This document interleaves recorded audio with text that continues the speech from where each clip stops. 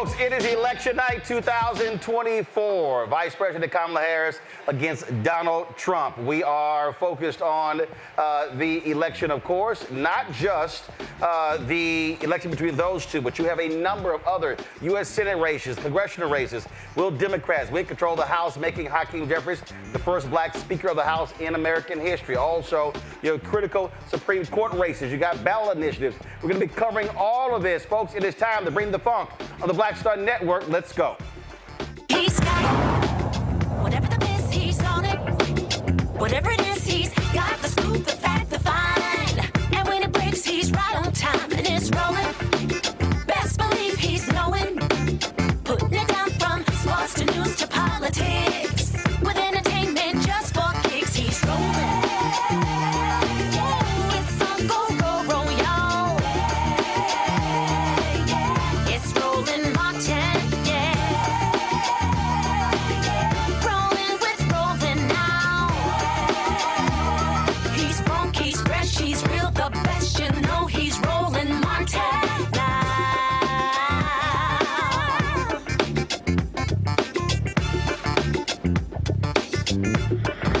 Martin.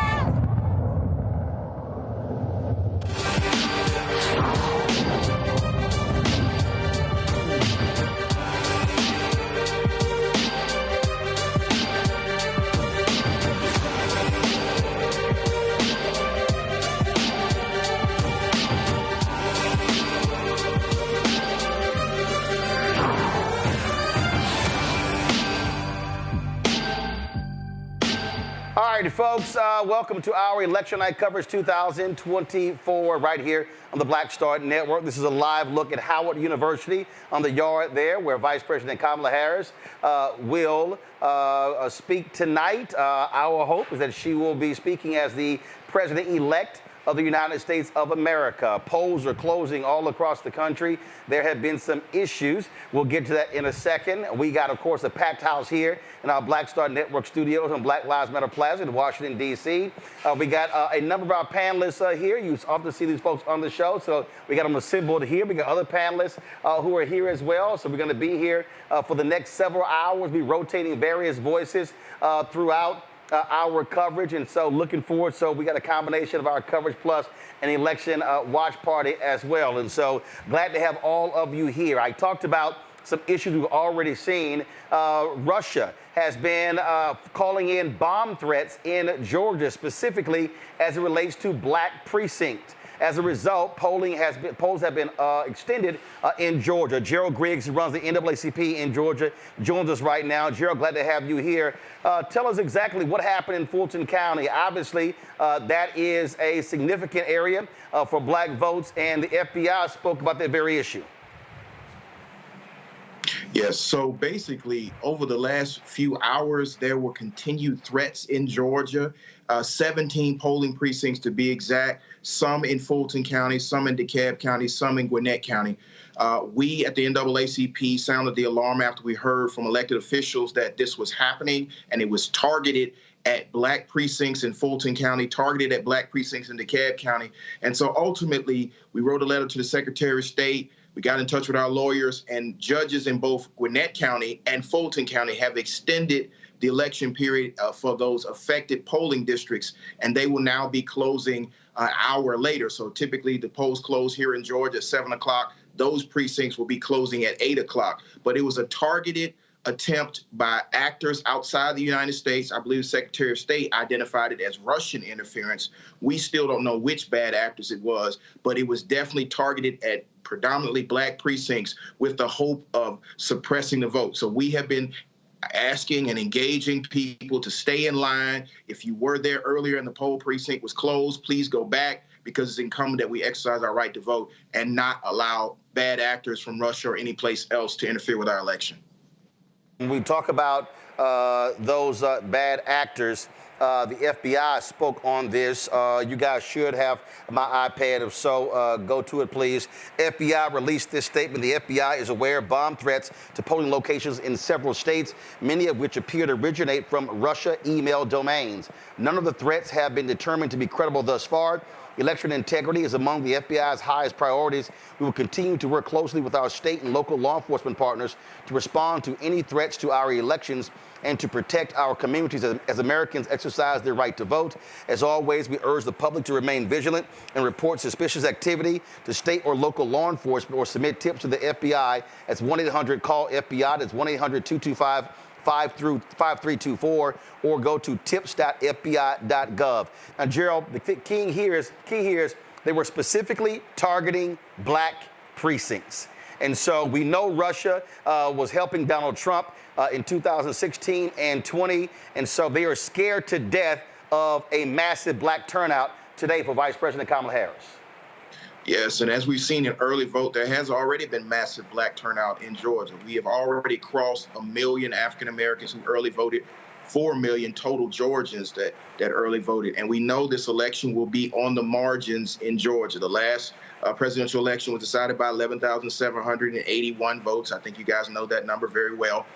And this particular election will be in a margin. So if you shave off a few percentage points in Fulton County and DeKalb County and Gwinnett County, which are major counties in Georgia, some of the most diverse and the largest counties, particularly Fulton County, with 700,000 registered voters, you can swing that election. So our concern is people staying in the lines, exercising their right to vote, and not being deterred by foreign actors who want to interfere in our election. You talked about those early numbers. There was some concern during early voting about black turnout. Republicans, frankly, were very happy about that. When we look at some of the numbers right now, Gerald, we are seeing black folks have been showing up and showing out in the last couple of days of early voting. The numbers blew up there in Fulton County. We're seeing right now, what I'm seeing here, when it came to early vote, Rockdale County, 76%, Harris, 70%, Douglas County, 66%, Fayette County, 61%, and Fayette, that was a county that went 53% for Donald Trump. So they were on the low end there. And so clearly black voters got the message and they are showing their power. Yes, they are. And there were several targeted counties, about 30 counties that we, the NAACP, targeted to make sure we raised black turnout. We were in, of course, Clayton County. We were down in Terrell County. We were in Richmond County. We have been in Baldwin County for an entire week to make sure we buttress that turnout and African-American turnout. You were speaking about Fayette County. That's one of the outlying counties that is now browning and has turned since 2020 now to 2024. And when you see large turnout in Clayton, you see large turnout in Henry, you see, of course, large turnout in Rockdale and Newton and Fulton and DeKalb and Gwinnett, you will start to see that margin increase. So, you know, as the NAACP, we're nonpartisan, but we are very political, and we want to make sure the political power of black people is felt in this state. Of course, rural parts of Georgia, that was huge in 2020. One of the reasons why Biden-Harris won by less than 12,000 votes. It also paved the way for Raphael Warnock as well as John Ossoff in 2020 and in that runoff. That's exactly right. So there's a swath through Georgia underneath Macon and above Valdosta as it goes across the state. It's called the Black Belt. And as the Black Belt goes the rest of the state. Many people are confused and saying, well, it's only black people in Metro Atlanta. No, there are a lot of black people in Georgia, and particularly in that particular area. So when you look at, of course, Macon, when you look at Hancock County, when you look over at Columbus, Muskogee, when you go over to Lowndes County, you come up to Warner Robins and all of the area in Peach County and Tift County, it's all a lot of African Americans in that area. And if the turnout is as high as I think it is, you will see Georgia not only turn blue, because it didn't turn blue the first time, it turned black, and I believe it will stay black. All right. Anything else, Gerald, we should be watching in Georgia? We just need to wait. Hopefully the numbers will be in by 11 to 12 o'clock. I see some people prematurely trying to grade where Georgia is. If you don't have the Metro and the Black Belt reporting, you don't know what Georgia's going to do. It turned late. I believe it'll turn late again. All right, Gerald Griggs, NAACP in Georgia. We certainly appreciate it. Thanks a lot. Thank you. Folks, 7 battleground states we're paying attention to. Obviously, the blue wall, Michigan, Wisconsin, Pennsylvania. We just talked about Georgia. North Carolina is key, especially the Black Belt in North Carolina, in eastern North Carolina. We're also looking at Arizona and Nevada. Specifically, when we talk about Nevada, Clark County, where Republicans were leading in early voting. But today, according to John Ralston, who is the political guru there in Nevada, Democrats have been turning out in huge numbers. We're also paying attention to the state of Iowa. Over the weekend, of course, the poll dropped showing that Vice President Kamala Harris was plus 3 points against Donald Trump in Iowa. So there are multiple pathways to her to get to 270 Electoral College votes. That's when she can declare victory. And so we're paying attention to all of that to understand what is going on. Now, we're also reaching out to the folks at 1-866-OUR-VOTE because they are election protection line. We, of course, have been talking about that issue for quite some time because you've had issues across the country when it came to provisional ballots, when it came to not enough ballots at some locations. And so you also had some long lines as well. And so we've been watching all of that. And so we, again, right now, because early voting numbers are being loaded, so we're getting a sense of how many ballots have been cast. When we talk about Pennsylvania, Democrats wanted to finish early voting with about a $400,000 to $500,000 vote advantage that has caused their blue wall. They're also paying attention to how Philadelphia performs, but also white women in the suburbs of Pennsylvania. Jonathan Martin with Politico earlier tweeted that his sources were saying that if suburban women outside of Philadelphia do what they do, they're definitely going to win Pennsylvania. Also, we've been seeing reports of massive Latino turnout in Pennsylvania as well. Now, remember, 500,000 Puerto Ricans live in Pennsylvania. And that comment at that Donald Trump hate fest at Madison Square Garden really ticked off a number of those folks. And so we're seeing Latino voters, not just Puerto Ricans, really speak about what took place. And so we're watching that. So there's lots of stuff that we're looking at. We're paying attention to Detroit. Early indications showing Detroit turnout is 55%. Now, Obama got 53% turnout in Detroit in 2008 when he won that state. Kamala Harris campaign officials said that if Detroit did 50% or better, they absolutely would win Michigan. We're also paying attention to the Arab American vote and Muslim vote in Michigan. Many folks upset with Biden-Harris when it came to the issue of Gaza. So we'll see how that turns out. One of the co-founders of the Uncommitted, who led that effort in the primary, said today that he had voted for Vice President Kamala Harris. We're also looking at to see how Republicans, a lot of independents in terms of their crossover vote, will have the Harris strategy of reaching out to those disaffected Republicans and the never Trumpers, will that pay off? They were thinking about getting anywhere from 5 to 12% of those voters turning out for her as well, putting together a much different coalition we've seen in the past, but similar to 2020. Also looking at the white vote. One of the things that I said we should focus on when they were talking about getting President Biden to drop, could Vice President Harris maintain that white vote? But Biden, of course, had about 40% of the white vote when he ran in 2020. That would be critical in Pennsylvania, critical in Wisconsin, as well as in Michigan as well. And so it's a lot that we're looking at to give a sense of what's happening tonight. And so we'll be breaking all of these things down as results come in. You do have some early results coming in from Indiana and other places where they've tabulated votes. And also keep in mind, some places will not be finished tabulating tonight. Remember, you've got overseas ballots they're watching out as for. So what you're talking about there, if you have states that are very close, those ballots, provisional ballots, are going to be key as well. Now, the Republican Party tried to stop the ballots that were hand-delivered in Cobb County over the weekend. They went to a federal judge. The federal judge struck them down and even said that they had tough reading comprehension.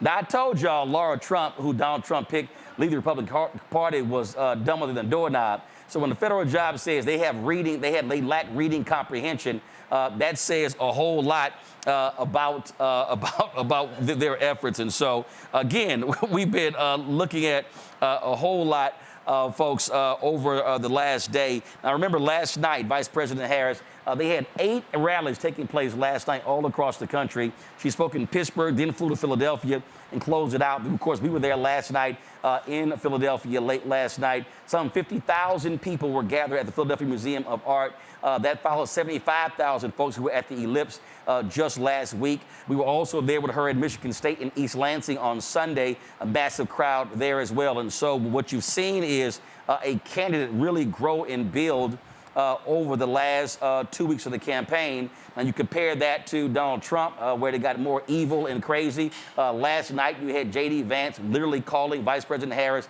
trash. And so after they already criticized Puerto Rico, then they actually made that comment there. So, I mean, you've seen a whole lot of drama come out of that campaign. And already I saw a tweet earlier, which I had to laugh at because Donald Trump is already alleging that there are vote issues in Pennsylvania. Now, and then here's what's crazy. A Republican had to smack him down from that by saying that they weren't seeing that. He even said law enforcement is on the way. When you're already talking about folks cheating, that means you're losing.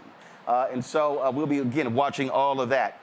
Folks, let's go live to Howard University, where our correspondent, Tatiana Anderson, is there. Tatiana, what's happening there at Howard? Obviously, the folks are excited to be there. A different choice. We've never had a candidate choose a college campus to have their election night watch party. And, of course, we've never had anyone choose an HBCU. That's absolutely right. Roland, you asked what it's like. It's a party here. I mean, they were playing the wobble earlier, the song talking about back it up. Let me tell you, if I back it up, I'm going to fall off this riser. There are so many people here. The mood is full of excitement here. And, you know, really, it's a perfect night. There is not a cloud in the sky. The temperature couldn't be better. It is a great day and night for a U.S. presidential election. And we have been on the campus of Howard University for several hours. We've been watching the last of the setup for what has been billed as a watch party for Vice President Kamala Harris. Earlier, we saw some students coming onto campus, presumably to be part of the revelry that is just starting to happen. Behind me, staffers getting in position. And, of course, security has this place locked down for the Vice President. Not only that, there is a massive media presence here. We have local journalists, we have national journalists, reporters and television producers from around the world. The Harris team, of course, hoping that this will be an historic night for her, for the campaign. As for the program that is going to be happening here tonight, we're a little bit in the dark about that. My producer, Sandy Petrikowski, was in the press center not too long ago trying to get a handle on what was going to be happening here as the night went on. And she was told that basically it's going to come together however it comes together. But it has been, like I said, an excellent mood. People have been happy to help with everything. There have been a couple of logistical challenges, especially for us journalists. But so far, everyone extremely helpful, extremely happy. And even though we might not exactly know what is going to happen on this stage behind me later in the night, it will happen just behind me. And we've been hearing sound checks earlier. We heard people going through renditions of the national anthem. You can hear the DJ is turning it up here.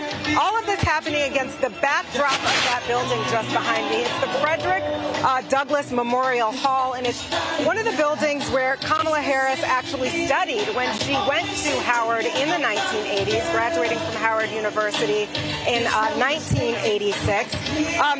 We're on what they call the Yard as well. It's the sort of central location of Howard University. And also just behind me is where close friends, family members of Vice President Harris will be seated once she takes to the stage. And you can't see it, but off to my right, there are thousands and thousands of people here in the crowd. The DNC sent out an invite earlier this morning. Some 20,000 plus people expected to make their way onto campus, many of them already in place.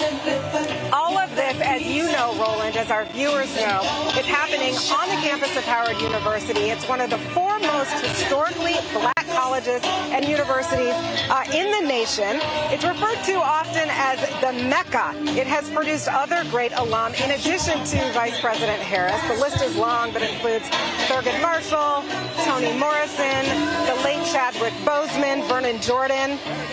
In the lead up to what is going to be happening here tonight, you were talking about it a bit earlier, but the Vice President has been focusing on crucial swing states. On Sunday, she made her way through Michigan, stopping in Detroit, and of course my hometown of East Lansing, Michigan.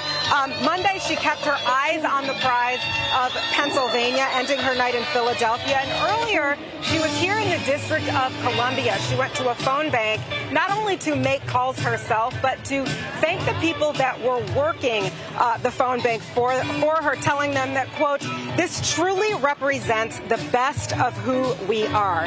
And Roland, as you and all of our viewers know, polls already started closing across the country. Polls in key swing states also starting to close. So before all of that, though, some 80 million people actually cast their ballots. So polls suggesting, though, that these two candidates really who couldn't be more different are really locked into what is an excruciatingly tight race. And I know that you and all of your panelists are going to be breaking it down for all of us as the night goes on. We will be here, right here on the campus of Howard University, bringing you everything that's going on here, Roland.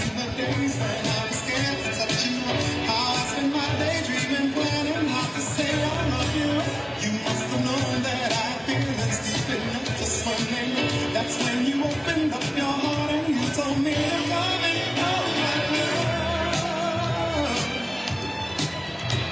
and Camille, can you hear me? Hi, yes, I can hear you. All right, give me a sense of what y'all have been, the calls that y'all have been getting all day. Yes, we have been seeing a lot of excitement on our election protection hotline, 866-OUR-VOTE. Voters are very excited and eager to have their voice counted this election cycle. We've seen a really strong turnout for Election Day. So we've had the highest volume of calls to come from Pennsylvania, followed by North Carolina, Texas, and Florida. Lots of folks are asking general voting questions. They just want to know, where's my polling location? Can you verify my registration? Maybe why do I need to, what's my list of IDs that I need? And then the other remaining calls are some type of problem. So oftentimes voters are experiencing voting equipment malfunctions or persistent long lines in many locations.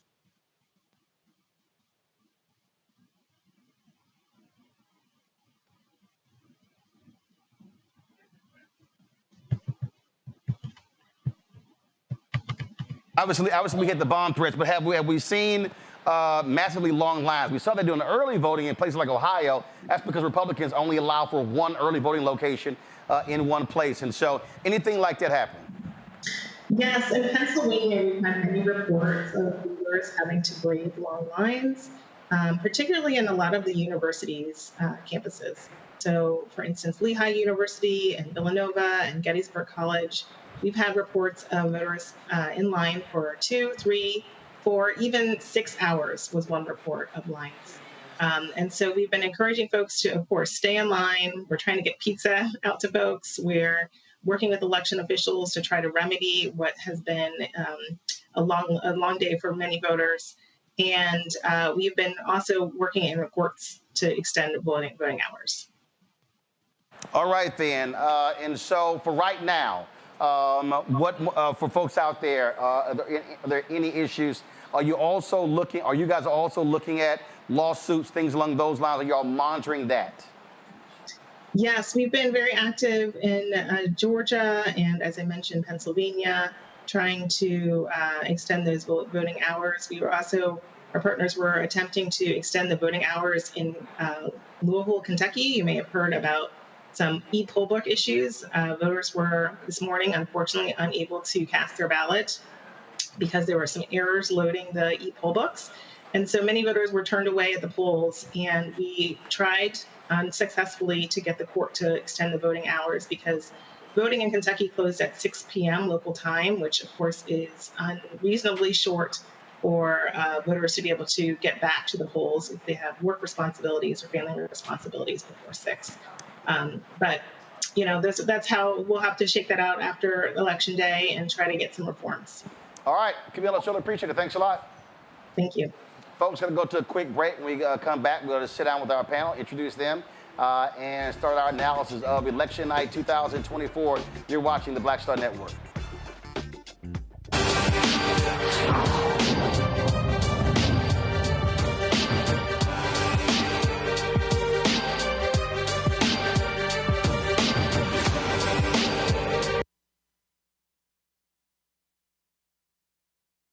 Hi, I'm Dr. Jackie Hood Martin, and I have a question for you. Ever feel as if your life is teetering and the weight and pressure of the world is consistently on your shoulders? Well, let me tell you, living a balanced life isn't easy. Join me each Tuesday on Black Star Network for A Balanced Life with Dr. Jackie. We'll laugh together, cry together, pull ourselves together, and cheer each other on. So join me for new shows each Tuesday on Black Star Network, A Balanced Life with Dr. Jackie.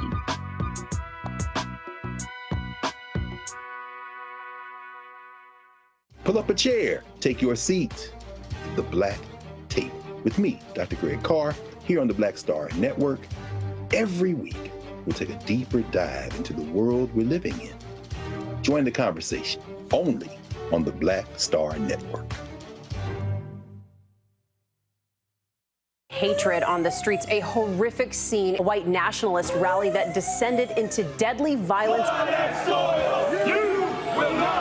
White people are losing their damn minds. As an angry pro-Trump mob storms the U.S. Capitol, we've seen shooting. We're about to see the rise of what I call white minority resistance. We have seen white folks in this country who simply cannot tolerate black folks voting. I think what we're seeing is the inevitable result of violent denial. This is part of American history. Every time that people of color have made progress, whether real or symbolic, there has been what Carol Anderson at Emory University calls white rage as a backlash. This is the rise of the Proud Boys and the Boogaloo Boys. America, there's going to be more of this. Here's all the Proud Boys, Dave. This country is getting increasingly racist in its behaviors and its attitudes because of the fear of white people. The fear that they're taking our jobs, they're taking our resources, they're taking our women. This is white fear.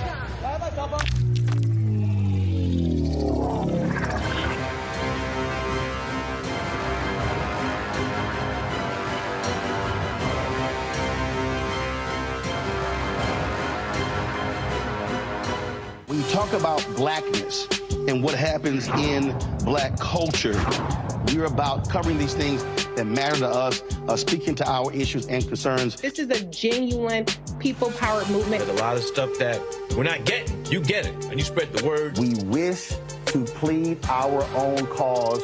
Too long have others spoken for us. We cannot tell our own story if we can't pay for it. This is about covering us. Invest in black-owned media. Your dollars matter. We don't have to keep asking them to cover our stuff. So please support us in what we do, folks.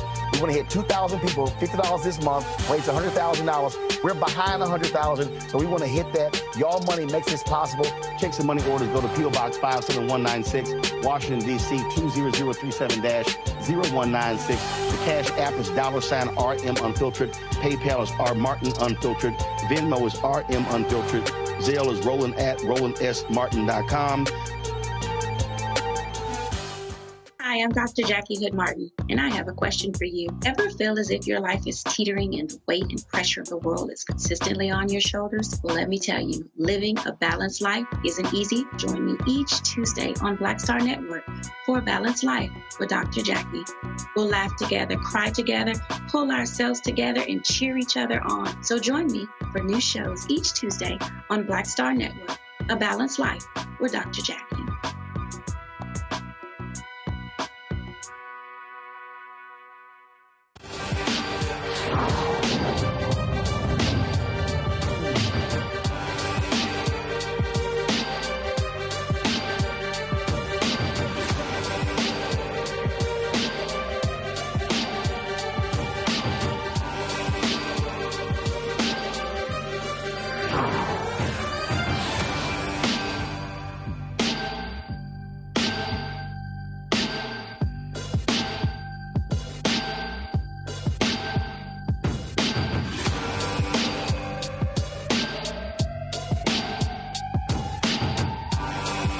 All right, folks, welcome back to our Black Star Network coverage of Election Night 2024.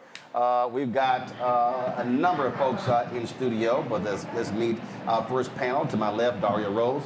She's an attorney, also a political commentator. My alpha brother, Dr. Larry Walker, of course, university professor out of Florida. Monique Presley, legal analyst and host. Make It Make Sense with Monique Presley. Also, Rebecca Carruthers, Vice President Fair Elections Center, Dr. Mustafa Santiago Ali, former senior advisor for environmental justice at the EPA, Dr. Greg Carr, Department of Afro-American Studies, Howard University. Eugene Craig joins us as well.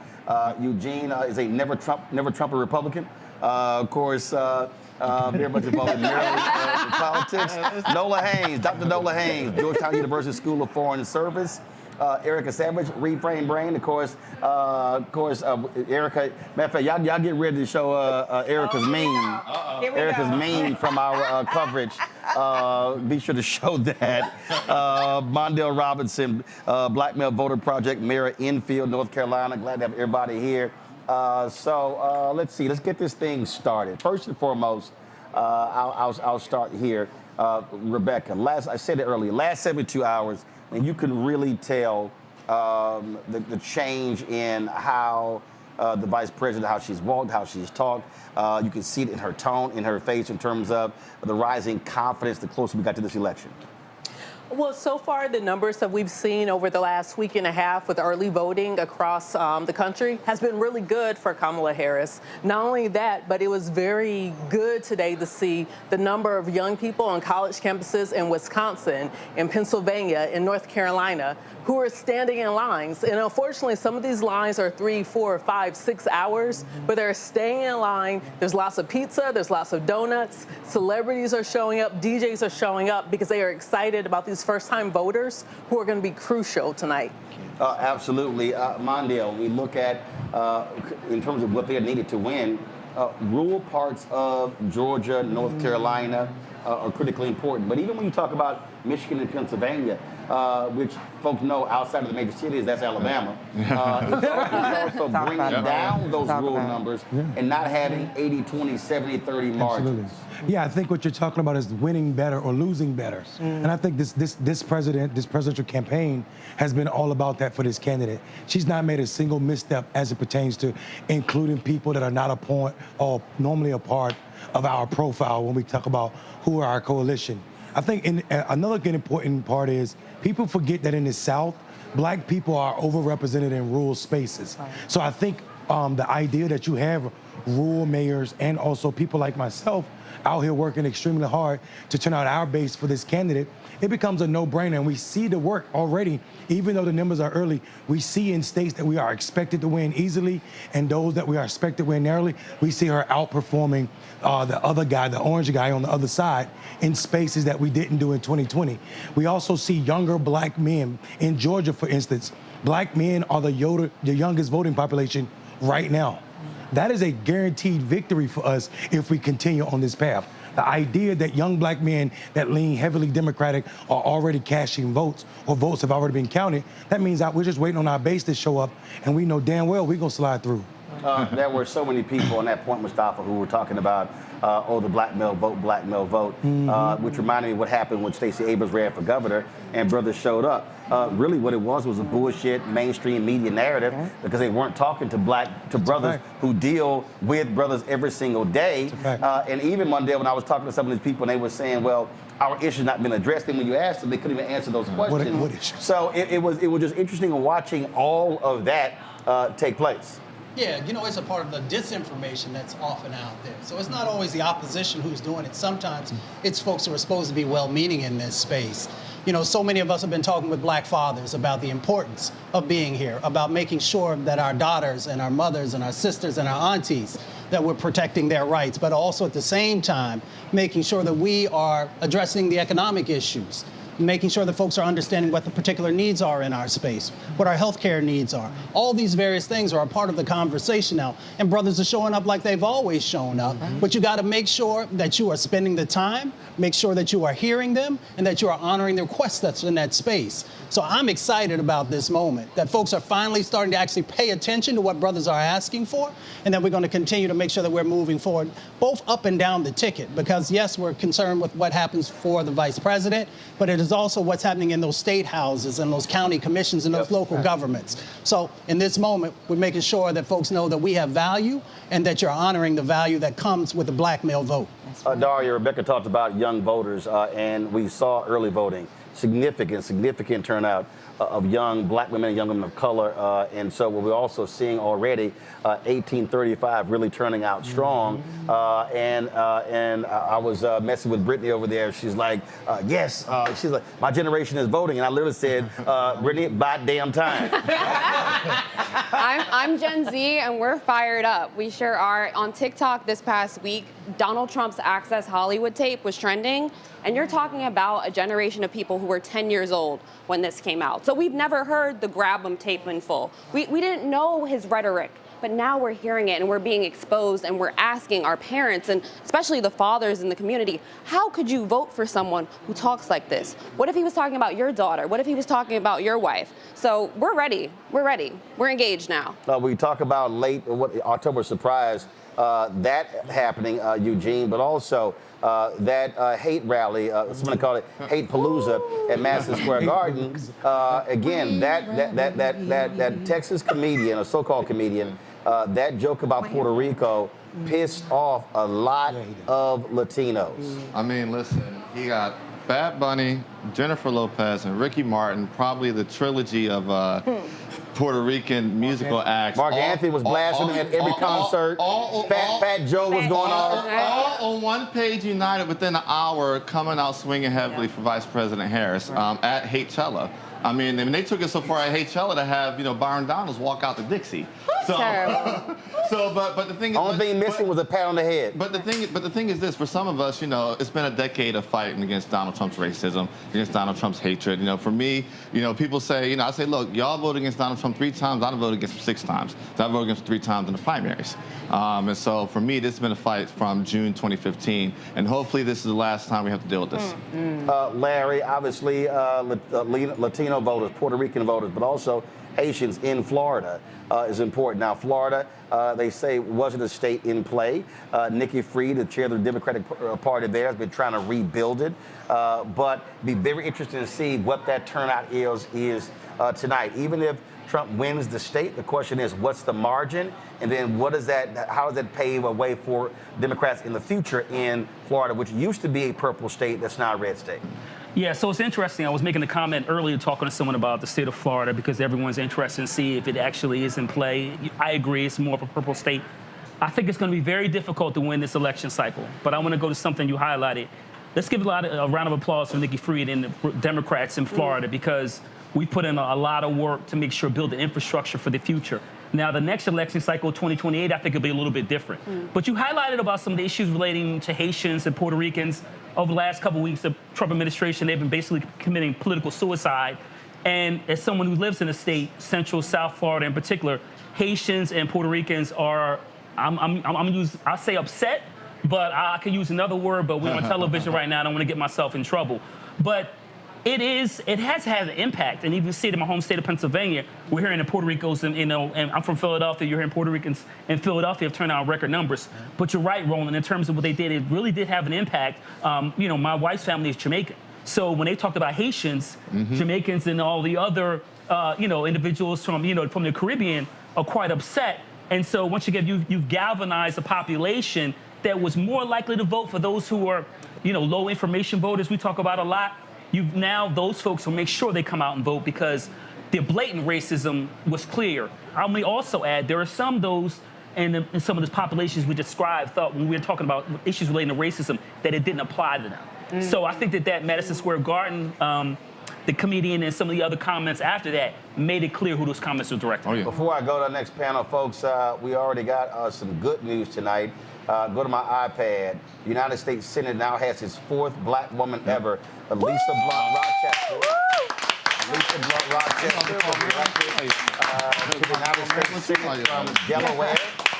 And so, of course, she follows in the footsteps. There's not been a black woman in the United States Senator since Vice President Kamala Harris left the Senate in 2021 after Biden-Harris won. And so now we're waiting to watch for Angela also Brooks in Maryland, if she would become the 5th black woman United States Senator. That, again, is important, Monique, because when you look at a statewide office, the fact that it's been a while. It's not like you've had a lot of black folks, period, since Reconstruction. So certainly good news. Her race didn't get lots of attention because she pretty much was in a very, very, very, very, very blue state. And so I'm sure President Biden is very happy that his state of Delaware is sending a sister to the U.S. Senate. Absolutely. I didn't think I was going to be fighting back tears this early in the night, but the work that happened that enabled this very qualified candidate in Lisa Blunt Rochester to win was, again, the work of black women. It was the work of Win with Black Women. People, some may not know that Lisa Blunt Rochester was one of the cluster of women that President Biden selected in order to help with the vetting process for our first Supreme Court justice. She was one of the people who was closest to and assisted the most when with the vice presidential selection committee was taking place. And so what we are seeing happen is years and years of work coming together, work of people on the ground, work of people coordinating, collaborating, coalescing together.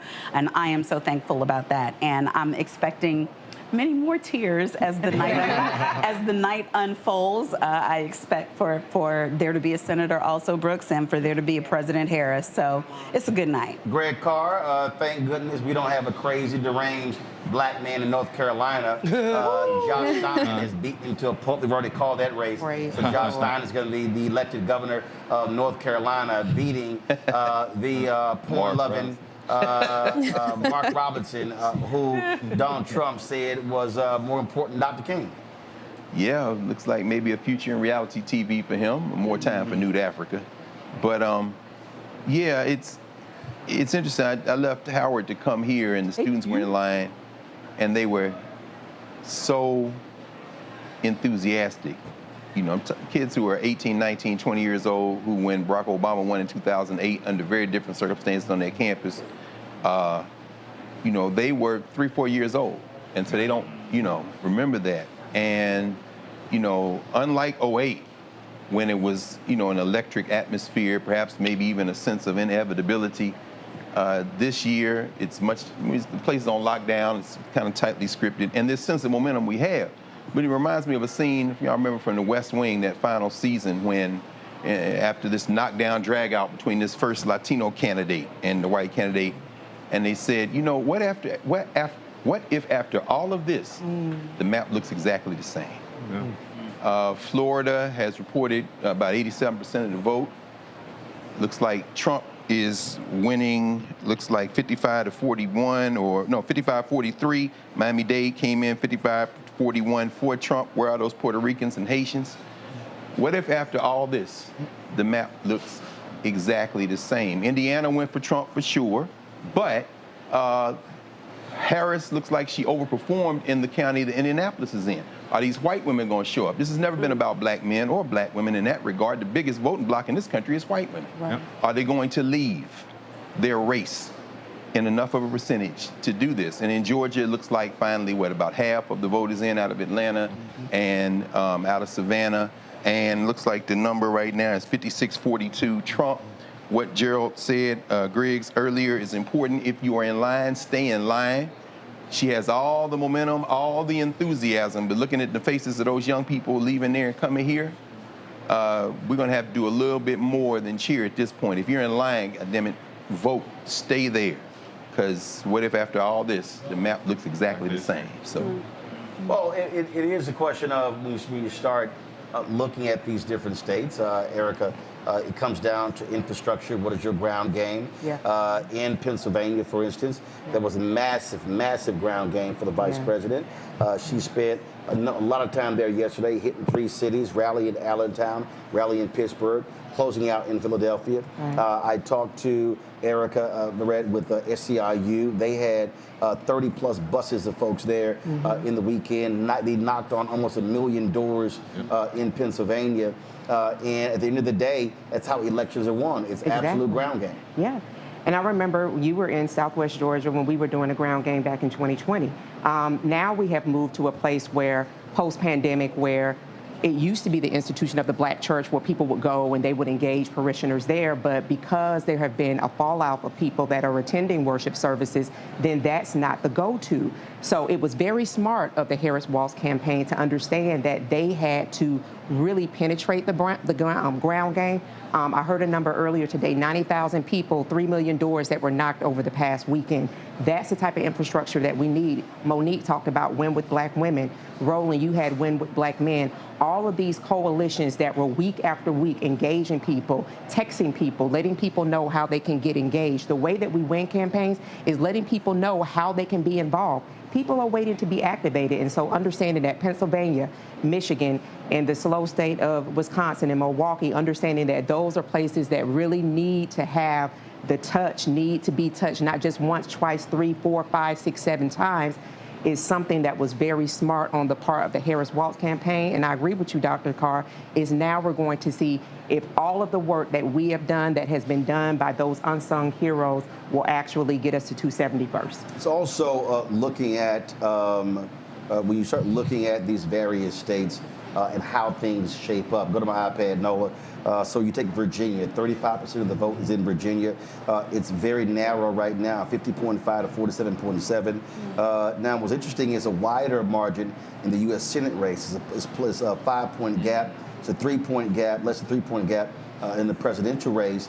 And this is one of those examples where if you are a Democrat, even if you have a so-called blue state, you still have to fortify yourself and not lose sight of that. I was talking to somebody who was talking about how Orange County in California is growing, and then Democrats assume that we can just come to California, raise money, and leave, where he said, no, you've got to shore up your base and still campaign there, still spend dollars and time there, because you don't want to take a place for granted. And then you begin to see Republican, inroad in some of those places. Absolutely. So I have been yelling and screaming for years, telling people that California is not going to look the same in 2028. As a Black person living in Southern California, the one thing that you know is don't go to Orange County. I'm not kidding. And what I've seen over the years, having just moved from there in the end of January, is there's definitely going to be a change. There was a white supremacist group that was just apprehended in North Hollywood, and I lived in Hollywood for over 20 years, and North Hollywood is right over the freeway. It's 10 minutes away. So you're talking about white supremacists 10 minutes away from Hollywood. I need people to understand that, right? And it wasn't just white folks. It was also Latino folks involved, in that major arrest. And over the years, I've seen it. There are some strongholds that are anti-democratic outside of Orange County, and it's just spreading and spreading and spreading. I'll never forget one day I was at the gym. I will never forget this, right up the street from my house on Sunset Boulevard. This man came into the gym dressed in MAGA from head to toe. Oh, wow. In Hollywood, up the street from West Hollywood. So we ran him up out of there, but my point being is in 2020, started to see people inching into areas that were once Democratic strongholds, right? And you have the top north of California that are Republican. A lot of the Silicon Valley folks, right? You have Orange County, and then you have folks meeting in the middle. California will not look the same in 2028, mark my words. And regarding Virginia, I want to say shout out to Natalie Shorter and Hala Ayala that are working, honey, in Virginia. They are working in Virginia. But to your point, Roland, it's not sewn up. None of this is a guarantee, right? Even the canvassing that I did in North Carolina, I encountered, Black Trumpers, and they told me what they needed to tell me to my face just to get rid of me. So we don't know how much of the people on the ground that we're encountering are telling us the truth just to get rid of us. So none of this is a guarantee, and but I will say the work has been done. Yes, it has. The sweat equity has been put in. So we'll see, to Greg's point, what will it look like? But I also think what you're saying also is a call to action, not to just people and election seasons. It's also to say you cannot just show up in an election season and determine that I am demanding your vote and I've not addressed any issues plaguing you. I think my brother, you said something that scared me because I think too many people think like that. I think people think this is the last time we got to vote for Trump. Yeah. This is the last time we got to vote for Trump as a person, but not as an ideology. Yeah. I think the Republican Party now has to deal with the fact, what happens when a smarter person that understands the inner workings of political parties takes their realm and do to your party what Trump did? How do we ring that in right now? And I think the only answer to that is get rid of the transactional nature of our politics on our side of the aisle and start investing in people to address issues that are really plaguing people. Because while Republican tactics to prevent black people from voting is a serious form of voter suppression, it does not match what police officers do to black men. It does not match what poverty does to keep black men from the voting booth. And I'll say on this platform, excuse me, that we've been saying this for years. We've talked about this for years, that there has to be a specific way that Democrats are really engaging their people, because this whole notion of low information voter really gets under my skin. Because when I have done on the ground canvassing, working in local, state, or congressional campaigns, I have walked in front of plumes of marijuana smoke and people hiding their blunts, and I'm like, no, no, no, no, no. I'm here to talk to you. Right. How are you? How are you doing? What's life look like? And I'm telling you, these brothers, these women are like, oh my gosh, somebody like you is coming to talk to me. Absolutely, I'm coming to talk to you because you're making the difference, not just in my life, but in our collective lives. When those people got engaged, to see men, to see women who were in the trap, jumping up and down, going to the Secretary of State's website, right there on the spot, seeing that they actually were registered to vote, and then actually going to go and vote. Those are the types of things that need to be happening, not just in rural Georgia, in North Carolina, and in the rural areas, but they need to be happening every day of the week. One thing that Republicans always do is not only do they aspire, and they are masters of their craft because they aspire to continue to be masters as they were in the slave trade, they are the masters of pivoting. So to your point, what we are seeing now, it'll just roll up and look like something very different, but Democrats don't have to have celebrities, and shout out to all the celebrities, but there does not have to be all of this over-the-top engagement if we are talking to our number one and number two, that being black women and black men.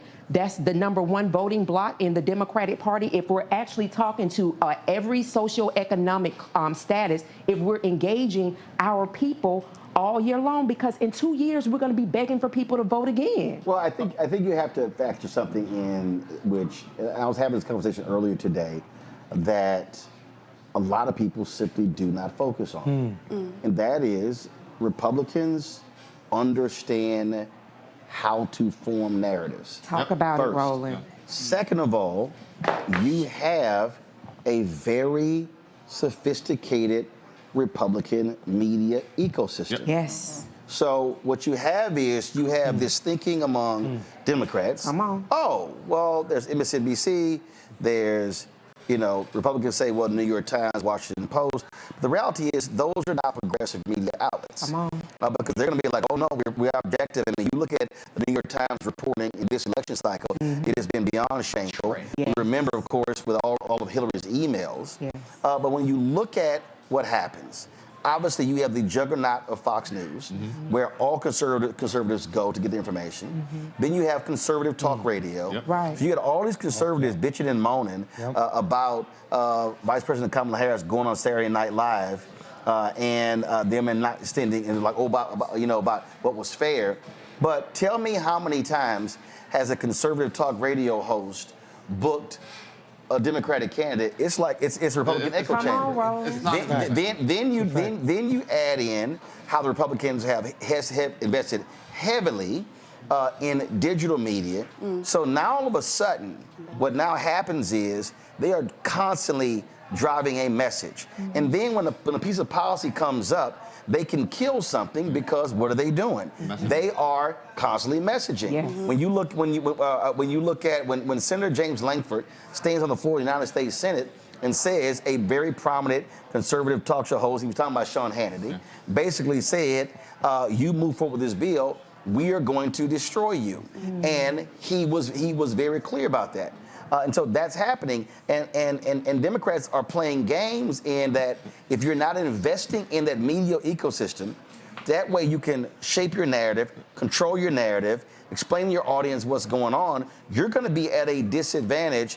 And now, with crazy deranged Elon Musk owning Twitter, Now, I mean, look, when Soros bought a group of radio stations, I mean, well, the right lost their mind because they said, oh, he's going to flip the liberal. First of all, he's not. Right. He didn't buy it for, for that reason. But Sinclair, one of the largest television station groups, hardcore right wing, they've infused their content.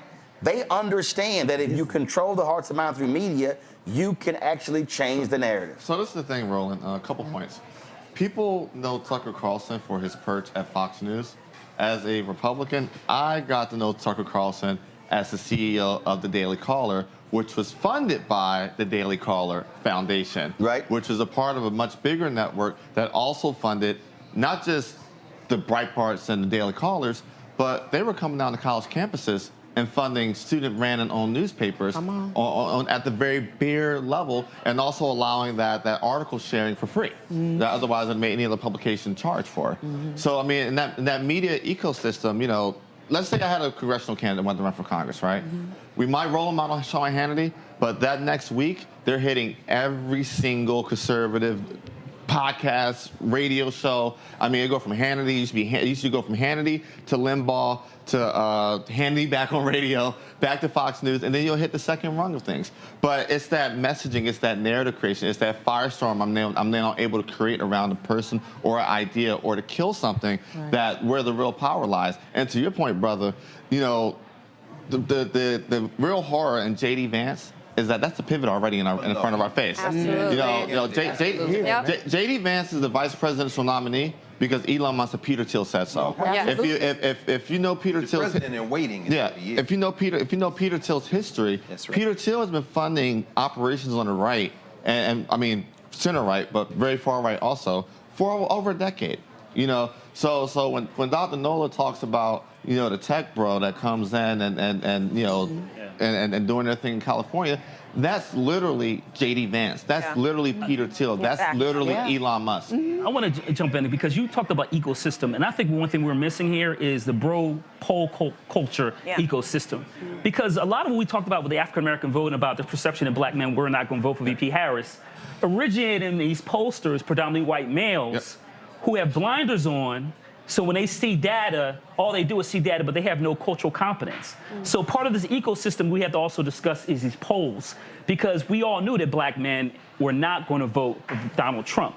But that was perception because, once again, this ecosystem also includes some of these predominantly white male pollsters. So we have to continue to make sure, and I know, Roland, you've had a number of black pollsters on the show, we have to continue to make sure that individuals that are polling our community have a level of cultural competence. Because when you look at data and you see that 20-25% of black folks you think are going to vote for Donald Trump, as a researcher, you have to say to yourself, from a cultural lens, something's not right, and I need to look at my methodology. But we haven't had enough of that conversation about cultural competence and Can I say something as a data. political scientist?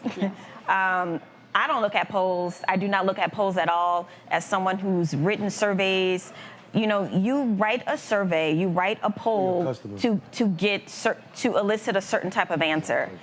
There's nothing that is objective about a poll, nothing at all. I mean, even if you say, who did you vote for? You say, why did you vote for them? And then you'll throw a question in like, well, how do you feel about immigration?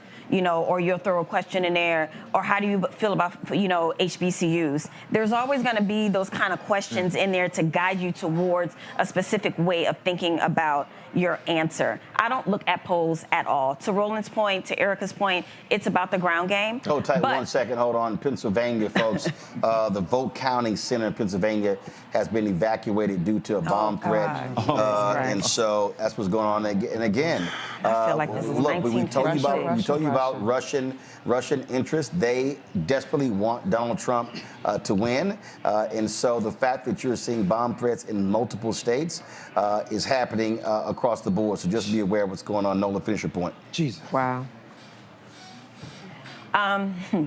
Let me pivot towards my national security lens now. I want to say one thing. The FBI has been very transparent on social media and also in legacy media about what's happening around the country. And they have warned about these sorts of attacks. They also told us about the young man in Memphis who tried to blow up the energy grid using a weapon of mass destruction. And they've also warned us about false notifications from the FBI that isn't from the FBI. So this is layered, it's sophisticated, and the only thing, to Greg's point, that I hope is that people stay in line. I know this is deterrence at the highest levels. You know, why do you want to put your life on the line? Who's protecting us? Is it that serious? Those are the types of questions that everyday voters are asking themselves, right? And it's before you answer that point there, again, when we talk about this turnout of 1829, 1835 voters, it's great when they turn out, but you also got to learn the process. Go to my iPad. So in Nevada, they're having a problem trying to cure ballots because what happened was a lot of these young voters signed up via iPads. Nevada has signature match. And so the problem is they have to cure their ballots. So this is Dylan Byers posted this here. The Nevada Secretary of State said, and do this here, Carol, get Aaron Ford, the Nevada Attorney General, on the line, please. I went to Texas A&M with Aaron, so I'd love to get his perspective. But he said, quote, it's mostly the fact that young people don't have signatures these days. And when they did register to vote through the automatic voter registration process, they signed a digital pad at the DMV, and that became their licensed signature. So apparently it's 19,000 ballots that need to be cured. I was looking at another particular tweet. Norman Ornstein posted this here. Go to my iPad. He said apparently they are actually calling these young voters to get them to cure their ballots, and they're not answering their phones. So it's again, for people who understand electoral politics, when you have this signature match, well, this is one of the things that happens. Our process is so complicated, and it's state by state. State by state, and a lot of young people don't understand it. So we have these issues popping up. We have the bomb threats, and it goes beyond deterrence. It goes to an issue of these are creating systematic problems that are going to create legal challenges later on down the line. We're going to see Donald Trump challenging these polls being open later and later. He's going to ask why. So even if people do stay in line, we're going to see lawsuits continue to pop up and say this was a foul play, this was out of line. So we're going to just continue to see it. Yeah. And you got to keep in mind, it's a known Republican tactic to literally challenge already legal settled law just to create, misinformation and distrust among their own, and then come back and part of the echo chamber, hey, we sued this because we thought something was wrong, or that we knew nothing was wrong, but hey, our uneducated, uneducated white voter is going to run with whatever cockamamie theory that they think. On that point there, somebody posted this tweet regarding the RNC soon. They said this federal judge Baker just served the RNC a brutal reality check. They tried to pull a fast one, targeting Democratic counties with a cynical plot to invalidate votes while ignoring the same procedures in GOP-heavy areas. The judge didn't hold back, calling it out as a move that would trample state law, the Constitution, even his oath. Here's the kicker. He told GOP lawyers to go read up on the boy who cried wolf. A federal judge, think about that, a federal judge telling them point blank to stop dragging the court into their schemes to rig the scales. But Eugene, folks, this is why the other day we talked to Judith Brown-Dianis, and she talked about that, the battles that are taking place, how they are, the wars being waged in courtrooms all across the country, unbeknownst to a lot of people. And if it's not for these legal warriors, these Republicans will be getting away with murder because their desire is to shrink the electorate and not have it expand. Listen, they look at it as a win-win, right? On one side, you mess around and you get a district judge that just is sympathetic or whatever and just rubber stamps it, right? On the other end, let's say the judge slaps it down. Well, then I can then go to conservative media and say, hey, we want the court and we fought this because we saw this on the ground, and Donald Trump tweets out or law enforcement's on the way in X, Y, and Z. So for them, they see it as a win-win, even if they lose in court. There's a thing on Clubhouse, winning Clubhouse instead of winning in real life. For a lot of them, it's winning conservative media rather than winning in real life. Except this is real life. Yeah. These goddamn white supremacists are going to be the end of this experiment. Well, speaking of that, the abortion amendment in Florida has failed. Yeah. In Florida, they're leaving in place their 6-week ban. And of course, did it give you a percentage? Because they had to meet a super. Well, no. It had to be 6% to pass, but maybe a majority voted for it. In other words, 58.4. Exactly. Wow. There it is. These goddamn white supremacists. Understand this.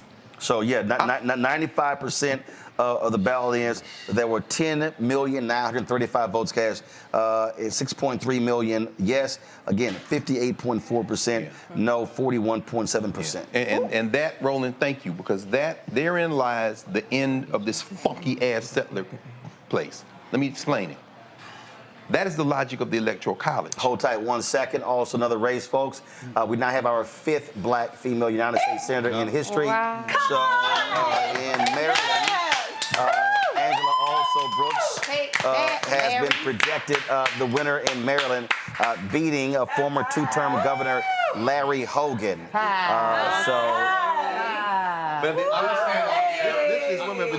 This is an important point because we saw also in Maryland the initiative to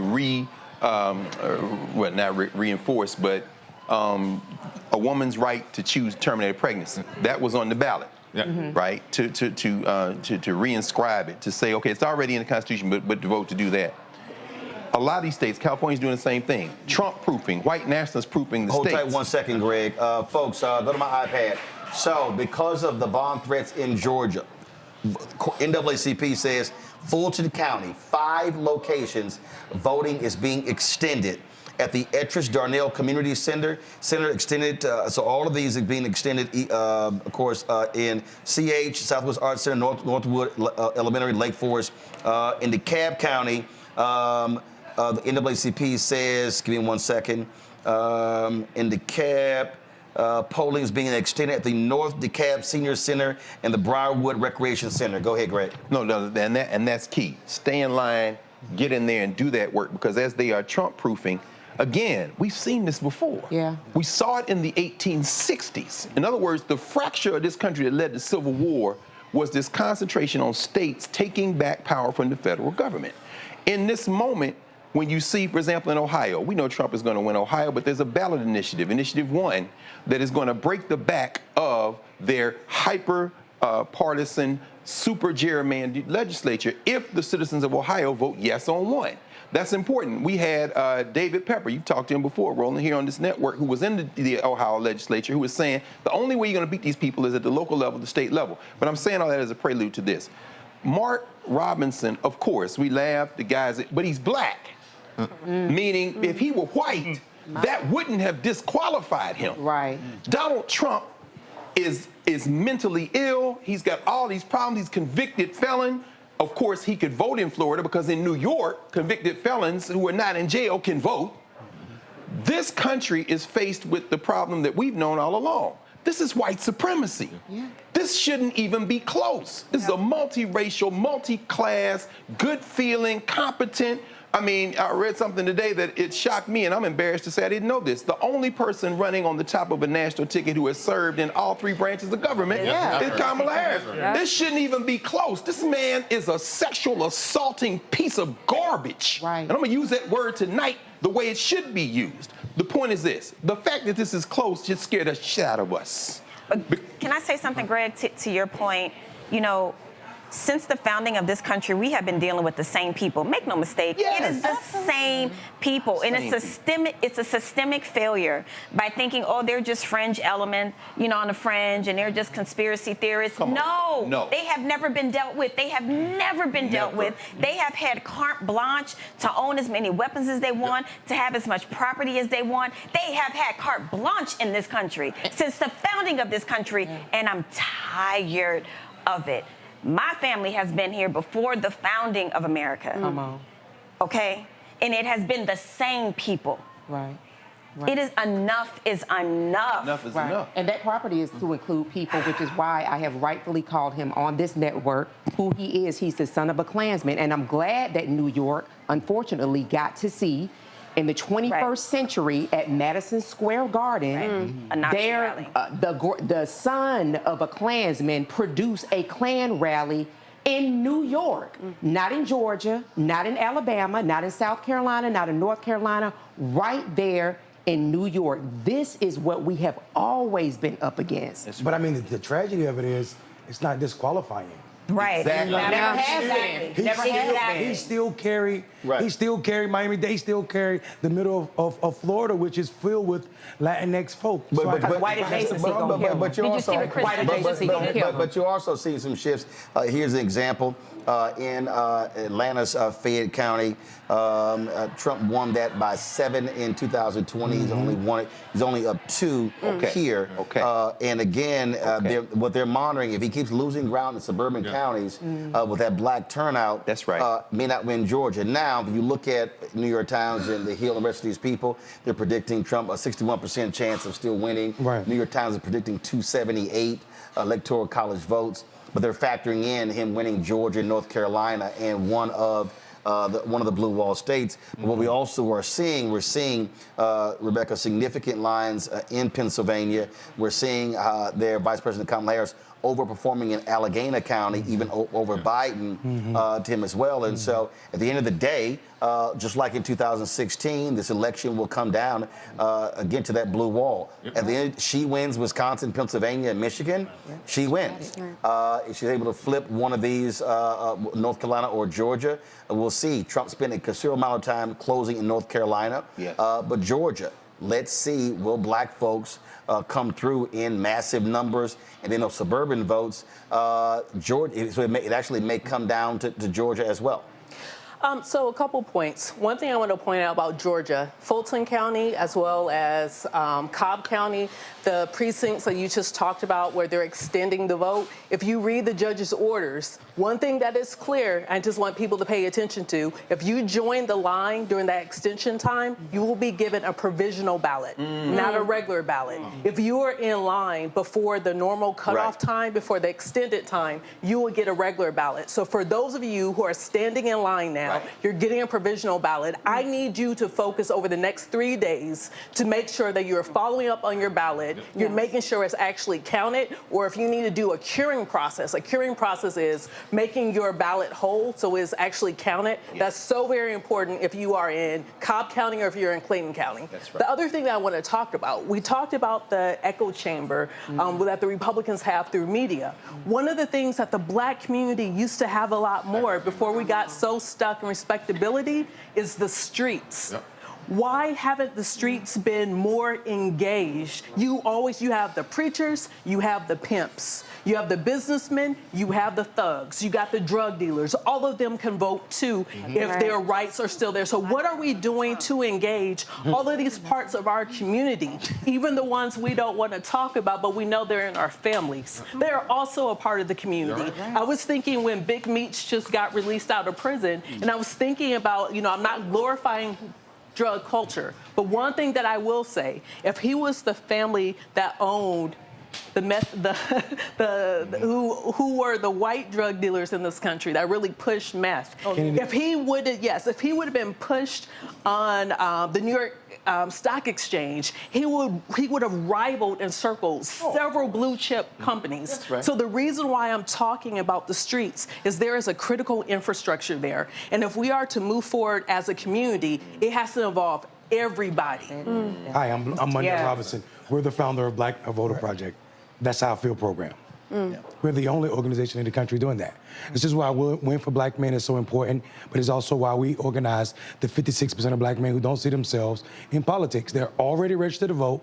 There's 9.6 million people in this country, black men, that are already registered. 56% of them are not college educated, not business owners, not in a position to own business. Most of them are justice system impacted, not convicted felons. We don't call people that. Justice system impacted. Most of them are in gangs. Most of them are living with their backs against the razor edge of the wall, and they are also part of our program. This is exactly what we do all the time. Roland and I have these conversations 2 o'clock in the morning screaming at each other about strategy.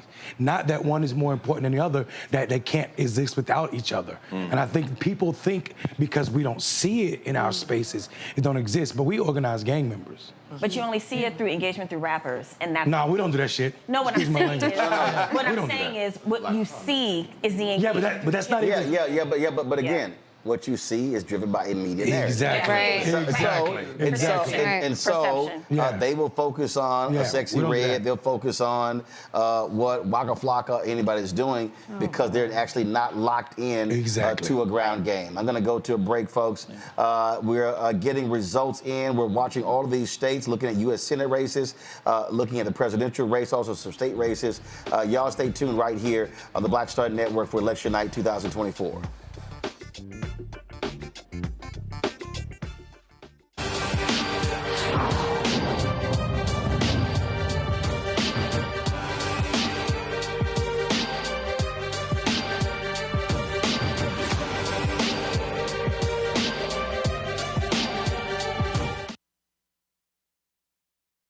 Pull up a chair, take your seat. The Black Tape with me, Dr. Greg Carr, here on the Black Star Network. Every week, we'll take a deeper dive into the world we're living in. Join the conversation only on the Black Star Network. Hatred on the streets, a horrific scene, a white nationalist rally that descended into deadly violence. White people are losing their damn minds.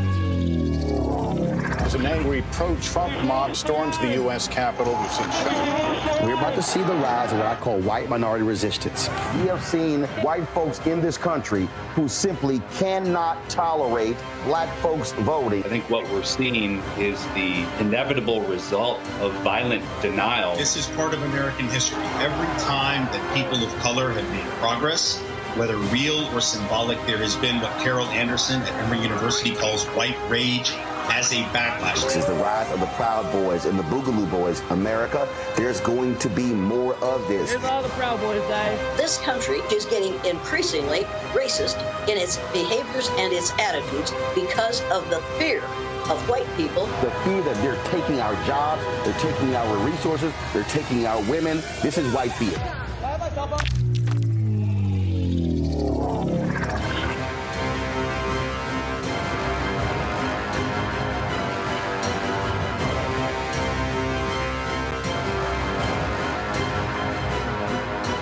Hi, I'm Dr. Jackie Hood Martin, and I have a question for you. Ever feel as if your life is teetering and the weight and pressure of the world is consistently on your shoulders? Well, let me tell you, living a balanced life isn't easy. Join me each Tuesday on Black Star Network for A Balanced Life with Dr. Jackie.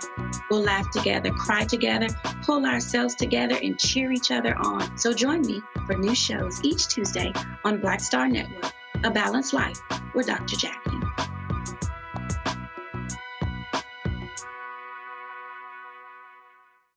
When you talk about blackness and what happens in black culture, we're about covering these things that matter to us, speaking to our issues and concerns. This is a genuine people-powered movement. There's a lot of stuff that we're not getting. You get it, and you spread the word. We wish to plead our own cause. Too long have others spoken for us. We cannot tell our own story if we can't pay for it. This is about covering us. Invest in black-owned media. Your dollars matter. We don't have to keep asking them to cover our stuff. So please support us in what we do, folks. We want to hit 2,000 people, $50 this month, raise $100,000. We're behind 100,000, so we want to hit that. Y'all money makes this possible. Checks and money orders go to P.O. Box 57196, Washington, D.C. 20037-0196. The Cash App is $RM Unfiltered. PayPal is R Martin Unfiltered. Venmo is RM Unfiltered. Zelle is Roland at RolandSMartin.com. Pull up a chair, take your seat. The Black Tape with me, Dr. Greg Carr, here on the Black Star Network. Every week, we'll take a deeper dive into the world we're living in. Join the conversation only on the Black Star Network. Hatred on the streets, a horrific scene, a white nationalist rally that descended into deadly violence. White people are losing their damn minds. As an angry pro-Trump mob storms the U.S. Capitol, we've seen We're about to see the rise of what I call white minority resistance. We have seen white folks in this country who simply cannot tolerate black folks voting. I think what we're seeing is the inevitable result of violent denial. This is part of American history. Every time that people of color have made progress, whether real or symbolic, there has been what Carol Anderson at Emory University calls white rage as a backlash. This is the rise of the Proud Boys and the Boogaloo Boys. America, there's going to be more of this. Here's all the Proud Boys, guys. This country is getting increasingly racist in its behaviors and its attitudes because of the fear of white people. The fear that they're taking our jobs, they're taking our resources, they're taking our women. This is white fear.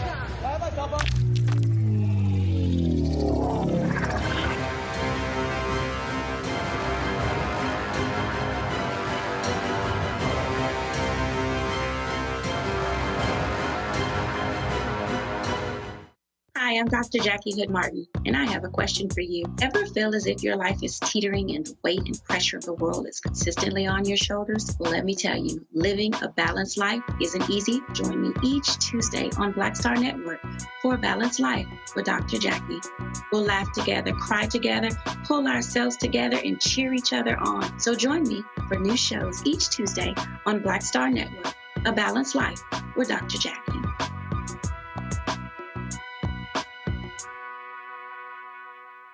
When you talk about blackness and what happens in black culture, we're about covering these things that matter to us, speaking to our issues and concerns. This is a genuine people-powered movement. There's a lot of stuff that we're not getting. You get it, and you spread the word. We wish to plead our own cause. Too long have others spoken for us. We cannot tell our own story if we can't pay for it. This is about covering us. Invest in black-owned media. Your dollars matter. We don't have to keep asking them to cover our stuff. So please support us in what we do, folks. We want to hit 2,000 people, $50 this month, raise $100,000. We're behind 100,000, so we want to hit that. Y'all money makes this possible. Checks and money orders go to P.O. Box 57196, Washington, D.C. 20037-0196. The Cash App is $RM Unfiltered. PayPal is R Martin Unfiltered. Venmo is RM Unfiltered. Zelle is Roland at RolandSMartin.com. Pull up a chair, take your seat.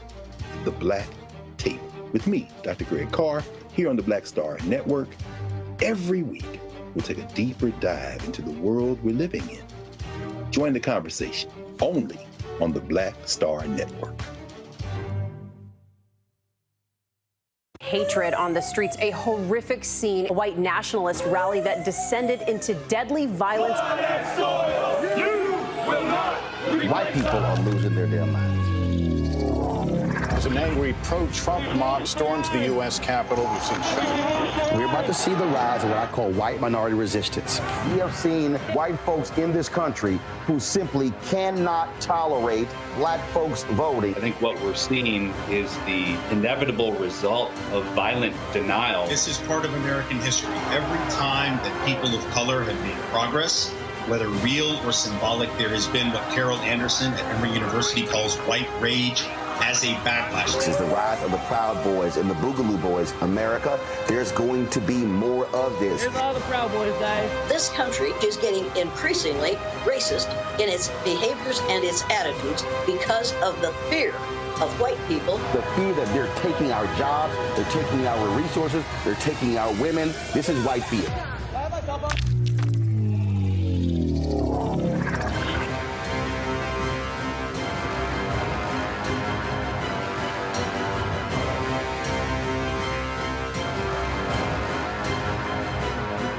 Hi, I'm Dr. Jackie Hood Martin, and I have a question for you. Ever feel as if your life is teetering and the weight and pressure of the world is consistently on your shoulders? Well, let me tell you, living a balanced life isn't easy. Join me each Tuesday on Black Star Network for A Balanced Life with Dr. Jackie.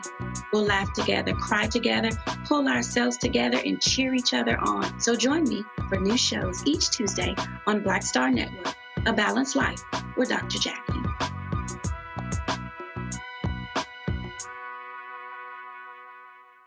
When you talk about blackness and what happens in black culture. We're about covering these things that matter to us, speaking to our issues and concerns. This is a genuine people-powered movement. There's a lot of stuff that we're not getting. You get it, and you spread the word. We wish to plead our own cause. Too long have others spoken for us. We cannot tell our own story if we can't pay for it. This is about covering us. Invest in black-owned media. Your dollars matter. We don't have to keep asking them to cover our stuff. So please support us in what we do, folks. We want to hit 2,000 people, $50 this month, raise $100,000. We're behind 100,000, so we want to hit that. Y'all money makes this possible. Check some money orders. Go to P.O. Box 57196, Washington, D.C. 20037-0196. The Cash App is $RM Unfiltered. PayPal is R Martin Unfiltered. Venmo is RM Unfiltered. Zelle is Roland@RolandSMartin.com.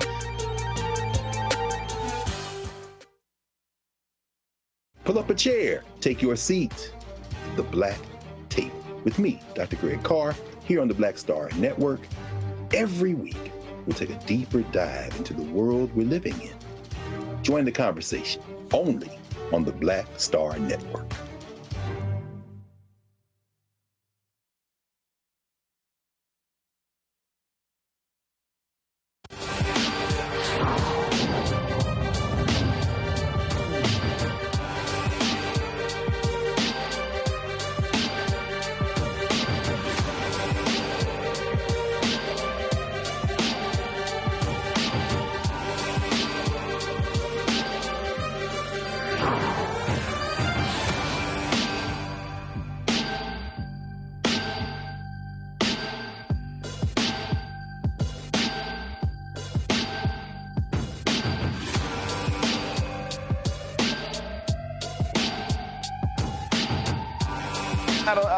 Howard University. This is a live shot of what's happening on the campus there. It is jam-packed as folks are awaiting election results. They are, of course, hoping to see the first HBCU graduate become president of the United States, the first female president of the United States. And, of course, AKAs are real hopeful that they will have one of their own as president of the United States. And so it's already jam-packed.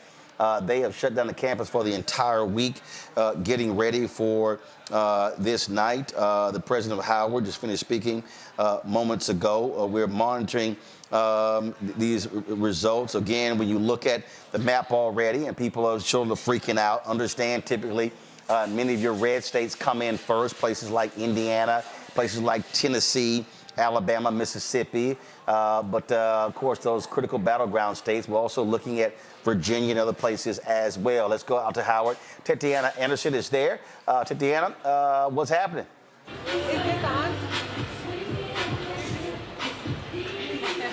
All right, y'all let me know when she's ready, and I'll go to her for she's ready? All right, Tatiana, tell us what's happening on the campus of HU. 5, 6, anything. All right, can you hear me? I can't hear. All right, so Tatiana cannot hear me yet, so guys, let me know when she can. We have a reset here of our panelists, and so we've got a number of folks in here. Like I say, many of our regulars on the panel as well. Legal analyst Candy Kelly. To my right, what's happening? We got, of course, Scott Bolden. Of course, I told y'all we allow Kappas on, so that's boring. That's boring. Kelly Bethea here. Of course, we got Michael Imhotep, African History Network show. I'm a Congo Domingo Senior, Professor of Electoral School of International Service, American University. About Avis Jones DeWeaver here as well. Teresa Lundy, of course, out of Philadelphia. London Communications. We also have Joe Richardson, a civil rights attorney out of Los Angeles. Of course, we got Randy, the DEI disruptor, sitting over here.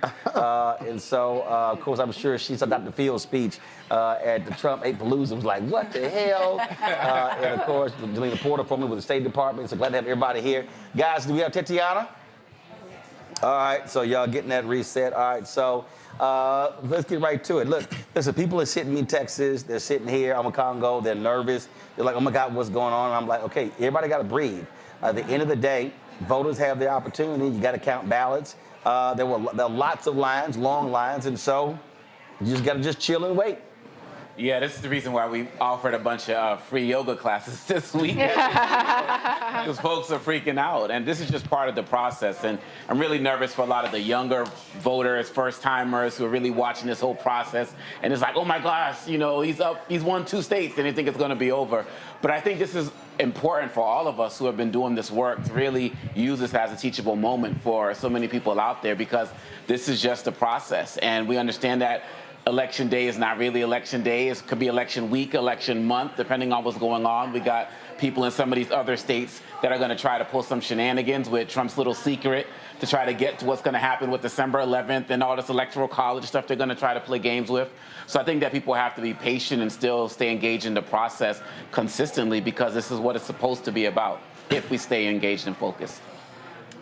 Right, and again, there are crucial states. When we start looking at the map here, Teresa, Pennsylvania is one of those states. Right now, you look at the New York Times, and those are listing as a toss-up, and it's going to come down to every single vote that matters, and so everyone is parsing those numbers, and so that blue wall is critical. It was critical for Hillary Clinton in 2016. It didn't happen. Donald Trump won by 77,000 votes in Pennsylvania, Wisconsin, and Michigan. Vice President Harris and her team hope that that's not the case in 2024. Well, listen, I want to say Teresa. Love that. In 2020, I think what Pennsylvania has seen is not only that we are a battleground state, we have been a battleground state since 2016, and then in 2020. But what we have seen now with this presidential election, we have seen a double turnout. 500,000 is probably going to be the margin of the increase that we will see in Pennsylvania. And I think that is a lot because of the energy. It is the hope. It is the messaging that the Harris campaign has put on the ground game, but also the engagement. And I think a lot of that is what we're just going to see overnight. Pennsylvania is going to win. We have 67 counties. Philadelphia and Pittsburgh is one of the top priorities. We just had 2 concerts there yesterday where Kamala showed up at the same exact time. And I think that was amazing in itself, right? How do you get, if you're driving 5 hours, but she also took a flight. So it was 40 minutes, but she came there, she resonated, and the people that were there to support her. So I think, the amount of energy and the amount of turnout that we've seen that we haven't seen in the previous elections outside of this one is really going to show a difference. Michael, we only have less than 10% of the people vote numbers in Michigan, slight lead for Vice President Kamala Harris. Right. Again, Michigan, one of those critical states. She was in Michigan State on Sunday. We were there in Flint. They were there in Flint on Saturday as well. Governor Tim Walz was there, and what we're looking at is turnout, specifically in Detroit, also looking at what's going to be the impact of the Muslim Arab American vote in Michigan. Are they going to penalize her because of the Biden administration's policy when it comes to Israel and what's happening in Gaza? Absolutely. The energy on the ground has been phenomenal. I've seen it. I've talked to people involved in different groups organizing African Americans, especially messaging African Americans. We saw good early voting numbers as well in Detroit. And we know for Michigan, you had 3.2 million who voted early, either absentee or in-person voting. We know right now they've started counting the ballots in Michigan. Vice President Kamala Harris has started out with an early lead. Hopefully she'll pull out Michigan. We know it has been the focus of a number of visits. Tim Walz was just in downtown Detroit yesterday with Bon Jovi. Friday, I should say. No, it was last night. It was last night. Yeah. Yeah. Last night with Bon Jovi as well. And yes, you've had massive efforts to convince the Arab American community to vote for Harris and Walz. Premier Jayapal, Representative Premier Jayapal was in Detroit talking with these organizations, explaining to them what's at stake, and you have a better chance for a better outcome with Vice President Kamala Harris. But also, she also stressed that the Harris administration would be one that would not penalize you for protesting as well, like the Trump administration would. So you have these different factors taking place. We're, of course, folks looking at Georgia as well. Go to my iPad. You got less than 200,000 vote difference with some 65% of the ballots in, but as expected, a lot of those large black counties, the votes are not in yet, and so we're looking at Fulton County as an example. Let's go to Howard University. We have Tatiana Anderson, who is there for us. Tatiana, set the scene for us. What's happening at HU? This was billed as a watch party, as I said earlier, and it certainly is. I mean, in between when you're hearing the DJ behind me, results are obviously coming in. You're discussing it there in the studio. But when they do come in, the organizers are cutting the DJ. They're putting CNN on the big screen, and they're sharing the results with the people who are here in the yard tonight. And not surprisingly, when news comes in that Harris has won a state like Michigan or Pennsylvania, the crowd absolutely goes wild when it hears that former President Donald Trump has won a state like Florida. Of course, there are boos and jeers. Not a shocker, but it has been a hard-fought race to the finish here for former President Donald Trump and Vice President Kamala Harris in just about 3 months. I mean, she really went from being the VP on the Biden ticket to the candidate actually herself. And tonight, it's been a whirlwind presidential campaign for her, and it will all come to an end very soon. She's essentially been running for 3 months compared to Donald Trump, who has been running for about 9 years. So the big question on everyone's mind here at Howard University and across the nation is who's going to win.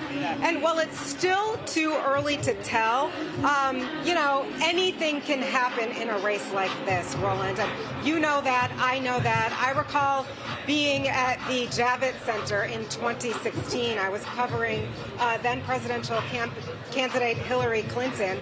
At about 2 a.m., you'll recall that's when John Podesta came out and said, you know what, everybody go home, get some rest. We're going to wait just a little while longer. You know, Clinton did an amazing job. We're all really proud of her, but can't we just wait a little longer? I think those were his exact words. Well, as I walked back to my hotel at that time, it was pretty clear who had won. And it was a night that the Clinton campaign thought would change the United States forever, and it certainly did, except for President Donald Trump was the winner. So I am no predictor of elections. That is not my job here tonight, Roland, but things are close. The crowd is on edge. They're taking the wins when they get them. This party definitely underway. It's formally started. We had the president of Howard University come out earlier and talk about the legacy of this institution, the Divine Nine, the unity that has been shaped on this campus. So far tonight, it's been a very unified vibe. People are excited. They're looking forward to what's happening next. But as you know, Roland, it's not over till it's over. You're covering it. I'm covering it. We'll be here all night for you. All right. Tatiana, we certainly appreciate it. Thanks a lot. Go to my iPad. About a minute ago, Cliff Albright, co-founder of Black Voters Matter, posted this. He said people are still in line in Charlotte, North Carolina. It's 9:07 p.m. Eastern. And so this is the video that he posted about 1 minute ago. And 8:50, polls closed here in Charlotte at 7:30 in North Carolina, but we are at a polling place that still has a line. I'm gonna show you a line in a second. You might be able to see it behind me back there by the lights and the trees. But we came up, we came over here. What is this? Somebody's birthday? Today's the day. Oh, election day. We out here with the blackest bus in America. Because we decided to go. Oh, there's Danielle. One of our Celebrating voters. Celebrating. Blackest bus in America decided to pull up to this polling place so that we could give a little encouragement, a little music. We could turn this long line into a polling place party. So we are out here with the folks, and I'm gonna walk on down and show y'all what this line is looking like down here. But yes, you know, so it's 8:50. That means that folks have been on this line for at least an hour, 20 minutes. And some people we're hearing have been on the line for like 3 hours. So, you know, if you watching these results coming in and you waiting on North Carolina and you waiting on Charlotte, Mecklenburg's results to come in, you know, we still got a couple places like this that you may not hear from. You may not get results for another couple of hours, and it looks like it's a lot of young folks. You know, this is the university library, so as you can imagine, it's near the university. But I'm gonna turn it around, and you can see that's the library. And you can see the line, you can see the line, you can see the line, you can see a tent over there with some folks, I think have food. Hey, how you doing? How are you? Good, good. Yeah. So again, we are in Charlotte, Mecklenburg. So Cliff again posted that at 8:50 and closed at 7:30. Candace, that tells you. Look, folks are not leaving. I just saw one tweet that came from the Democratic Coalition saying, if you posted 1 minute ago, if you're in line, stay in line. And so at the end of the day, look, if you're in line, your ballot counts. Yeah, if you're in line, your ballot counts, and sometimes that's what it takes. You have to be patient, just like we have to be patient for this process to kind of pan out, even if it's going to be for the next couple of weeks. But I think that one of the things that's really important, that's just the takeaway when I look at the crowds at Howard University, where I went to college, HU, and you know, just all the excitement. What we're really seeing from people waiting in line, from people sitting out there and seeing that this could possibly be the first woman of color to be the president of the United States, we're really seeing a civic lesson in action. And I think that that's a really important part for people to see. Back in 2020, we talked about the electors and what they meant. People knew more about it and really understood what all that was about. And now we're really thinking about these voting blocks in such a different way, where we can't talk about it anymore with just the black vote and the white vote and the female vote. It's really sectored and kind of there are levels to it that we need to understand. And I think all of that we're just understanding about this process is not only good to have the patience to stand in line for and understand that all that's happening, but I think it builds a better humanity in that people will finally say, listen, maybe I am a part of this. My vote really is counting. I am seeing this in real time. Like, we are all a part of history tonight, and that is very exciting. And I'm thinking about the next generation that's coming along and seeing all these people kind of wait in line. When we think about the people who came before us, we don't have videos of those people waiting in line, right? We have sometimes, but in terms of real life, looking at it and how we're still making history right now in the moment, is very important for people to see. Very important. When we look at what's going on here, again, probably I would say, Avis, as I said to Congo, the thing I would say to anybody is calm the hell down. I mean, votes got to be counted. If you did everything that you could, if you call, if you phone bank, if you canvass, if you push stuff out on social media, then it really comes down to the voters. And the people keep hitting me, and I'm like, y'all, why are you being anxious, nervous, and freaking all out? I mean, you just have to wait. Absolutely. And here's what they need to remember, right? The most populous area is obviously it's the most votes. Yeah. So it's going to take a little while. Yeah. And I tell you, I'm very excited to hear about people still in line in Charlotte, because we know what Charlotte looks like, okay? And that tells me that something powerful is happening in North Carolina. You know, if we end this night with a North Carolina for Kamala Harris, you know, I think that could be the beginning of a blue wave that nobody's really expecting tonight. So I'm excited to see what's going to happen. But just like you said, we need to be a little patient. It's going to come in. Scott? Yeah, you know, if she wins North Carolina, that takes a lot of pressure off the blue wall. Yes. Right. And Trump is going to have to find another way to 270, and there's not as much pressure. I mean, Roland and I were together with some of you all in 2016, and it started off the same way. We were at a restaurant with the Urban One team and folks, and I got to tell you, when the first blue wall state fell, right? When it fell, that's the first time we got real nervous that we were going to have Trump in the White House. But before then, we were pretty festive. Things were going the way they were supposed to go. He won Florida. Remember, the red states count better than the blue states. They just do it, more efficient. One thing to watch, though, is Wisconsin and all these other states report, Wisconsin's not going to report tonight probably because they don't start counting the absentee and the pre-vote before Election Day until tonight. And so it's really... And that's because Republicans blocked changed the law effort and to said it that change way, yes. Exactly, so that they could make an argument of voter fraud down the line. I mean, and understand the strategy of theirs, which is voter suppression, voter legal arguments. What's more important is this time, though, the Trump administration isn't in office, but the Democrats are in office. They've never won a lawsuit on Election Day fraud and what have you, and so that's going in our favor. But we got to win big. If it's close, we're going to fight for 30-plus days. And if it gets to the Supreme Court, they're no friends of ours, historically. They just aren't, guys. And so I hope that black men came out and voted. I hope our Arab American friends fell our way, because if you didn't vote or you voted for Trump, you voted for round 2 or 2.0 of a Muslim ban. And so you have all these subtopics going on in this race, including Kamala Harris being one of ours. Seeped in African tradition and history and culture.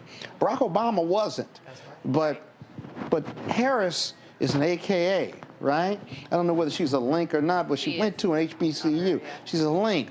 And she's seeped in these black traditions that we can identify with. Young people who are thinking about going to college, she's putting Howard University on the map. She's putting the Divine Nine on the map, front and center on the national dialogue and discourse. We never had that before. That's why there's so much pride in it, whatever fraternity or sorority you were in.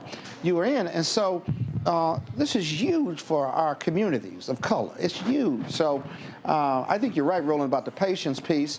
And I also think that if she flips North Carolina or another state, that takes the pressure off the blue wall. Well, Jelena, the thing, again, what happened was Scott talked about 8 years ago. What actually caused a lot of the consternation was when we got to 10 o'clock and Virginia had been called. Virginia had not been called. Right. And then I remember it was 10:30, and Virginia still had not been called. And that's when I said, and I'll never forget, we were the then president of TV One, so we were all there. And so we're in the break. He comes up to me. He was like, Roland, the people here getting nervous. Do something. I was like, what the fuck? I said, what the fuck am I supposed to do? And he was like, and he said, I forgot what he said to me, and I literally said, go sit your ass down. Right. And I literally turned to the executive. I said, if he comes to talk to me again, I'm gonna cuss his ass out. I did. I had to cuss him out. He knew I did, because it was like, I was like, what the hell are you talking about? I said, I can't. I said, we see what's actually happening. And then all of a sudden, again, when Virginia was extremely close, and then all of a sudden you begin to see how it was going, and the closer you got to midnight and 12, and so that's why I saw one post. They said they called Virginia for Harris. I'm looking to see who else has called that, because again I'm looking at the clock to see what that comes down to. But again, I'm also reminding folks 2020, Biden Harris. First of all, election wasn't called to Friday, Saturday? Right. It was Saturday. Yeah. Right. And if you look at 2020. They only won Wisconsin by 20,000 votes. And then you look at, it wasn't a large margin in Michigan. And then it was 10,700 or so, 11,000 whatever in Georgia, 10,000 in Arizona. And so it was a much larger win in Pennsylvania. But that's what we're looking at here. Again, we're not going to know, I think probably the closer we get to midnight to see how this shapes up. And then we'll see if those black counties in Georgia, if they're able to come roaring through as they normally are late. And so usually when it's about 75% of the ballots in, all of a sudden, that's when CP time works for us. Because those black votes, they kick in, and all of a sudden, you see that lead just going down. And that's the thing. And so, again, you do all you can, and you have to wait to see what the results are. Well, let me just tell y'all, my black vote was on time this year, because I was an early vote. I voted last week. I made sure to do that. But to your point about people having friends and everything, what did they say last week? keep Kamala and carry Angela. So I think that's what we need to start saying to everybody before we start cussing them out. But I want to go back to 2016, and I still have a little PTSD, and this is what I wanted to say about Pennsylvania. I was on the ground canvassing for Hillary. You know, I believed in it. There was a busload of us who went there. We were in Philly. The campaign gave us our marching orders. And diplomatically, I think a lot more obviously could have been done. And as someone who was there, we were in Rittenhouse Square. And listen, I'm not from Philly, but I knew it was a nice area. And I knew that every door that I knocked on, they were like, we know where our polling place is. We know who we're voting for. Get out of our faces. But we weren't going anywhere where there were black voters. And that was a place where she should have won. But, you know, I think there was a lot more work. And in contrast, I think this campaign has been extremely thoughtful. They have been everywhere from Bucks County to Pittsburgh to, you know, everywhere across the state. And people have been on the ground. So they've been a lot more thoughtful. And I'm not saying I'm calling it, but they have been they put everything on the line in Pennsylvania. So they got a lot more money now, too. Yeah, they do. They did. And now a lot of people here fundraise to make sure that they did. But I'm just saying, even when it comes to making sure people on the ground, we're not ignoring our voters or people, even rural voters. Or, you know, and to your point, this campaign has been very thoughtful in coalition building. You know, bringing people from across the aisle, bringing people she's like, I know you may not even vote for me, or people who, you know, obviously paying attention to people who are making this, you know, one issue voters, and obviously, like you said, people who have issues over, you know, ISPAL and in Gaza. And I think, I mean, this is my personal opinion, obviously, I'm who am I, but I feel like if you don't vote, I mean, this is, you shouldn't have any say in the civic process. You shouldn't be able to call your member of Congress afterwards. You shouldn't be able to have Twitter fingers or do anything, because you are, in essence, giving someone else the right. You're agreeing what's going on. You make it easy for anybody else, especially if it's somebody that, you know, has proven that they'll be a dictator, do whatever they want to do to you. So I hope that, I mean, and I think that's probably the hardest demographic to reach out to. But I mean, you know, how haughty do you have to be to just say, I'm just not going to vote? Right. And 1/3 of Americans still do not vote. Right. You know, but if you don't vote, like you said, you can't complain about anything. You can't complain about the traffic. That's all in your vote. Exactly. Yeah. You can't complain about anything. I always say, voters, shut the hell up. Right. Okay. I believe those people who don't vote are actually some of the biggest complainers that we run across. Right. Right. I almost feel as if they that's their duty, is to complain. You know, they say there's some people who do, and some people who judge others that do. I think those people really just don't do. They're not active. They would rather just complain, and they're not a part of the process. They were more so creating chaos. But where does that really get them? I don't think that's the point. I think I really believe some people get satisfaction with just commentating and complaining. Some I really people do. just And pontificating. Well, absolutely. Like the fifth quarter quarterback or Monday night quarterbacking. Absolutely. You know, like they don't feel like they have anything to contribute in the moment because, frankly, a lot of them don't. But this is the one time that you do have something to do with this, because it is your right as an American to vote. And I don't think that fact has been hit home as often as it should, as pervasive as it should be. It is like I'm convincing family members to go vote, you know, and. Well, I think some people have gotten so far left that have fallen off the cliff, right? Like they've decided the system doesn't work. You oftentimes hear, you know, it doesn't make a difference what I do. And so that they see themselves as revolutionaries, and they just won't involve themselves in the system. And my argument to them is, work to change the system. I'm fine with that. But while you work to change the system, participate in the system that we have today. Be civically engaged. But Joe, here's the deal, though. Those very same people, when their asses get in trouble, they call the system. Absolutely. I hear that crap all the time. But if a hurricane hits, a flood hits, your ass calling the system. Absolutely. And so, and that's the problem. And so this notion of somehow, look, I can check out until you need some help. And then people like, well, why aren't they showing up? Well, your ass didn't show up. Right. Yeah. I mean, you know, we have to deal with the fact that we're going to be affected by this system, whether we participate in it or not. And as a lawyer, as a civil rights lawyer, you know, and Scott knows what I'm talking about. people love to complain, and then they come to you to fix problems. Sometimes they've had 2 or 3 People lawyers. hate the lawyers in the media. Right, yeah, that's and when right. they get their ass in trouble, that's right. they call lawyers blow in the me up. media. Listen, they were blowing me up today, okay? And so and I'm like, but you've got to participate in the system. Notwithstanding all of these issues, all of these things, those of us that got folk we love, relatives and whatnot, that we got to convince to vote, we got to twist arms or whatever else, we're still at the door here, if you look at it.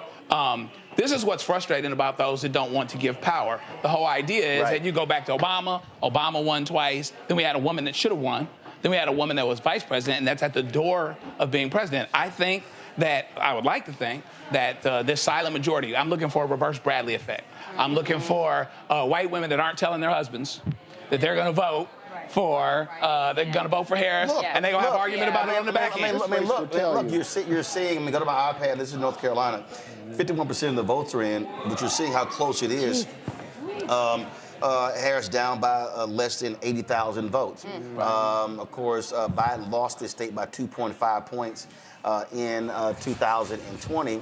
And so, again, we're seeing, you know, what happens in those black counties. That is not a large margin there when you talk about North Carolina.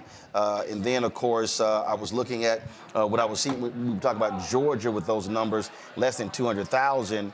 And then when you looked at what's outstanding, 22% of Fulton County is still out. 27% of DeKalb County is still out. And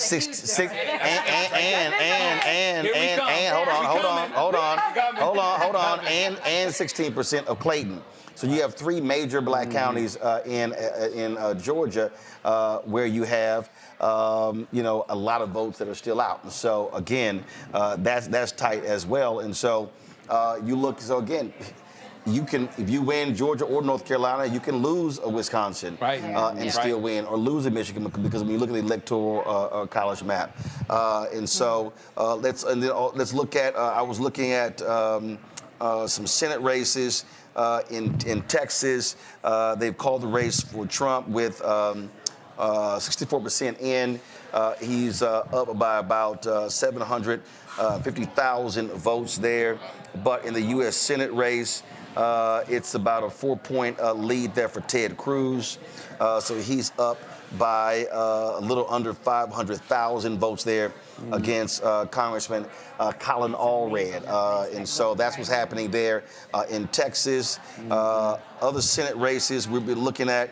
Let me see what's happening in Montana. Of course, incumbent John Tester was facing a serious race there for U.S. Senate race. Their results are not in yet, and so we're still waiting on that. And then we're still waiting, of course, Arizona, that particular Senate race as well.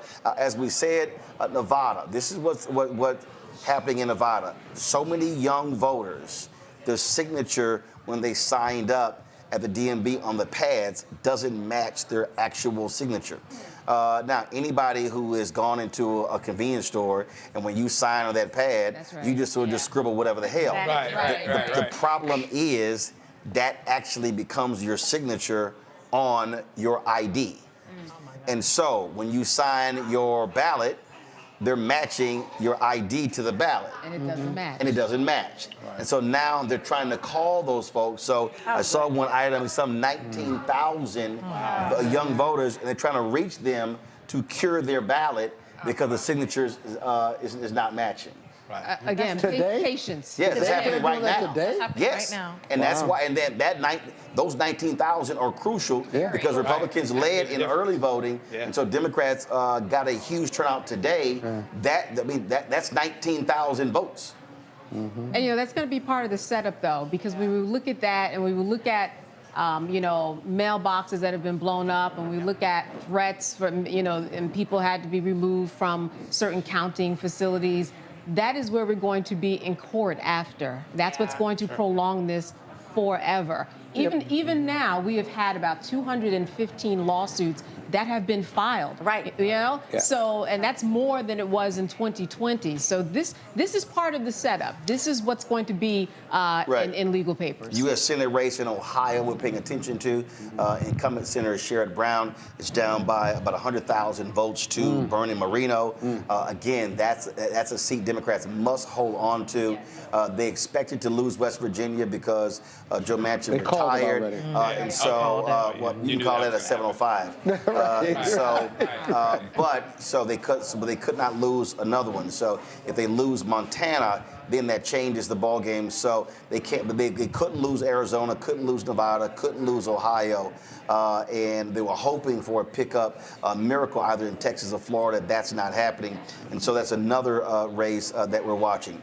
I told you earlier the abortion measure in Florida failed. Well, the marijuana measure in Florida also failed because in Florida the threshold again is 60%, and the abortion measure got about 58.4%, and so the marijuana piece failed as well. Governor Ron DeSantis was against both of those. The abortion vote, the amendment was very interesting because earlier today, reporters kept asking Trump, did he vote for or against it? He refused to answer. Right. He literally said, stop asking me about it. Yep. He was like, well, you don't want to keep bringing up Roe v. Wade. Right. Like, what's the problem? Why won't you actually talk about it? Father of right. So you see what's happening there. Teresa, what are you hearing out of Pennsylvania? Well, it's interesting. I just seen an article here. It says multiple bomb threats reported at polling places in key Pennsylvania counties. Locations in Bucks, Chester, Delaware, and Philadelphia counties were the subject of threats, as well as several counties outside of the metro region, but it seems to be a hoax. So, but it looks like they were evacuated and now request to extend voting hours past 8 p.m. Yeah, now it's real early there. Only 26% of the vote in Pennsylvania is showing Harris up 55-43. But again, that's very, very early. And even if you look at the U.S. Senate race there, it's showing Bob Casey up 55-41 against David McCormick. So that's only 26% of the vote in. So we'll keep watching that to see what those numbers look like as well. And so we'll take a look at that.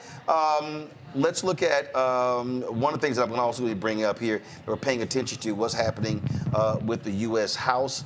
That's also going to be critical because if Democrats pick up seats in New York, as they expected, or even in California, you got the Opportunity District down there in Alabama, as well as in Louisiana. That could determine whether or not Hakeem Jeffries becomes Speaker of the House. Yep. Look, I think at the end of the day, we need to continue to pay attention to all of these races because people just focus so much on the Senate, focus on the presidency. But again, as I mentioned earlier, there's going to be a lot of shenanigans that are going to be going on between now and January 6th that are going to involve the House. And Mike Johnson, who was one of the architects of the original Stop the Steal work that they were doing, he's had 4 years to plot with Trump about what they were going to do right now. And so when Trump talks about we got something else planned, we got to believe that. And so I think every particular section of the House, people need to really pay attention to, because if we don't get that, and then when we see what's happening with some of these Senate races in Ohio and so on and so forth, there can be a lot going on right now. And so I'm really hoping that a lot of our people are going to come through as some of these other polls close and some of these other things with these bomb threats and other. But we also have people who are in these polls and who are watching the count, who are shady people, who are insurrectionists, who are Stop the Steal people, who are all of that. And so they got plans behind the plans, right? And I think that it's important that we got our poll watchers out there, that we got our lawyers on tap right now as well, because we're going to need to fight this every single way and every single day. Even if she takes everything tonight, it's not going to end. Our number one thing is to stop anything from getting to the Supreme Court, right? And so the more things we can stop up front, the less we have to worry about. You know, the voting machines, there are always voting machines that don't work in certain jurisdictions. Always. The fact that a voting machine doesn't work, one of the jurisdictions, the doors weren't closed on a voting machine, and so out of an abundance of caution, you couldn't get into it, but they're starting the recount. It was one of the swing states, I think. And let's be clear. The fact that a voting machine doesn't work and the votes have to be retabulated out of abundance of caution is not a grounds for legal appeal. Correct. It really isn't. Because unless you're getting rid of those votes or those votes are destroyed, then you're going to, then as long as they're counted, and it may take a day or two if you start late, which they're doing, then, you know, there's no real basis for a legal challenge. The other thing to remember is all the stuff that's going to go on after the election. Let me tell you something. The Dems are in control of the government. They're not in control of the Supreme Court, right? But I got to tell you, precedent, it matters in these voting rights cases. It does. And so whatever the lower circuits do, if Trump has the money and he wants to file and file and file, what's different is he's on the outside looking in. He's not on the inside looking out this time. And so we have certain minimal solace in that. But you got to believe this, that Mark, Elias, and others have never lost a voting rights or voter fraud case post a presidential election. They've never lost. State court, federal court, it doesn't really matter. And so the judiciary will be really important. If it gets to the Supreme Court, right, then we got to worry. Because I can tell you that while you may have some moderate Republicans there, they fall in line. Yeah. They do. Which is why I hope that this race isn't as close as we're calling it. The other thing is I want to share is Pennsylvania just fascinates me, Roland, because it's a big union town. Whether you get the union endorsement or not, I was reading a report today that said one of the reasons that it's really close is that there are a large number of white, male, uneducated voters, low propensity and strong propensity, white, male, uneducated voters in Pennsylvania that are keeping those numbers tight. That's really it. Why does it fascinate you? Everybody knows that Pennsylvania. No. First of all, what you just described is Alabama. Yeah, but that's Pennsylvania. We're in the Northeast. No, it doesn't matter. Okay. Outside of Pittsburgh, Scott. Outside of Pittsburgh and Philadelphia, Pennsylvania is Alabama. Yes. Listen, you got a higher percentage of them than a number of other states. And when you look at the gender gap, they are uneducated. They are broke. And they Trump are broke, men, uneducated white people. They are rural white people. Literally, if you go through Pennsylvania, Teresa, you know this. You go through Pennsylvania. Once you get outside of Pittsburgh and Philadelphia, the suburbs. Yeah. You seeing red. Yeah. It's literally the exact same thing. One of the reasons why folks talked about Obama picking Biden in 2008 was to appeal to those folks in Scranton. And what has happened when you look at, you mentioned the union piece, look what happened. Firefighters did not endorse Vice President Kamala Harris. The last time they did endorse was Hillary Clinton. They always endorsed Democrats. They chose not to endorse a woman, so we know how firefighters feel. But you got the Teamsters. Even though she cast money in there. Yeah, but even though she cast a tying vote, they are still voting on culture. And this is the thing that we have to understand, that what's going on here. All this talk in 2016 was about, their economic anxiety. No, white people have been voting against their economic interests since the end of slavery. They have been.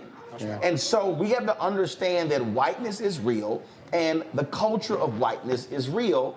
And so Trump pushes their buttons. He pushes their button on immigration. They think they're getting replaced. They think, and all this sort of stuff. Immigrants are taking their jobs. And we see that in Pennsylvania. We see it in Wisconsin. We see it in Michigan. And so it's right there. And so you got these farmers who lost dairy farms in Wisconsin when Trump was in there. People who literally lost their family farms but still said they're going to vote for Trump. You're like, what the hell are you talking about? Even when you talk about this notion of who fights for the working class, the New York Times had a story how they're battling it out. I'm sorry, I need somebody to show me a Republican agenda that actually positively impacts the working class. It doesn't. But what they've done is they have scripted this whole deal about, we're for the working class, we're for the working class, and they are, and the working class people are voting for companies who are doing stock buyback options, cutting their wages, not want to pay them, won't let them unionize, and they like, yeah, but that's my man. Like, what the hell? Right. Exactly. Exactly. And I think one of the guests said it last. They don't need to be studied. They white. Well, I think just the Whiteness. obsession with white supremacy, and this is obviously a global phenomenon. No, what it is right now is they are. What's happening right now? All of the talk, all you keep saying, they are deathly afraid of the nation becoming a nation of the majority of people of color. Right. And so everything. But it's happening. But data will tell you that's happening. All you Well, in have, 2043 it will. But if all you have, the only power you have is being white. I mean, that is it, because you are not doing well financially. You don't have a great job. You need to blame someone else. So the reason why you don't have a job, according to Trump and his cronies, is because of the immigrants have taken your job. And they're going to take your black jobs too, right? And so they create this, they create a fear, and they also create this, it's not your fault. You are not failing in America. It's somebody else's fault. And it makes them feel good about themselves. So it is all about whiteness and protecting whiteness, because the lowest black man, as we've always talked about, feels as if he's better than the most educated, successful black man. And they don't want to let go of that. And divide and conquer has always worked. And it has always That's why it works in Alabama. That's why it works in Pennsylvania. And so, there's bad news, you're poor, but there's good news, you're white. Yeah, let's talk about white You're better than somebody, right? You're better than this one. Let's talk about white corporations in America and immigration that never gets talked about, right? I was just down in Mexico, right, working. And let me tell you something. I saw billboards of major corporations in Mexico and even in Bogota, Colombia, recruiting immigrants to come work for their companies, right? The greatest irony of all. That's not in the narrative.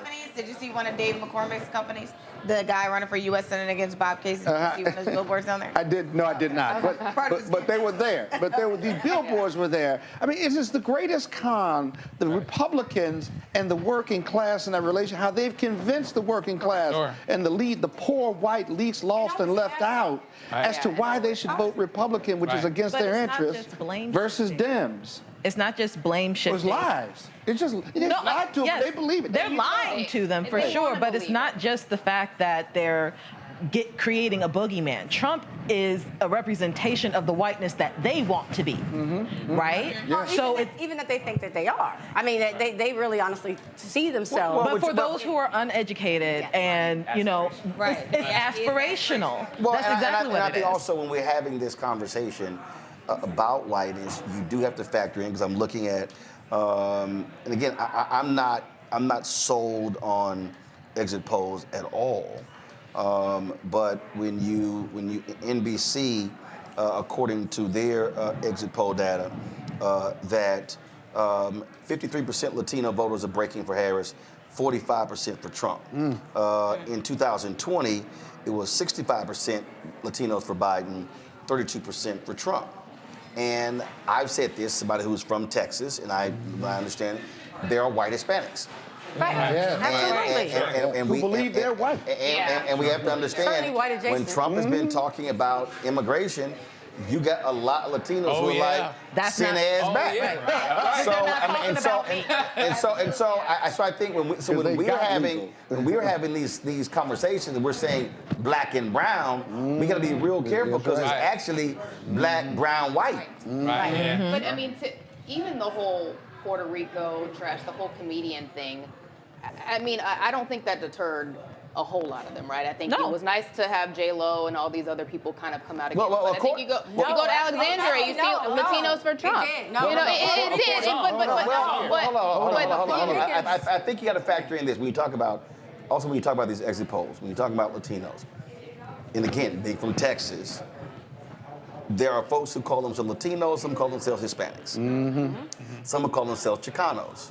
And so when we talk about the Latino vote, I think you have to factor in location. A Cuban, a Venezuelan in Florida is going to vote different from a Puerto Rican in New York or Pennsylvania. And then you talk about a Mexican in California, someone who's Mexican in Texas. And so it varies. And so I think we have to, that's part of the problem in terms of how political folks grapple with identity. Again, I keep saying repeatedly how you have to micro-target voters. And I think Democrats are going to have to realize how you micro-target black voters compared to Latino voters because you have subsets within those groups. Right. Yeah. That's right. You know. Yeah. I mean, you got again. One exit poll is showing that Trump has doubled his black support in Wisconsin.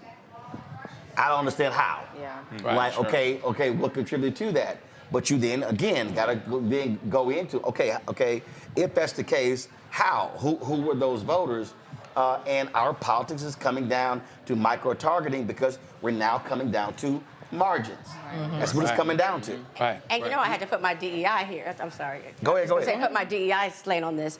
You know, because it's always been white and other, they don't look at us differently. And so, you know, when you look at the Latino vote or you look at Asian vote, they have their own discrimination and sections within it. So the way a person who is a Vietnamese is completely different than a person who's Japanese American. And the way they thought and the way they judge each other and the separation also within the culture is real. And the same thing within the Latino community. The Cubans see themselves completely different than, like you said, a Mexican. That's right. Really, typically in that area, regardless of geographical location. And so you're saying what you're saying is exactly right, is that I don't believe that we look at the diversity within each group, and we have to start to do that and have to see people as people. It's only just, I think campaigns, I mean, and in generally, you know, I'll say probably non-melanated like this group, just even the term, the BIPOC. One second. Remember I told you in terms of when you watch the clock. So it's 9:44. They're calling Virginia for Vice President Kamala Harris.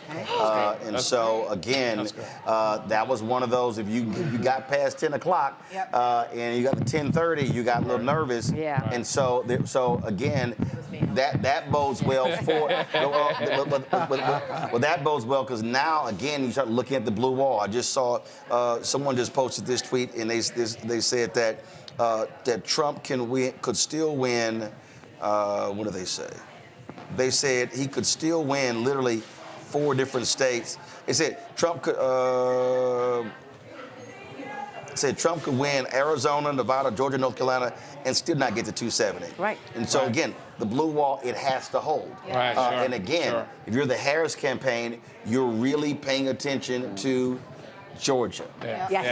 So Decision Desk has called North Carolina for Trump. Other people are contesting that because they say 10% of Mecklenburg County, where Charlotte is only in. They're like, how are you calling the state in? So we're watching that. And so again, this could come down to Georgia. It could come down to Georgia, again, if she doesn't win one of those three blue wall states. Michael, you want to make a point, and then I'm going to go to a break, and then we're going to pull in our next panel. Talking about the Asian American voter, and it's the same problem when people talk about the Latino voter. Those are very diverse groups within those. When you talk about Asian Americans, you're talking about people coming from about 26 different countries. Speak different languages, different histories. They have nationality. And they don't like each other either. A lot of them don't like each other. Well, not all, but go ahead. Michael, go ahead. When you deal with Latinos, you're dealing with some that have more African ancestry, some that have more white ancestry, who identify with being white also. You're talking about people from different countries. And for some of them, like if they come from Cuba, when you start talking about democratic socialism, they're like, oh, no, we don't want that. Okay?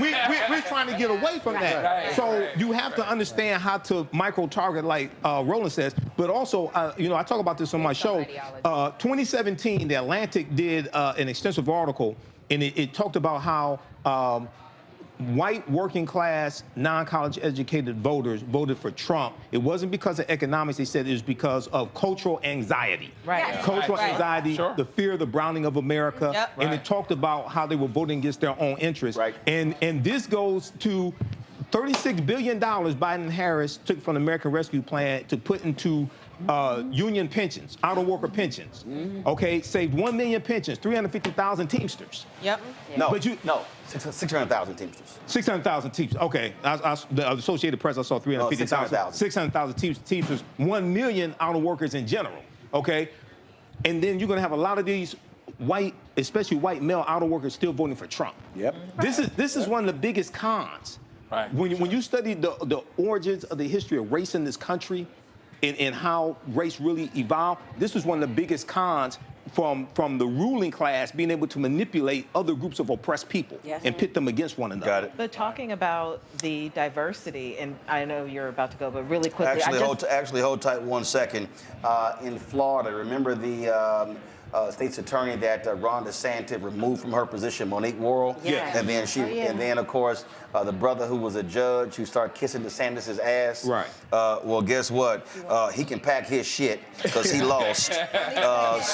He lost. So Monique Worrell, go to my iPad. Monique Worrell, she has won back her state's attorney's position that DeSantis kicked her out of, and so that's critically important. Who was making a point real quick before I go to break? Yeah, really quickly, regarding this conversation about DEI and diversity, I just wanted to shout out the Harris-Walz campaign for basically pioneering the introduction to micro-targeting in their advertising and communication strategy. I had never seen anything like it before, and as somebody who lives in D.C., we're always going to be blue, right? But I still was able to be seen, right?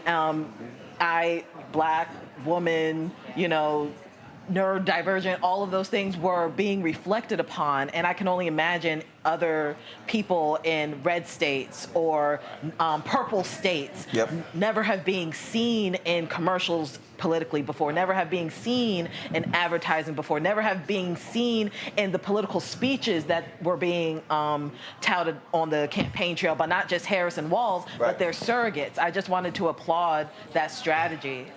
All right, folks, got to go to a break. We will do a reset of our panel again. We're looking at the remaining states, paying attention to Georgia, North Carolina. I saw one report there's some 1.5 million votes in Georgia county's Democrat strongholds that are still outstanding. And so we're watching that, North Carolina, Pennsylvania, Wisconsin, Michigan, and of course the western states of Arizona and Nevada, as we are waiting to see who wins the next presidency of the United States between Vice President Kamala Harris and the Orange Dude. We'll be right back on the Black Star Network.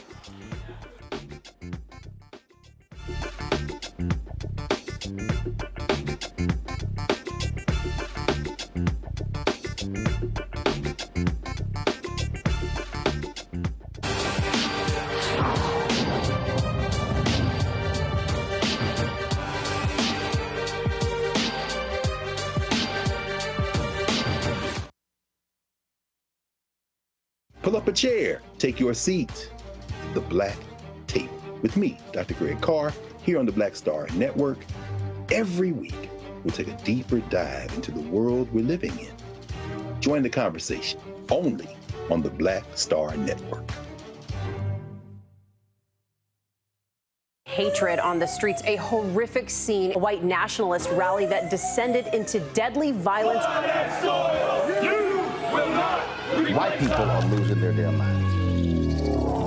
As an angry pro-Trump mob storms the U.S. Capitol, we've seen We're about to see the rise of what I call white minority resistance. We have seen white folks in this country who simply cannot tolerate black folks voting. I think what we're seeing is the inevitable result of violent denial. This is part of American history. Every time that people of color have made progress, whether real or symbolic, there has been what Carol Anderson at Emory University calls white rage as a backlash. This is the rise of the Proud Boys and the Boogaloo Boys. America, there's going to be more of this. Here's all the Proud Boys, guys. This country is getting increasingly racist in its behaviors and its attitudes because of the fear of white people. The fear that they're taking our jobs, they're taking our resources, they're taking our women. This is white fear.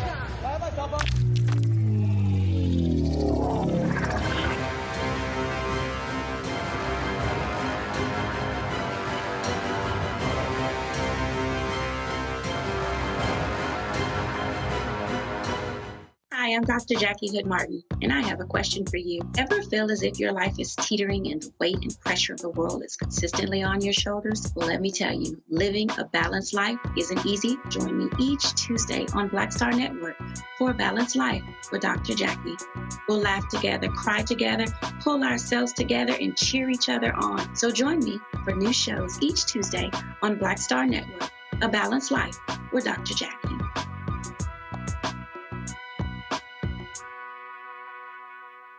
When you talk about blackness and what happens in black culture, we're about covering these things that matter to us, speaking to our issues and concerns. This is a genuine people-powered movement. There's a lot of stuff that we're not getting. You get it, and you spread the word. We wish to plead our own cause. Too long have others spoken for us. We cannot tell our own story if we can't pay for it. This is about covering us. Invest in black-owned media. Your dollars matter. We don't have to keep asking them to cover our stuff. So please support us in what we do, folks. We want to hit 2,000 people, $50 this month, raise $100,000. We're behind 100,000, so we want to hit that. Y'all money makes this possible. Check some money orders. Go to P.O. Box 57196, Washington, D.C. 20037-0196. The Cash App is $RM Unfiltered. PayPal is R Martin Unfiltered. Venmo is RM Unfiltered. Zelle is Roland at RolandSMartin.com. Pull up a chair. Take your seat. The Black Tape with me, Dr. Greg Carr, here on the Black Star Network.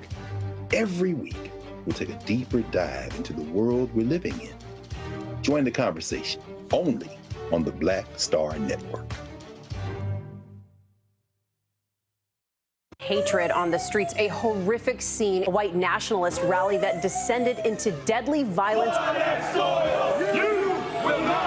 White people are losing their damn minds.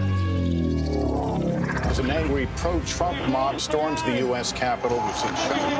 We're about to see the rise of what I call white minority resistance. We have seen white folks in this country who simply cannot tolerate black folks voting. I think what we're seeing is the inevitable result of violent denial. This is part of American history. Every time that people of color have made progress, whether real or symbolic, there has been what Carol Anderson at Emory University calls white rage as a backlash. This is the rise of the Proud Boys and the Boogaloo Boys. America, there's going to be more of this. Here's all the Proud Boys, guys. This country is getting increasingly racist in its behaviors and its attitudes because of the fear of white people. The fear that they're taking our jobs, they're taking our resources, they're taking our women. This is white fear.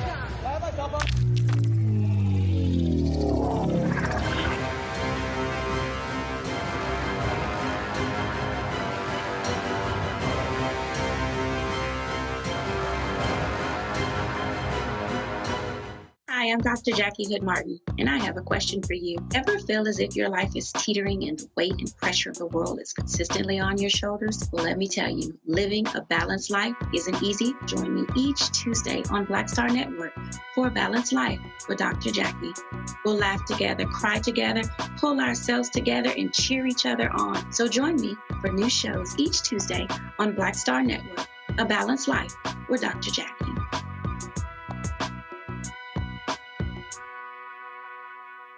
When you talk about blackness and what happens in black culture, we're about covering these things that matter to us, speaking to our issues and concerns. This is a genuine people-powered movement. There's a lot of stuff that we're not getting. You get it, and you spread the word. We wish to plead our own cause.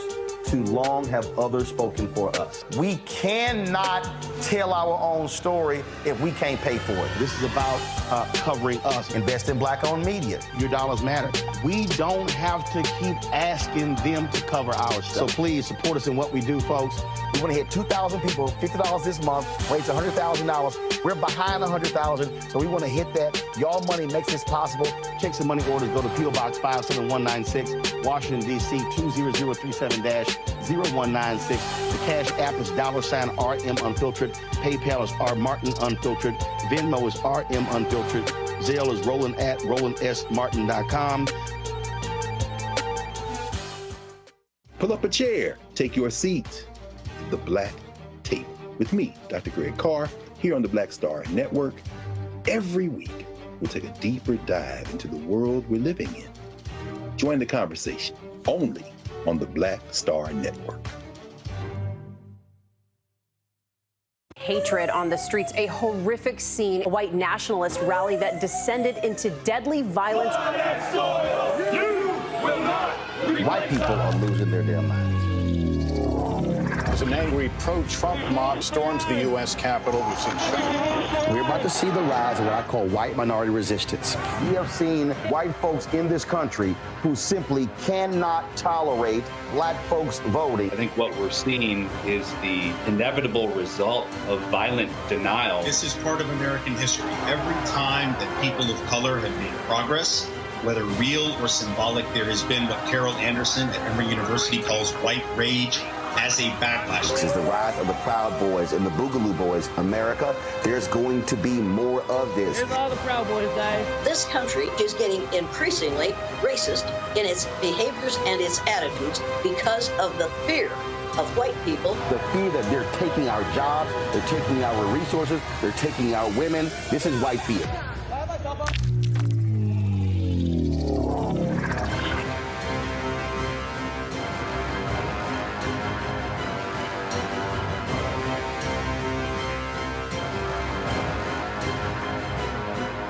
Hi, I'm Dr. Jackie Hood Martin, and I have a question for you. Ever feel as if your life is teetering and the weight and pressure of the world is consistently on your shoulders? Well, let me tell you, living a balanced life isn't easy. Join me each Tuesday on Black Star Network for A Balanced Life with Dr. Jackie. We'll laugh together, cry together, pull ourselves together, and cheer each other on. So join me for new shows each Tuesday on Black Star Network, A Balanced Life with Dr. Jackie.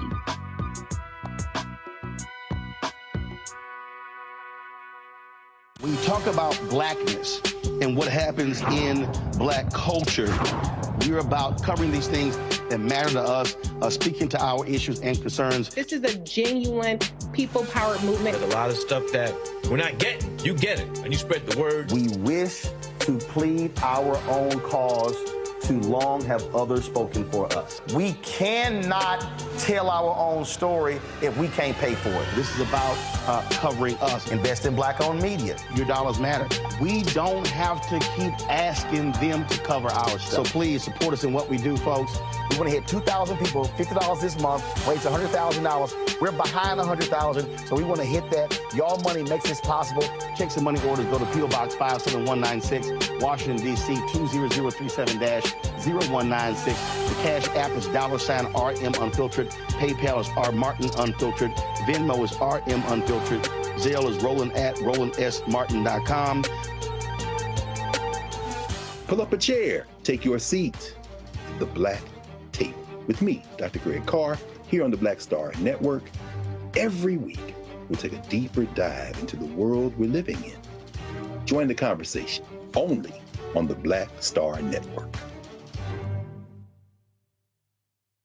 Hatred on the streets, a horrific scene, a white nationalist rally that descended into deadly violence. White people are losing their damn minds. As an angry pro-Trump mob storms the U.S. Capitol, we've seen We're about to see the rise of what I call white minority resistance. We have seen white folks in this country who simply cannot tolerate black folks voting. I think what we're seeing is the inevitable result of violent denial. This is part of American history. Every time that people of color have made progress, whether real or symbolic, there has been what Carol Anderson at Emory University calls white rage as a backlash. This is the rise of the Proud Boys and the Boogaloo Boys. America, there's going to be more of this. Here's all the Proud Boys, guys. This country is getting increasingly racist in its behaviors and its attitudes because of the fear of white people. The fear that they're taking our jobs, they're taking our resources, they're taking our women. This is white fear.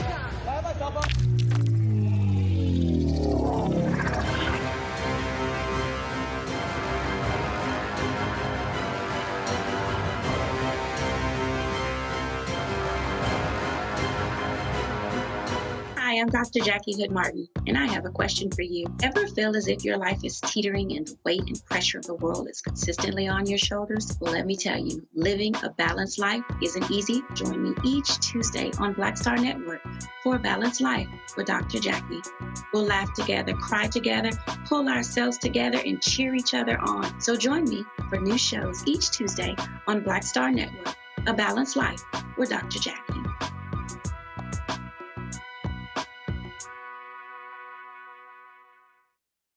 Pull up a chair, take your seat.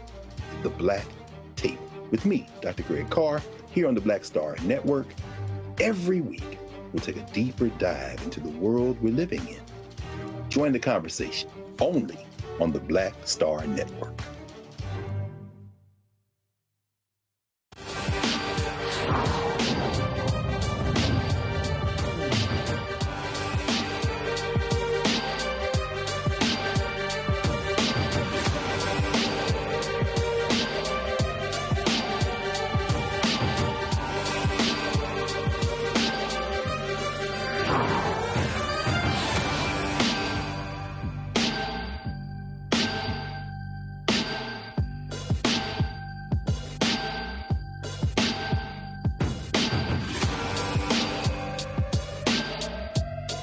Welcome back to our 2024 election coverage here on the Black Star Network. Folks are anxious, nervous. I'm not. Again, if you watch this show and you pay any attention to the last several election cycles, you will understand that we have close elections. You will understand how many times have I said on this show, margins, margins, margins, margins. Here's a live shot of the crowd there at Howard University. I was seeing some reports, they said they can feel the anxiety there. But y'all, it's only 10:04 p.m. Come on. And so understand, matter of fact, I was looking at, here's a perfect example. In NBC, the vote margin there is 2010. And maybe they should have flipped that script, that screen at the Kamala Harris Howard University party to the Black Star Network instead of CNN, then they might calm the hell down. Real talk. Perfect example. Georgia. There's a 210,000 vote margin right now in Georgia. If you look at what's outstanding, stay on the Howard shot. If you look at what's outstanding, you can say that 50,000 votes for Dems are in Fulton, 50,000 in DeKalb, about 90,000 in Gwinnett. And then when you go to Chatham, Clark, Clayton, and Cobb, and Henry, that's 240,000 votes right there. And so it could be more. And so, again, you have to wait, calm down, and relax. Our elections have been razor thin. It's been margins in 2020, even though that was with COVID. It was what, less than 12,000 in Georgia, 10,000 in Arizona, 20,000 in Wisconsin. Go to 2016, Trump literally wins by 77,000 votes in 3 states: Michigan by 10,000, Wisconsin by 10,000, and then of course what happened in Pennsylvania. And so this idea that this is going to be an NFL game, you're going to be blowing folks out in the first half, that just doesn't exist. And this is also what happens when you have a country that uses the Electoral College vote, not the popular vote. And for all y'all people out there who can't stand that, well, guess what? Change the Constitution, which means you got to change the House, you got to change the Senate, you got to win the White House. And then, of course, it still goes to the states. Yep. And then if you ain't voting in state races, well, guess what? Legislatures, you're not going to change it. And so that's called a short version of the damn Constitution. So just letting folks know. All right. We're back here with our panel here, and so glad to have everybody here. But actually, before I go to our panel, let's go back to Howard. Tatiana Anderson, our correspondent, is there. As I said, Tatiana, what's the mood? Can you sense it in the air? Are people sort of waiting on pins and needles? I'm quite sure the dancing and the strolling has stopped, and everybody's like, oh, Lord, what the hell is going on?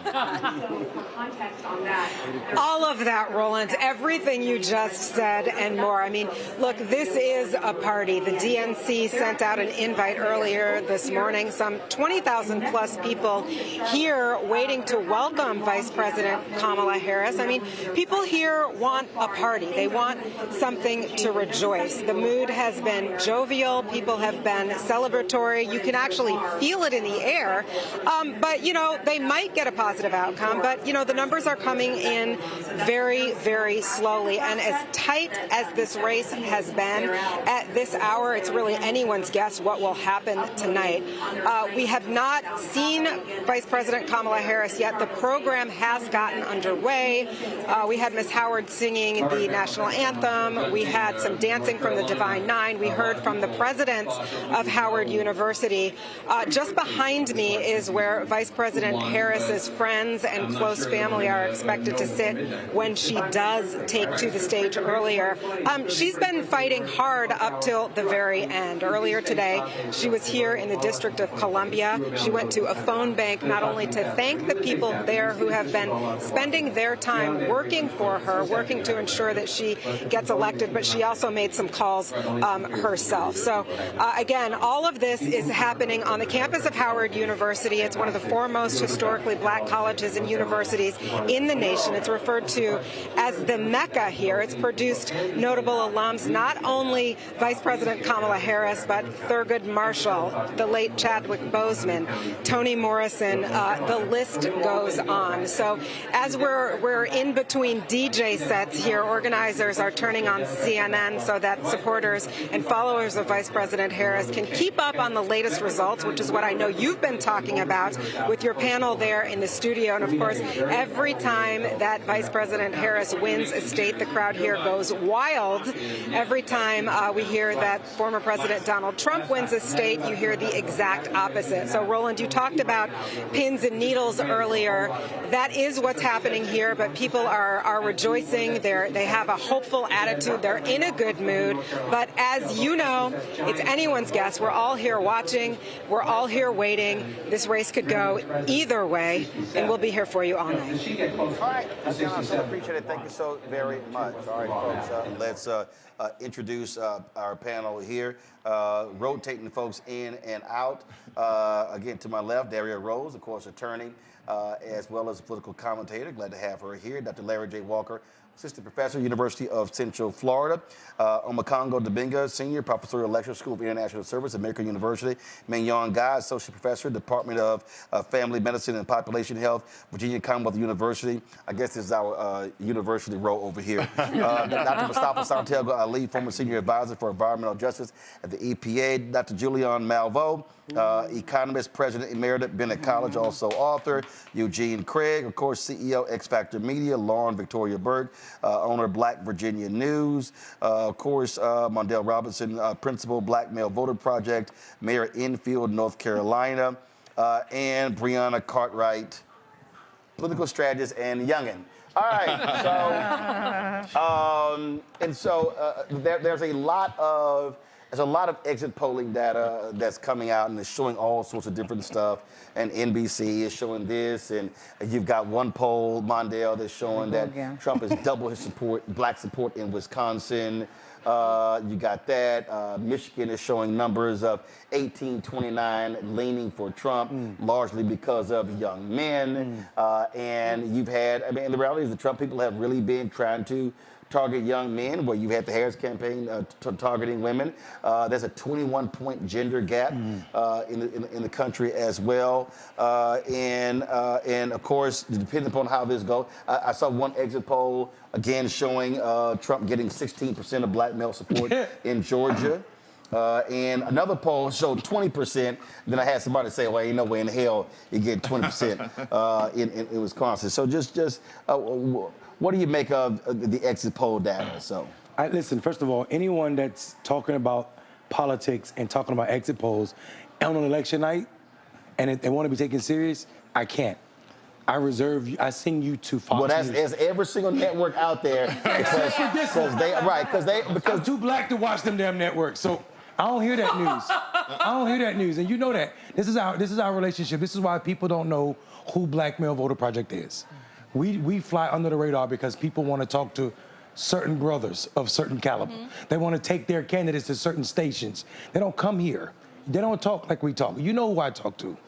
Brothers don't live in a rock or under a silo. We know exactly what it means to be black man in America. We know exactly what it means when we say Black Lives Matter and you say Blue Lives Matter. Ever since the historical data, not exit polls, historical data says, voting-wise, ever since Donald Trump's been on the scene, he's got less and less of the black man support vote. In 2020, he got less than he did in 2016. In 2022, his candidates that he endorsed got less than he did in 2020. I'm not really concerned about that. Donald Trump has been a pivotal tool for black men to use. And what I mean by that is, if you look at how black men perform when Donald Trump is on the scene, we become the most progressive voting bloc, not excluding anybody not even sisters. If you want proof, look at Ohio in 2023. Black men outperformed black women for women's right to choose by 8 percentage points. We voted more for women's right to choose in Ohio without a national election, without hundreds of billions of dollars being spent, more than we did for marijuana's passage by 6 percentage points. Makes sense. No, it doesn't. It's not just. It's just not relegated to the idea that people want to pretend that black men aren't there for their kids or we are misogynistic. There are real reasons why black men show up the way they do. If you look at what happened 50 years after the 15th Amendment, 1910, about 20% of black men were super voters. 20%. There were 3 reasons black men weren't voting that much: poll tax, literacy tests, and the threat of death from the Klan. I argue those same damn conditions exist right now. Poll tax is black men are underemployed more than anybody, unemployed more than anybody. The literacy test is they underfund public education, and black boys suffer the most, more likely to be suspended and expelled. And also the threat of death would come not from people in suits, well, white suits, but police suits. So I don't think anything has changed as it pertains to black men in America, and why the hell we don't show up at rates like other people. But even in that still, we show up to support our sisters more than anybody else. But Julian, the thing here, which I think people, again, need to understand, I talked about the razor-thin margins in 2020 and 2016. The reality is this. I saw this one, Trump wins Anson County, North Carolina. That's a 40% black county. So the first thing is, what I'm curious about, what was the white turnout in that county? That part. What was the black turnout in that county? Gary Chambers dropped a video yesterday talking about Louisiana, how you have so many black folks in Baton Rouge, but white folks are voting in higher numbers there. So if these elections are turning on 2, 3, 5, 10,000 votes. And so when you start looking at black men, black women, in terms of looking where people are, guess what? 20 here, 100 here, 300 here, 200 here, you start adding up, it becomes margins. And that's the thing I think people don't understand, which is why you have to be micro-targeting them in non-election years, so when the election comes around, you've already talked to them. You've already reached them. Well, you know, Roland, first of all, you have made the point constantly that if we voted our population, we voted at the same level we are represented in the population, we will win elections. We voted at 70%, it's done. That's a problem. But so many people, but Monday's point about the various ways, the poll tax, even just the difficulty of voting. Right. I mean, they've closed polling sites in so many places. So in some parts of the South, you've got to go 20 miles to vote. So, I mean, if you don't have an automobile, 20 miles to vote, that's a barrier. And so when you look at some of it, you have to say, why do people work so hard to keep us from voting? Because they know how powerful our vote is. So when we put all of that in context and then look at these margins, it's why we have to do the work to get our people out. And it's not going to take forgive me, but these little, I'm trying not to curse, half-ass commercials. I try not to curse, I swear, y'all.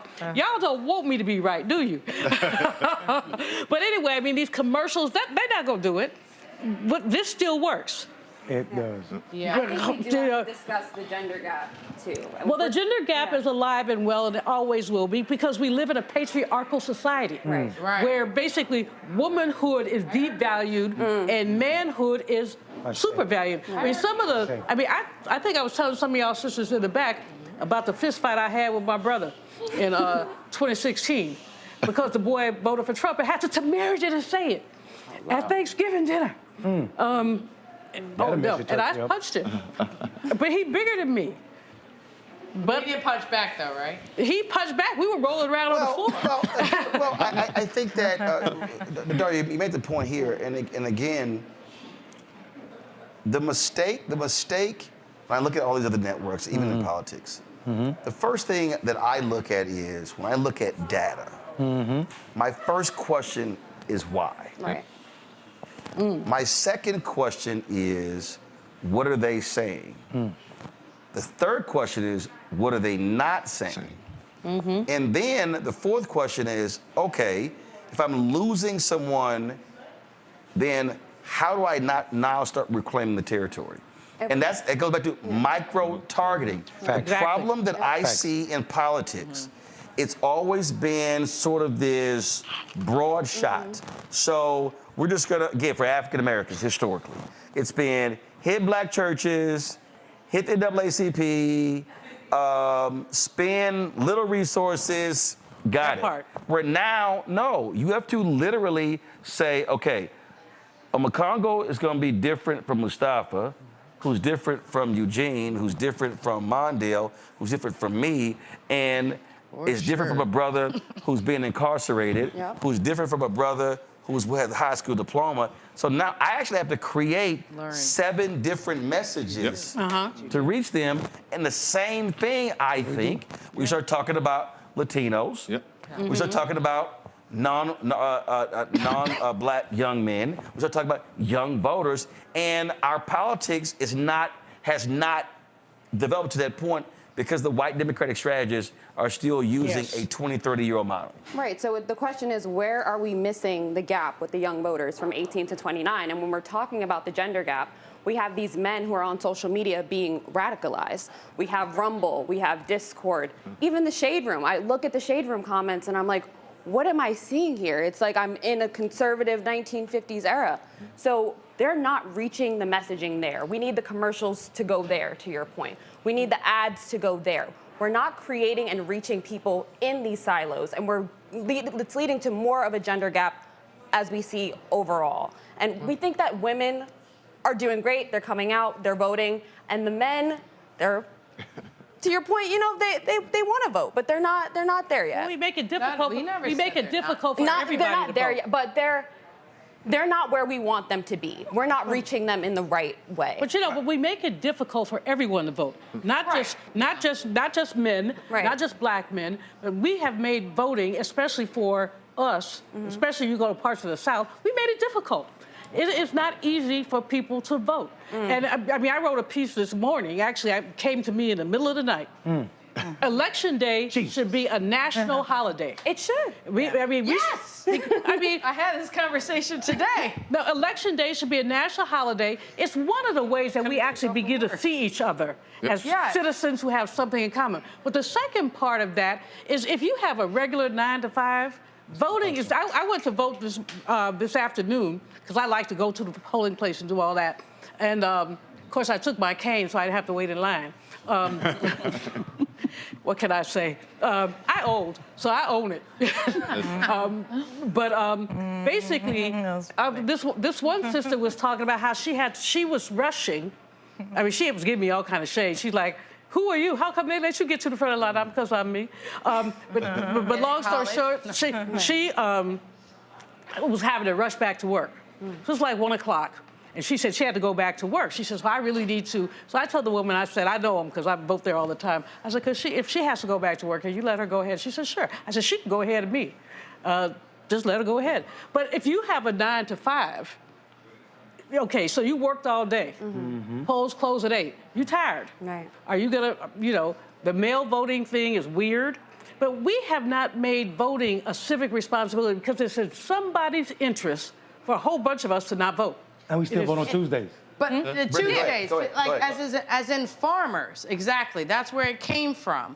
But if you guys remember 2020, at least in Michigan, everybody was mailed a ballot, right?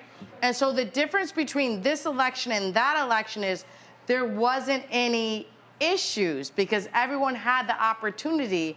If they were registered to vote, they had the ballot. And so we'll see a difference in this year of historically, if someone actually gets a ballot versus actually having to go and do it versus literally putting in their mailbox again. Exactly. So, and I will say this as a person who, very familiar with Florida, they decided to change their vote by mail ballot process because as I was working for Hillary Clinton, I was trying to do a vote by mail program. And they said, we don't do that here. We don't win. I secretly did it and built it up. So when we had Gillum, they said, whoa, we have now surpassed the Republicans for doing the vote by mail ballot.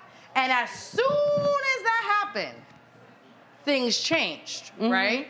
So it's the party of access versus the party of just voting.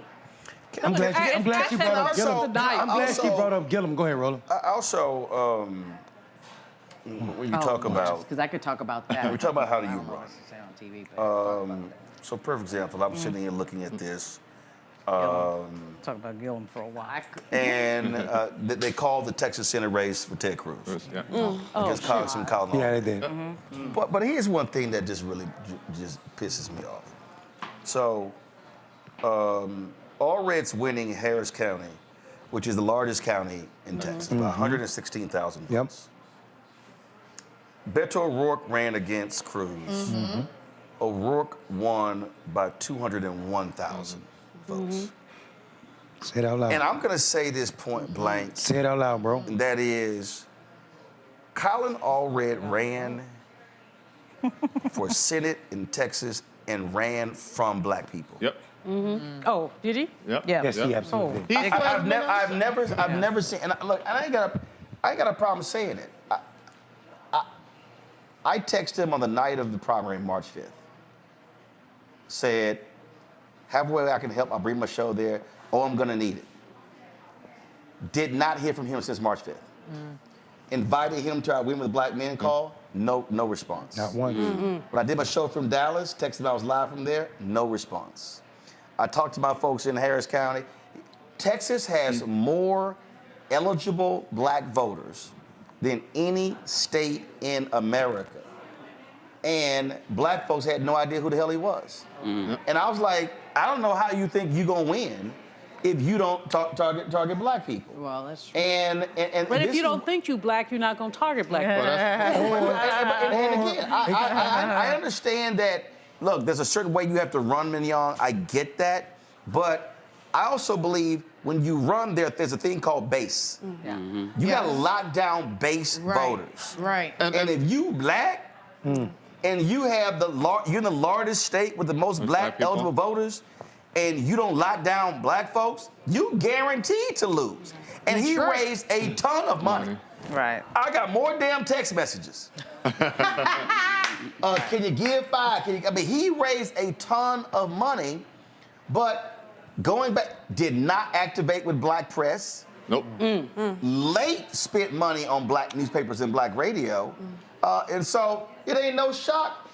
And didn't have any black vendors at that. Beto O'Rourke lost to Cruz by 2.5 points. Allred's going to lose to him by 4 some odd points. We'll see. Hold on one second, Mignon. Well, I think that the answer was what the question was answered early on, which is who does this individual identify with and who do he think was going to take him over the finish line, right? And obviously, if he doesn't align himself with the black population, which I actually called my sister in Texas and questioned her about him, because it appeared that he's trying to do this sort of rainbow coalition or this, right?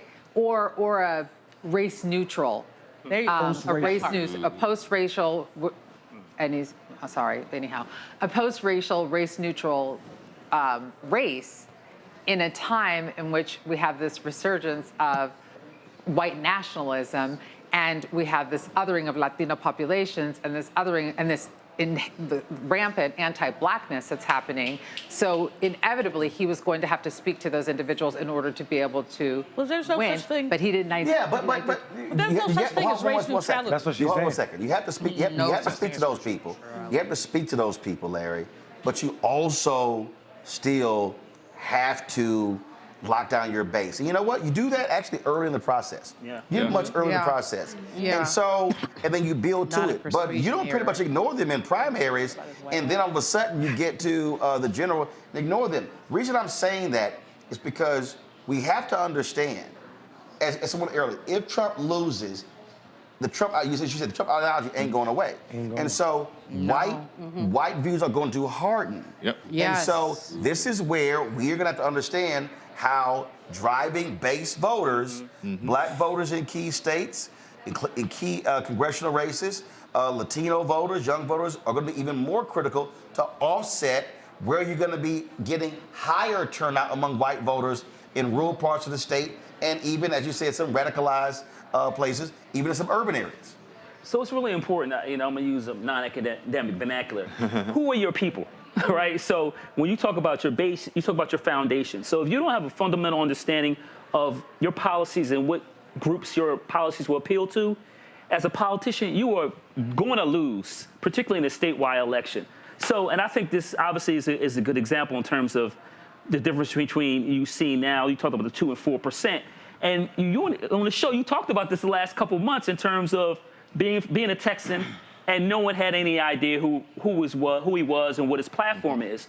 And so I remember hearing that from you a few months ago and saying to myself, well, this brother, however he identifies, I'm looking at the phenotype. I see him as a brother.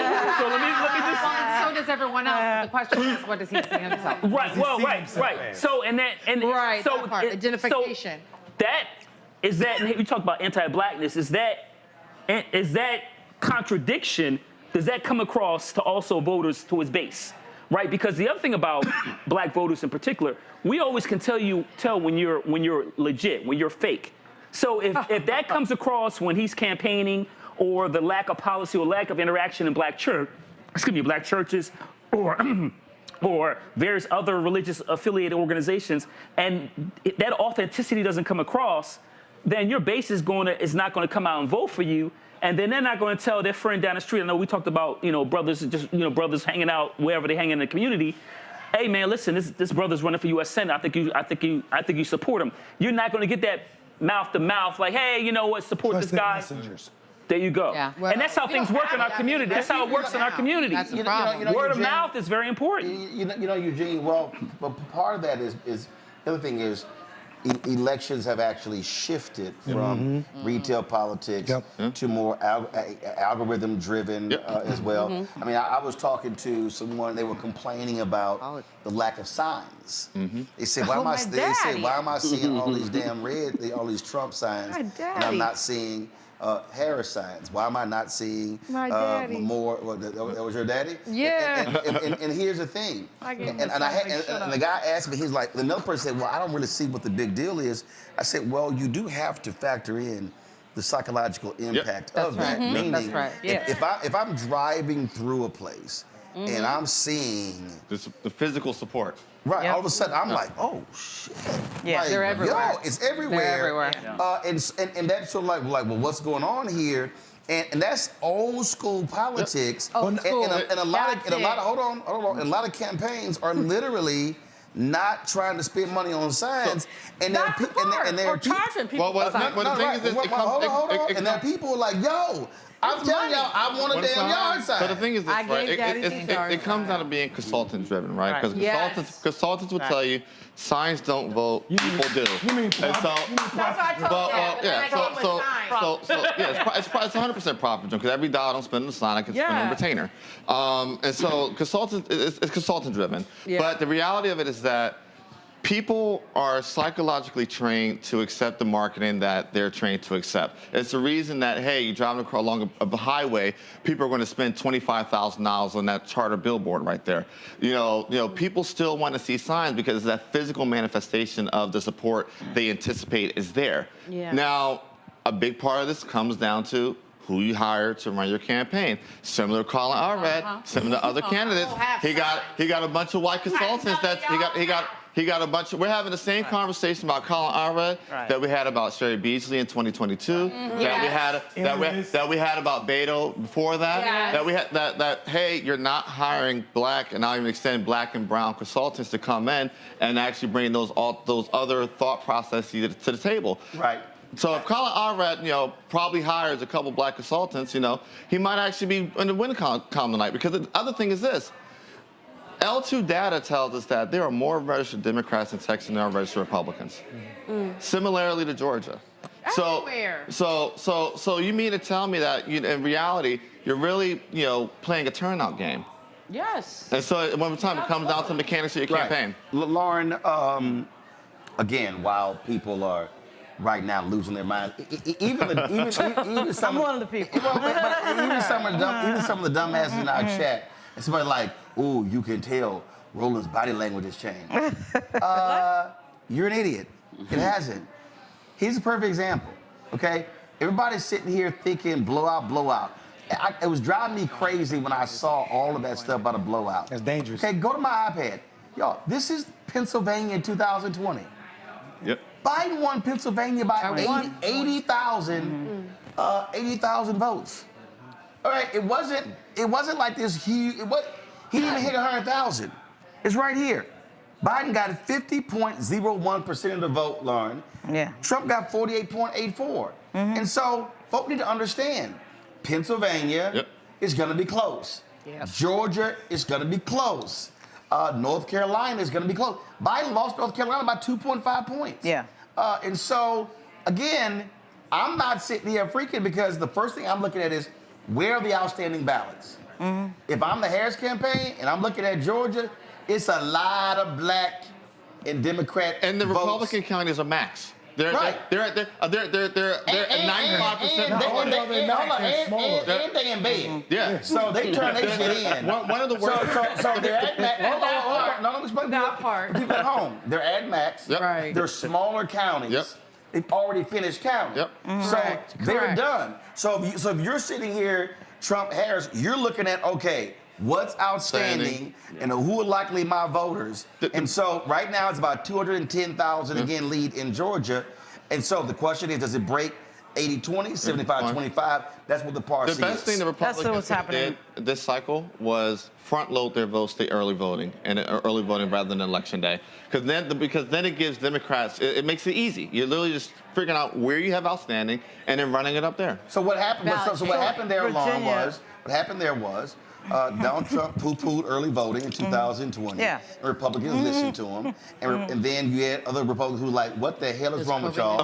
So what we saw this time was we saw Republicans turning out early in Nevada, in Virginia, in Michigan, turning out in Pennsylvania. And so now became, all right, how do I now get my people out on election day? Because historically, Republicans didn't really focus on absentee balloting and early voting. Democrats ran up huge margins they couldn't keep up on election day. That's why right now it's a battle because who turned their people out on Tuesday? Right. Yeah. Go ahead. Well, it's the fact though is if Trump wins North Carolina and Georgia, she absolutely has to win Pennsylvania. Oh, absolutely. He absolutely has to win Pennsylvania. So my entire evening. Well, she got to win Pennsylvania, Wisconsin, right, but if that's why my entire East Coast attention is on North Carolina and Georgia, because that kind of tells you right there that she absolutely has to get Pennsylvania.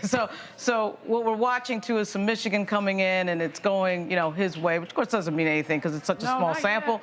We also just saw that Trump won Iowa after that poll came out indicating. Oh, did he? Yeah, indicating that he might lose Iowa. I thought she was going to win Iowa. There's things like that after everything that we saw for the last 2 weeks, the racism with regard to Puerto Rico, the paying attention to Arnold Palmer's Johnson, all this nonsense, and yet still Donald Trump is in the game, is competitive. I mean, I find that entire overview to be incredible, right? The fact that we're even talking about this guy being competitive is still shocking to me. It is still shocking to me. The reason Mustafa. Here we are. Well, here's the deal.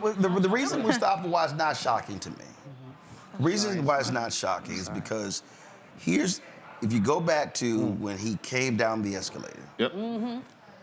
What he did was he pushed buttons that historically were suppressed. And so, open vitriol, open racism became accepted. Then, when he attacked Senator John McCain as a POW, and there was no repercussions. Crazy. It was like game on. Right. And so what you now have is you have a rabid base that they don't care. They're going to turn out. Amen. Now, on the Democratic side, Democratic voters are actually smarter. Yep. The problem with being smarter is sometimes you fucking think too much. and so the other thing that people forget so too, Democratic voters, most people have it's like I was, guys, cue up the Howard Fuller clip. We put it on social, and Howard Fuller, of course, former superintendent in Milwaukee Public Schools. We posted a video that went viral, and Howard was like, I ain't got time to be talking about no damn policy. Howard says, I can talk about policy after she wins. He's like, my target is Trump. So when you look at Democratic voters, issue of Israel, Gaza, when you look at, oh, well, she's not for, for this or for that, so therefore I'm gonna vote third party. And then you have the people who sitting here allow a Jill Stein to come in, who you ain't heard from in 4 years. All of a sudden pop her ass into the conversation, or I'm gonna vote third party. And so you have that going on, and what does that do? It siphons off votes. And then the couch also becomes real. And so again, Republicans are clear. They are on record. If we restrict voting, we get a better shot at winning. Yeah. If voting is expansive, we're guaranteed to lose. That's what happened in 2020. So Trump is no shock that he's still in it, because the Republicans are like, yo, we want power. And they don't care. That's what you Hold know. on, Mustafa, go ahead. Well, no, this is about power. You know, Republicans understand that if they don't get everything that they want, as long as they win, they're okay with that. Yes. Democrats will cannibalize each other. Yes. I work with, everybody knows I work with thousands of communities.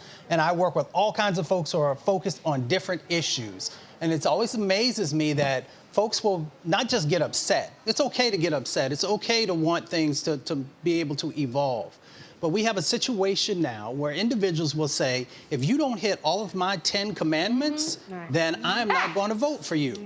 I am going to take my vote to a third party. I'm going to take my vote to the couch. I will take my vote away from the process. Now, that doesn't mean that we should not always be working with the candidates to continue to make sure that they are moving in the direction that we need them to support our people, to support our causes. But you have to get to a point where you say, no matter what, I am willing to do what's necessary in the moment to win. Right. Because if you don't win, you have no leverage whatsoever. I never forget Congo when I was on the set of CNN, and Eric Erickson, he was with RedState.com at the time, and he was going on and on. He was one of the big Tea Partiers, and he was like, if we stand on our principles and we lose, I'm fine. And Bill Bennett went, what the hell are you talking about? Bill Bennett said, so you fine with losing? He said, I'm not. And that's really what this thing boils down to.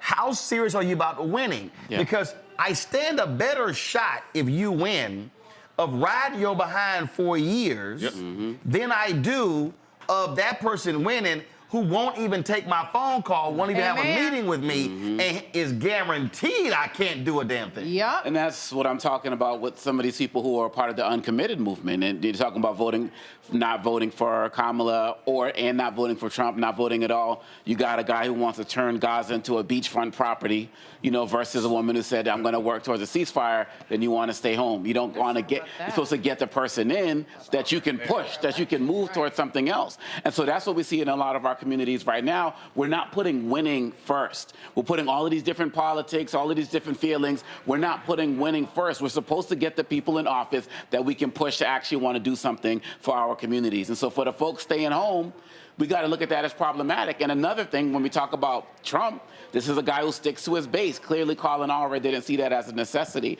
And as we're having this conversation about people coming out and not coming out, we have to continue also this conversation about white women, because it's looking at, once again, all the numbers ain't out yet, but once again, letting folks down. You see the abortion measure fail in Florida. They needed 60%, didn't get that. It got 57. Yeah, 57. Fairly well. Close. Not close enough, right? But we see. It's not close enough. They didn't want to have a conversation about it in Florida. They did not target. They didn't have the education. They did not speak on it. I just had this conversation with Randy in the back, because I was like, it's so crazy, because Amendment 4, when it was black men, right, when we're restoration, when Amendment 4, the last time in Florida, Amendment 4 was epic, was when we were trying to give returning citizens back their rights to vote, which means a lot for Democrats, right? When we say when we get access to the ballot, we vote.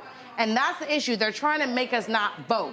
But they did not want to really tell people what Amendment 4 was. I said, we have abortion on the ballot. As a person who has dealt with Michigan elections, what do we see? White women come out for protecting the reproductive system. But in Florida, they did not talk about it at all. And that's the issue. And that could have been a driving point, which, of course, Trump being, you know, that's his second home. It's his new home. We don't actually know about white women yet, but what we do know is I know enough about what we do know is that Charlie Kirk and Elon Musk ran the ground game for Donald Trump. Now, when I heard that, I thought, okay, this might be a blue wave. I mean, I got a friend that said to me, you know, there could be a way, because those two idiots doing something that they've never worked on before, that told me this could be, you know, a short night. But apparently, maybe it is. Maybe it is white women. My point is that when all of these Dobbs initiatives were winning across the country, people were like, oh, the blue's going to take it, and so on and so forth. My biggest concern was, okay, people are voting for initiatives, but will they come out for the candidates when it's actually time to put? That's a good question. I think we just got our answer. 10 states have initiatives on the ballot right now. Let me go. I gotta ground a few things because as a Negro man from the country, the country who loves his the country who loves his dad, who tried his ass off to make sure we had enough to feed but couldn't because he grew up as a sharecropper. I'm offended by certain things. Yes. I'm offended when we as black people sit in a space and pretend that we are sitting out elections because we choose to and discount the people who are responsible for it. I feel like some of our language is letting the party off the hook for what they're responsible for. It is absolutely factual that the white consultant class is responsible for the failed tactics that are transactional and how people don't show up in elections. That is factual. It is also true. It is also true that ain't none of y'all, and I'm saying no, I'm talking about the proverbial y'all in the political space, ain't been to East Texas. It's 34 counties out there, and the black men ain't never heard from a candidate. Not just Colin Allred, but nobody. And the idea that you can show up in an election season and you don't know nothing about these men and tell them what their most important issues are. It's disrespectful to our lived experience. Colin Allred, though, is making a decision. Colin Allred is making a decision that white people are more important than black people. That's what he just did. Is he or is the system saying? All the time. Hold on, watch this. Lord, you're absolutely right about that. I think. Is he or is the system saying what they said to Sherry Beasley? What? Get rid of that Negro. Well, Sherry Beasley made the same decision. Hold on. Guys. What are you gonna say? What are you gonna say? What are you gonna say? I was just. Because I say it. I was just at the inception. Go finish what you're saying. Yeah. So, or we can just say to this sister who deserves to be a senator from North Carolina because she's a winning ass sister. When she ran for Supreme Court, she barely lost that race, right? She lost by less than what Obama did. Yeah. But when you have these large donors in all of the political system from the party you belong to come to you and say, get rid of those persons, and we're going to put our people in charge of your race. One second. Here's why ultimately it comes down to a candidate. Yep. Because who's at the head? When the race is over, they're going to go to the next campaign. Yep. And you lost. Exactly. I can tell you specifically when it comes to Colin Allred and Sherry Beasley, I can show you the text messages where I said, I will bring my show. I will come there. And there was no response. When the vice president and President Biden traveled to North Carolina, Beasley did not show up at the events.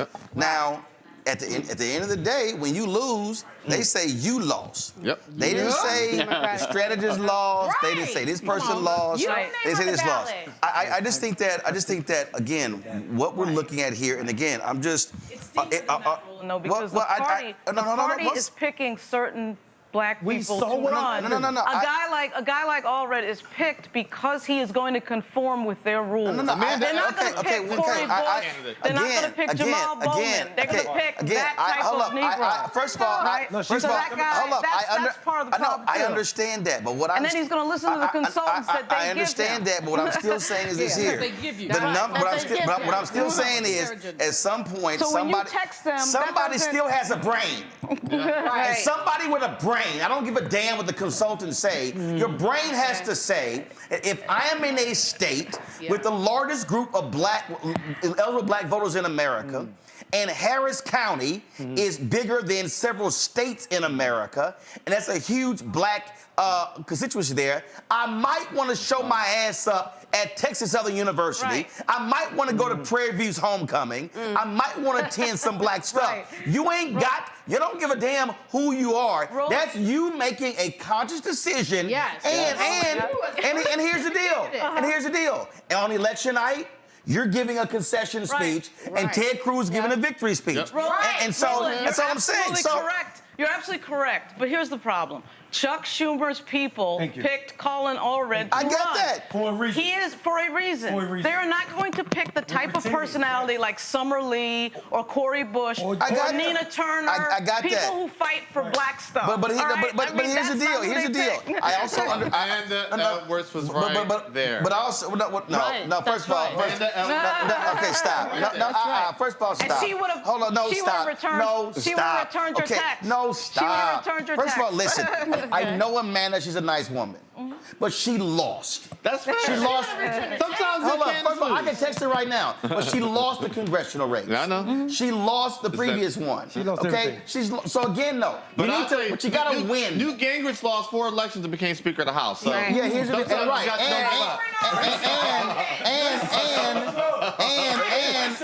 And when they lost, and then when that year when they held onto the House, they booted his ass because they did not win by enough. Here's the thing here again as we're looking at this here.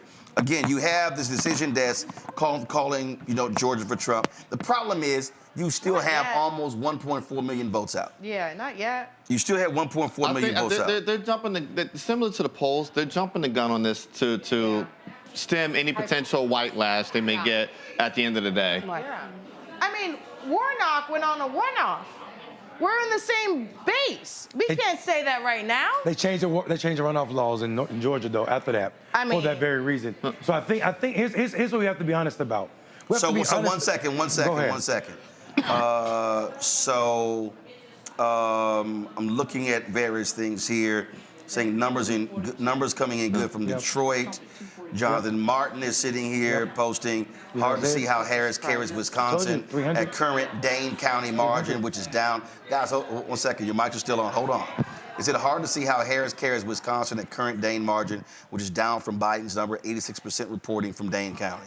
So when you're looking at these various states, now you're going on. Again, Georgia, you're looking at 88% reporting, but again, because of the bomb threats, the reporting is delayed in Fulton, DeKalb, in Gwinnett counties. And so then when you look at all of these folks, again, New York Times and the rest of these people, they're all sitting here predicting, a big opportunity for Trump here. Let me go to, let me go to Ohio. And looks like, it's a perfect example of somebody who ran a different race and looks like he is going to lose. So Sherrod Brown is down 5 points in Ohio. And so if Republicans hold that, then they will control the Senate outright if they win that. Democrats desperately needed that seat in Ohio, and so a very strong progressive voice looks like that's 85% reporting, and he's down by 240,000 votes. To look like Brown is going to be losing the Senate race in Ohio. Again, we're looking at these states again. we're back to 2016, where it's likely going to be, does the blue wall hold? As it stands right now, 57% of the votes are in Wisconsin. Trump has a 31,000, go to my iPad, a 31,000 vote lead in Wisconsin. And so that's where that stands. But again, this is according to the New York Times, 57% of the votes are in. We still are looking at North Carolina. When you look at North Carolina, he has a 129,000 vote lead in North Carolina. 86% of the votes are in. Remember, he spent a lot of time in North Carolina in the closing days. I'd be very curious to see what those large black counties in East North Carolina looked at when it came to turnout. And so that's North Carolina. When we look at, let me go to Michigan here to see where we stand with Michigan. And again, we're waiting on that. Michigan is showing Trump with a 42, it's showing him with a lead there at 50.9 to 47.4. But again, we're 28% of the votes in, so we're waiting to see what happens with Detroit, Lansing, Flint, in those counties right there. Let me go back to Pennsylvania. We look at Pennsylvania. Give me 1 second. We go back to Pennsylvania. Trump is up in Pennsylvania by 67% of the vote is in Pennsylvania. He's up, according to the New York Times, by about 90,000 votes in Pennsylvania. So again, we're waiting to see what counties are outstanding. But I'm gonna put this out, and there I'm gonna go to you. I'm gonna go to you here, and we gotta do this. And here's the thing that we talked about. Okay, first of all, I'm gonna go to who I go to first. Here's what it actually hasn't come up tonight, and I was very interested it hasn't come up. America still hasn't elected a woman. No. And the fact of the matter is, again, this feels similar to 2016. No, it doesn't. Excuse me, let me finish the point.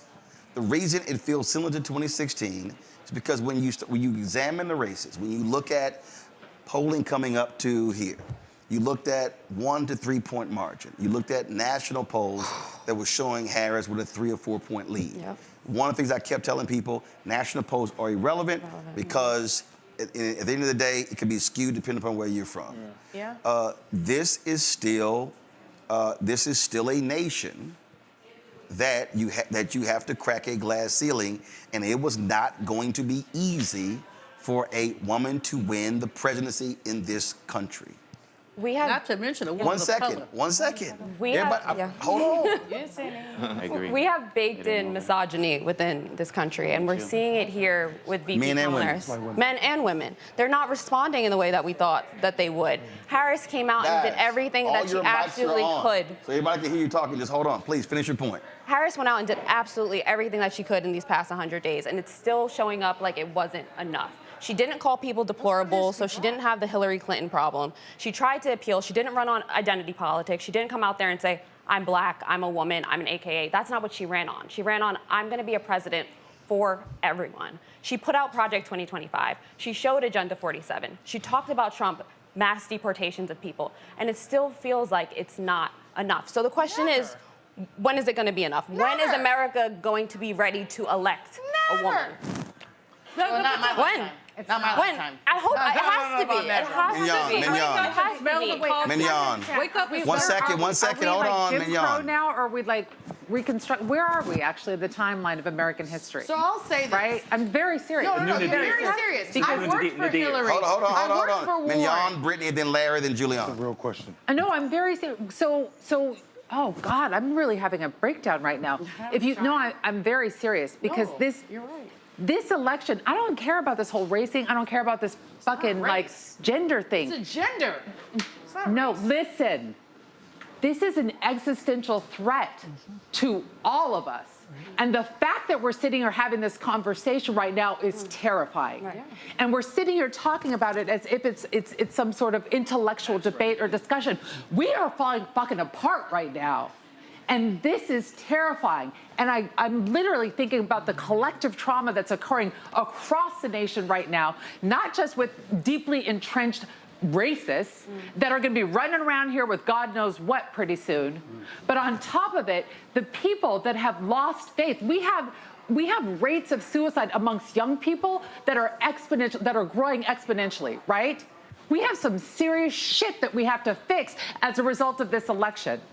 And I am terrified to think about what's going to happen in the next couple of months, not for myself, but for what happens around us. Are we prepared for that? I hear you. I hear you, and I sympathize. I'm part of it. You know, we're all going through it right now. I feel like I went through this even worse, where I had suicide check-ins in 2016. I worked for Hillary Clinton. I worked for Elizabeth Warren. And it was in those two moments, two different campaigns, two different white women, still white. We can talk about race, but at the end of the day, it's about being a woman. And that wasn't enough. After Elizabeth Warren, I realized I was the one who would knock anybody's door. I can't tell you how many doors I've knocked, from the projects to the elite towers. And they would say, for Warren, Hillary is a different story. We could talk about Hillary and we'll go on. But for Warren, oh, she's not electable. Well, if you vote for her, she's electable, right? Totally different story, right? And then we have Kamala, which I heard a lot of, they like her personality and she's giving and so forth. But at the end of the day, she's still a woman. Larry? Yeah, so I'm not interested in living through a new nadir, right? So A new what? Nadir, right? So of race relations. And so what is playing out here, even as people were saying, why it's so close? Like, I've seen people outside the United States, why it's so close? Well, we got an intersection of racism, misogyny, and politics. Exactly. And America has been on a path to burn it all down, That's right? Mm-hmm. And Since so they never wanted it. Since Obama. Some of them. Right. So, and we threw in that post-racial, society, concept. Right. But the reality is that a lot of this for these Trump voters is payback, right? Yeah. One of the things, I remember Public Enemy had this album called Fear of a Black Planet. That's right. And so this idea of multiculturalism, of power, when it comes to women, when it comes to traditionally underserved groups, minoritized groups, who are now doing better than some other populations, particularly whites who are watching TV, see the Obamas, et cetera. It's this perception that this can't be the way she thinks it's supposed to be. And so the idea of then hearkening back to the good old days when we control things. Well, what they don't realize is what you get is you losing Social Security, getting rid of overtime, not only talking about a women's right to choose, but also some key components of what it means to provide a social safety net, the Affordable Care Act. Yeah. Right? So all the things that people have taken for granted here over the last couple of years, after they dismantle that, then what you have is your racial animus. And that won't keep you united. It won't get you health insurance. It won't get you a dental appointment. And it won't get you your Social Security. What you will get you is you messed around and found out. But they'll be fine with that because they'll say at least black folks didn't get it too. But Yeah, that part. The bottom line here is that we don't understand the nature of predatory capitalism and who benefits from predatory capitalism. And if we don't understand that, so anybody who votes for Trump, I'm not going to call them idiot because that's not nice, and I told y'all I'm not trying to cuss. But let's be real. He is making money. this election has become an income generator for him. He's selling Bibles. I mean, come on, the most unchristian person you will ever meet is selling Bibles and, you know, all kind of stuff. Because we refuse to understand the very nature of predatory capitalism, because people, there are those who think capitalism is great. Well, it's great if you got capital, but if you don't, it isn't. And so even some of these, even some of these of our people, I mean, like I said, I got to fist fight with my own brother. We got the same mama and daddy, but that fool. Hold on. Finish. Okay, the point again is we don't understand the nature of capitalism. We think that it's a good thing. We think that winning is good, but we don't understand what losing looks like. That part. So, see, when you made the point about, Larry, you made the point about Social Security.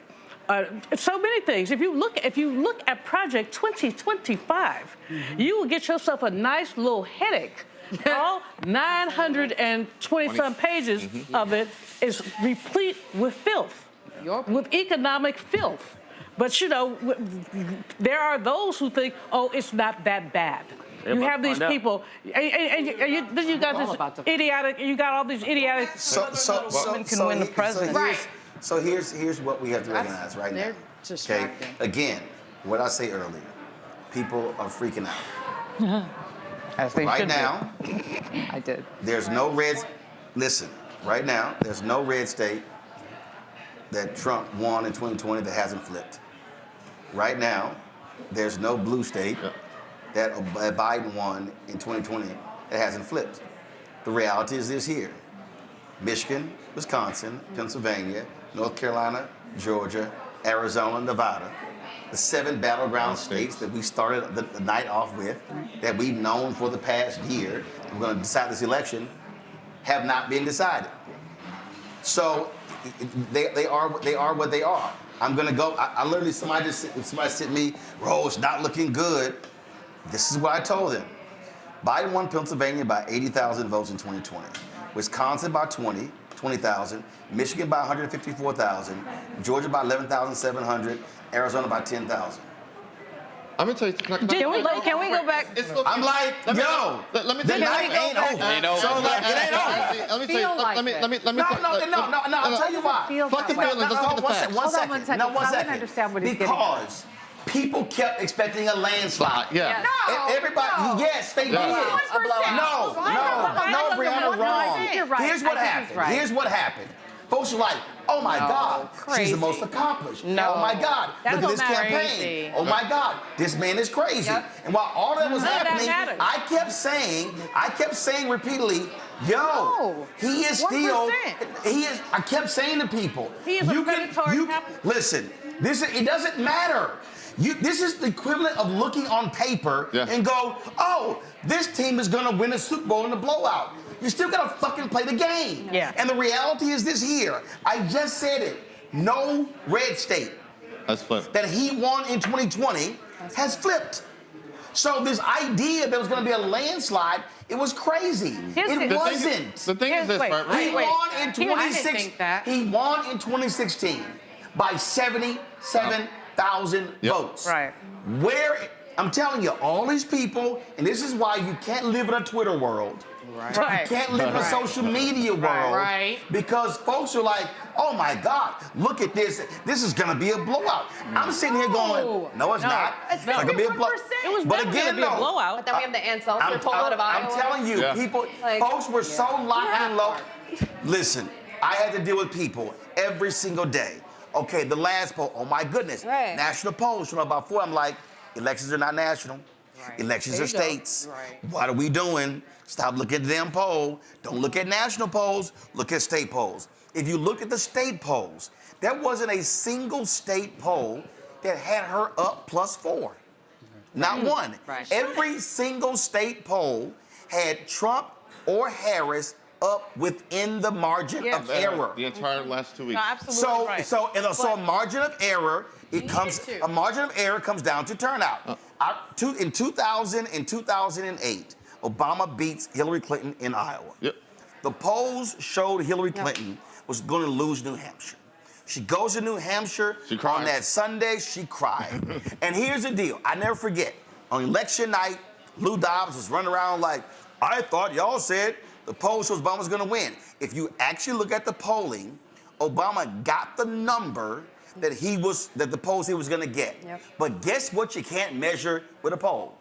Turnout. Amen. You can't measure high turnout or low turnout. Only poll that counts is at the poll. So let's talk about that for a second, right? So we're on election night here. The Republican that's supporting the Democrat is going to calm the temperature a bit. Let's look at Pennsylvania and Luzerne County, 95% reporting. And Lancaster County, most of the Republican counties at this point, and Pennsylvania, Georgia as well, are literally maxed out. There's nothing else to be reported there. Right. All that's left to come in are from in Pennsylvania, Philly, and the collar counties, and Georgia, the blue counties, and Michigan. Detroit is still trickling in. Wisconsin, there's still huge upside in Milwaukee and Dane County. I just got a memo from the campaign just now, outline. So the thing is this, right? Everybody, calm your fucking nerves. I'm sorry for saying the F word in the show. First of all, that's why we got a full bar over there. And I'm so I don't drink.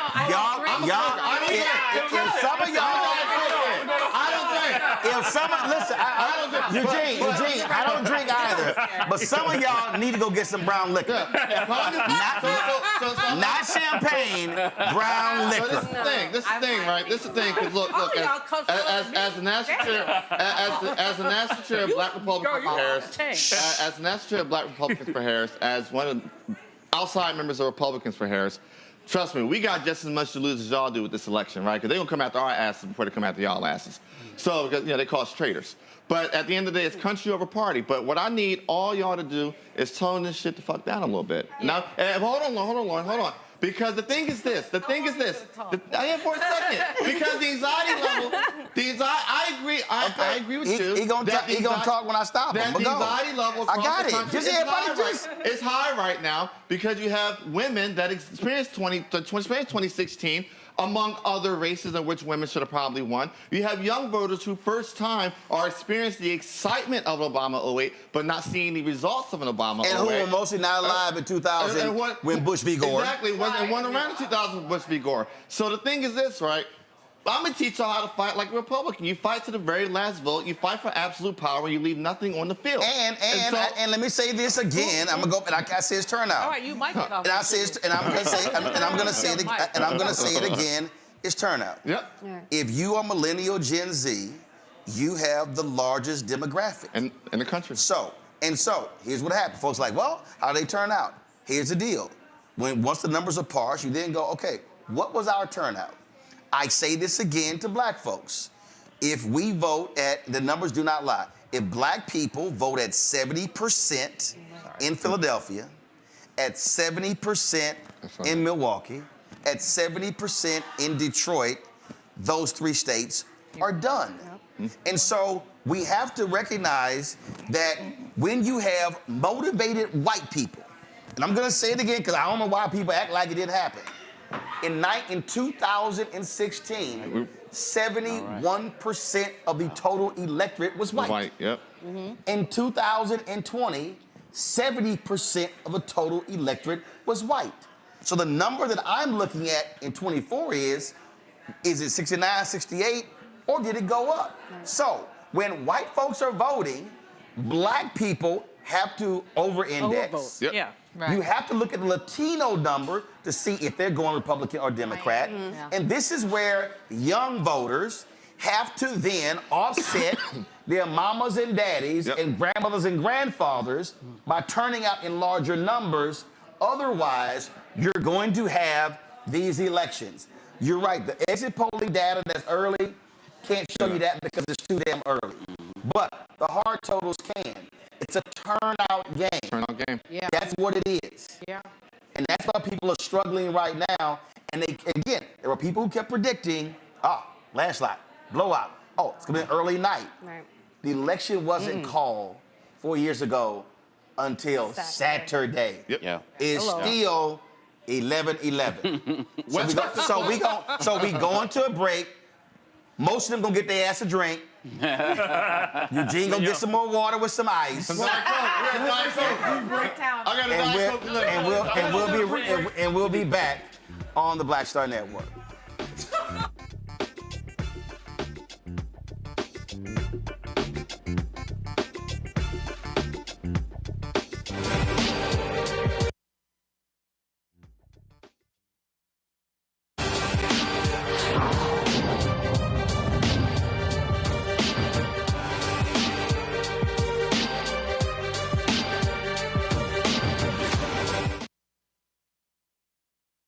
Pull up a chair, take your seat at the Black Table with me, Dr. Greg Carr, here on the Black Star Network. Every week, we'll take a deeper dive into the world we're living in. Join the conversation only on the Black Star Network. Hatred on the streets, a horrific scene, a white nationalist rally that descended into deadly violence. White people are losing their damn minds. As an angry pro-Trump mob storms the U.S. Capitol, we've seen shooting. We're about to see the rise of what I call white minority resistance.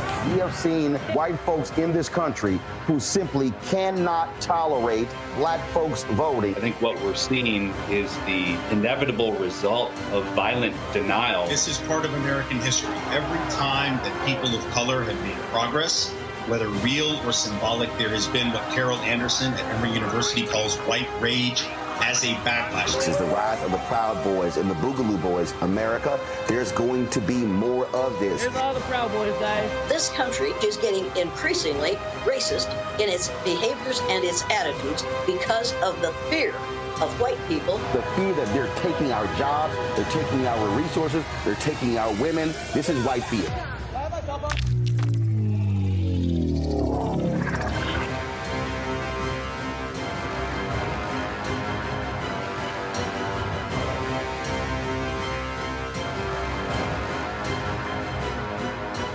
Hi, I'm Dr. Jackie Hood Martin, and I have a question for you. Ever feel as if your life is teetering and the weight and pressure of the world is consistently on your shoulders? Well, let me tell you, living a balanced life isn't easy. Join me each Tuesday on Black Star Network for A Balanced Life with Dr. Jackie.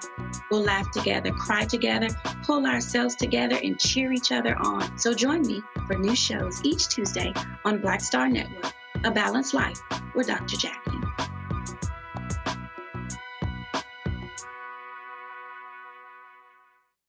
When you talk about blackness and what happens in black culture, we're about covering these things that matter to us, speaking to our issues and concerns. This is a genuine people-powered movement. There's a lot of stuff that we're not getting. You get it, and you spread the word. We wish to plead our own cause. Too long have others spoken for us. We cannot tell our own story if we can't pay for it. This is about covering us. Invest in black-owned media. Your dollars matter. We don't have to keep asking them to cover our stuff. So please support us in what we do, folks.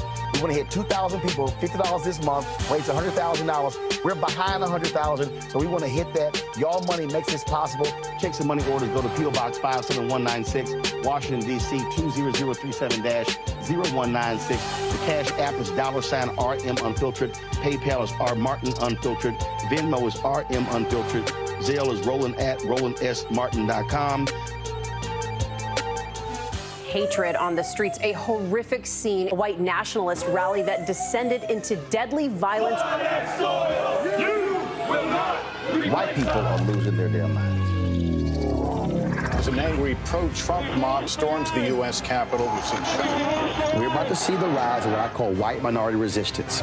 We have seen white folks in this country who simply cannot tolerate black folks voting. I think what we're seeing is the inevitable result of violent denial. This is part of American history. Every time that people of color have made progress, whether real or symbolic, there has been what Carol Anderson at Emory University calls white rage as a backlash. This is the rise of the Proud Boys and the Boogaloo Boys. America, there's going to be more of this. Here's all the Proud Boys, guys. This country is getting increasingly racist in its behaviors and its attitudes because of the fear of white people. The fear that they're taking our jobs, they're taking our resources, they're taking our women. This is white fear.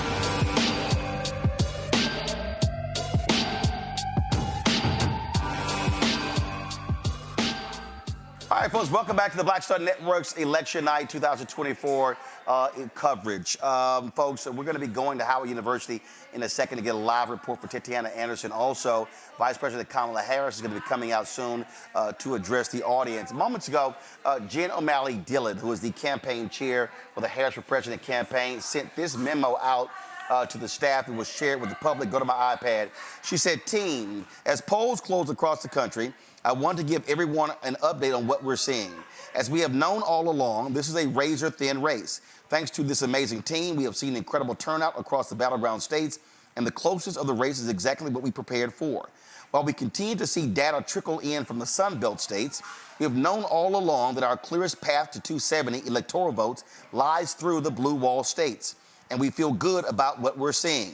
In Pennsylvania, we overperformed turnout expectations in Philadelphia and overperformed in our early vote expectations in Bucks County. We don't have election data results from Philadelphia, but we do know that we overperformed turnout expectations there and have seen especially high turnout in places with large non-white and student populations. We expect to see higher turnout in Philadelphia than in 2020. Outside of Philadelphia, we have limited data on turnout and support right now, but what we do have is tracking with our expectations. We are awaiting more results like everyone else, and I hope to get a closer read in the coming hours. In Michigan, we are waiting a significant amount of votes to come in. The city of Detroit won't be reported out until roughly midnight, but we have seen strong turnout throughout early vote and election day there. Other results in Michigan are harder to parse since results are coming in more piecemeal than elsewhere. In Wisconsin, we know there's a significant amount of vote remaining in Dane and Milwaukee counties, and we are seeing signs of strong performance in the wild counties where we have partial data. We don't expect complete results from Wisconsin until tomorrow morning between 3 a.m. and 5 a.m. Polls just closed in Nevada and Arizona, so as expected, it will be a while before we have more information from both states. We've been saying for weeks that this race might not be called tonight. Those of you who were around in 2020 know this well. It takes time for all the votes to be counted, and all the votes will be counted. That's how our system works. What we do know is this race is not going to come into focus until the early morning hours. We'll continue to keep you all updated as soon as we get more information. This is what we've been built for, so let's finish up what we have in front of us tonight, get some sleep, and get ready to close out strong tomorrow. Jen O'Malley Dillon. She's the campaign chair. That's why, folks, in a moment, Vice President Kamala Harris is going to be coming out addressing the public. Now, remember, the strategy of the Trump campaign always was to claim victory on Tuesday night. That's what they tried to do 4 years ago. But as you had Jen O'Malley Dillon said, it's a lot of votes to count. And so there are way too many variables here. So let me remind everybody again, there has not been a single red state in 2020 that changed in 2024. There's not been a single state that Biden won in 2020 that has not changed in 2024. So this election still comes down to 7 states: Michigan, Wisconsin, Pennsylvania, Georgia, North Carolina, Arizona, Nevada. The votes are not in all those places. And so you looking at right now what the scores are, sound like the Yankees who were up 5-0 against the Dodgers. What happened? I know it's painful for Lauren Victoria Brooke to hear, but her Yankees, they choked. And the Dodgers beat their asses and won the World Series 7-6. So, folks, it doesn't matter if you win by 100,000 votes or you win by 1,000 votes. You win. It doesn't matter if you get to 270 or you get to 350. 270 is all that you need. So literally, all of y'all, go get a damn drink, calm your asses down, go heat some food up, turn some music on, and chill your asses out. Let's go to Howard University. Tatiana Anderson is there. And hopefully, folks, Tatiana, again, they should have put that up on a big screen so all the people who are at Howard can hear what I just said so they can relax and chill because it's going to be a long night. It's going to be a very long night, and everyone should, of course, be watching Roland Martin Unfiltered. We got a notice more than 5 minutes ago saying that we were all going to be asked to turn our lights out in a matter of minutes, so that may be a signal that Vice President Harris is set to take the stage. In addition, just before you came to me, Roland, there was what appeared to be Secret Service sort of sweeping that stage behind me, another indication that she will address all of her supporters who are here at Howard University. I do have to tell you, it seems like the sort of energy level has dropped in the last maybe hour or so since we were talking to you. Now, I do want to say that organizers have had the television screens tuned into CNN and to local news following various results that have been coming in, not only here, but across the country. So is that a reason because the DJ was no longer with us? Or is it because people's minds have been changing about what's going on here tonight? I certainly can't predict that. There's no way I can tell. But I did get to go into the crowd to talk to people a little bit about how they were feeling. I spoke to a father and son team who said they were still very bullish on Kamala Harris. A woman next to them basically said that she was cautiously optimistic. And I also ran into Paul Strauss. He is the shadow senator from the District of Columbia. It is a position that he has held since 1997. He took over from Jesse Jackson, and he said that at this point, it's his opinion that this is now a sort of numbers game and a time game. He said that Republicans always seem to be doing better earlier because their votes tend to come from more rural areas where they get counted faster compared to Democrats who vote from more urban, generally vote from more urban and larger areas where it takes a little bit longer to count those votes. And to that point, as you just mentioned about this memo that came from the Harris team, they sent out a memo not too long ago, as you said, saying that these returns are coming in slowly. This is something that they anticipated for quite some time, but that they still see a path to 270. But information on that might not come tonight. So the big question now is supporters here waiting to see if she is going to take the stage. It has been a very hard-fought race for her. In just about 3 months, Vice President Kamala Harris went from being Joe Biden's number 2 to being at the top of the ticket herself. And tonight, this has been a whirlwind for her. Her presidential campaign will come to an end either tonight or in the coming days, as her campaign team said. On the other hand, Trump has sort of been running this race for the past 9 years, right? So the big question, how will each of them finish?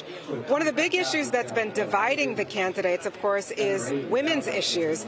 Public opinion was not on the side of overturning Roe v. Wade. Even many Republicans, as we saw when that came onto ballots, did not want extreme measures and extreme restrictions placed on women's rights, including in states like Arizona, Florida, Ohio. And what that says is that largely Republicans don't want extreme measures against women. So how is that going to shake out? How is that going to reflect as people go to the polls, as these polls get counted? This could be an issue that sinks their chances. It could be an issue that propels Democrats to a win.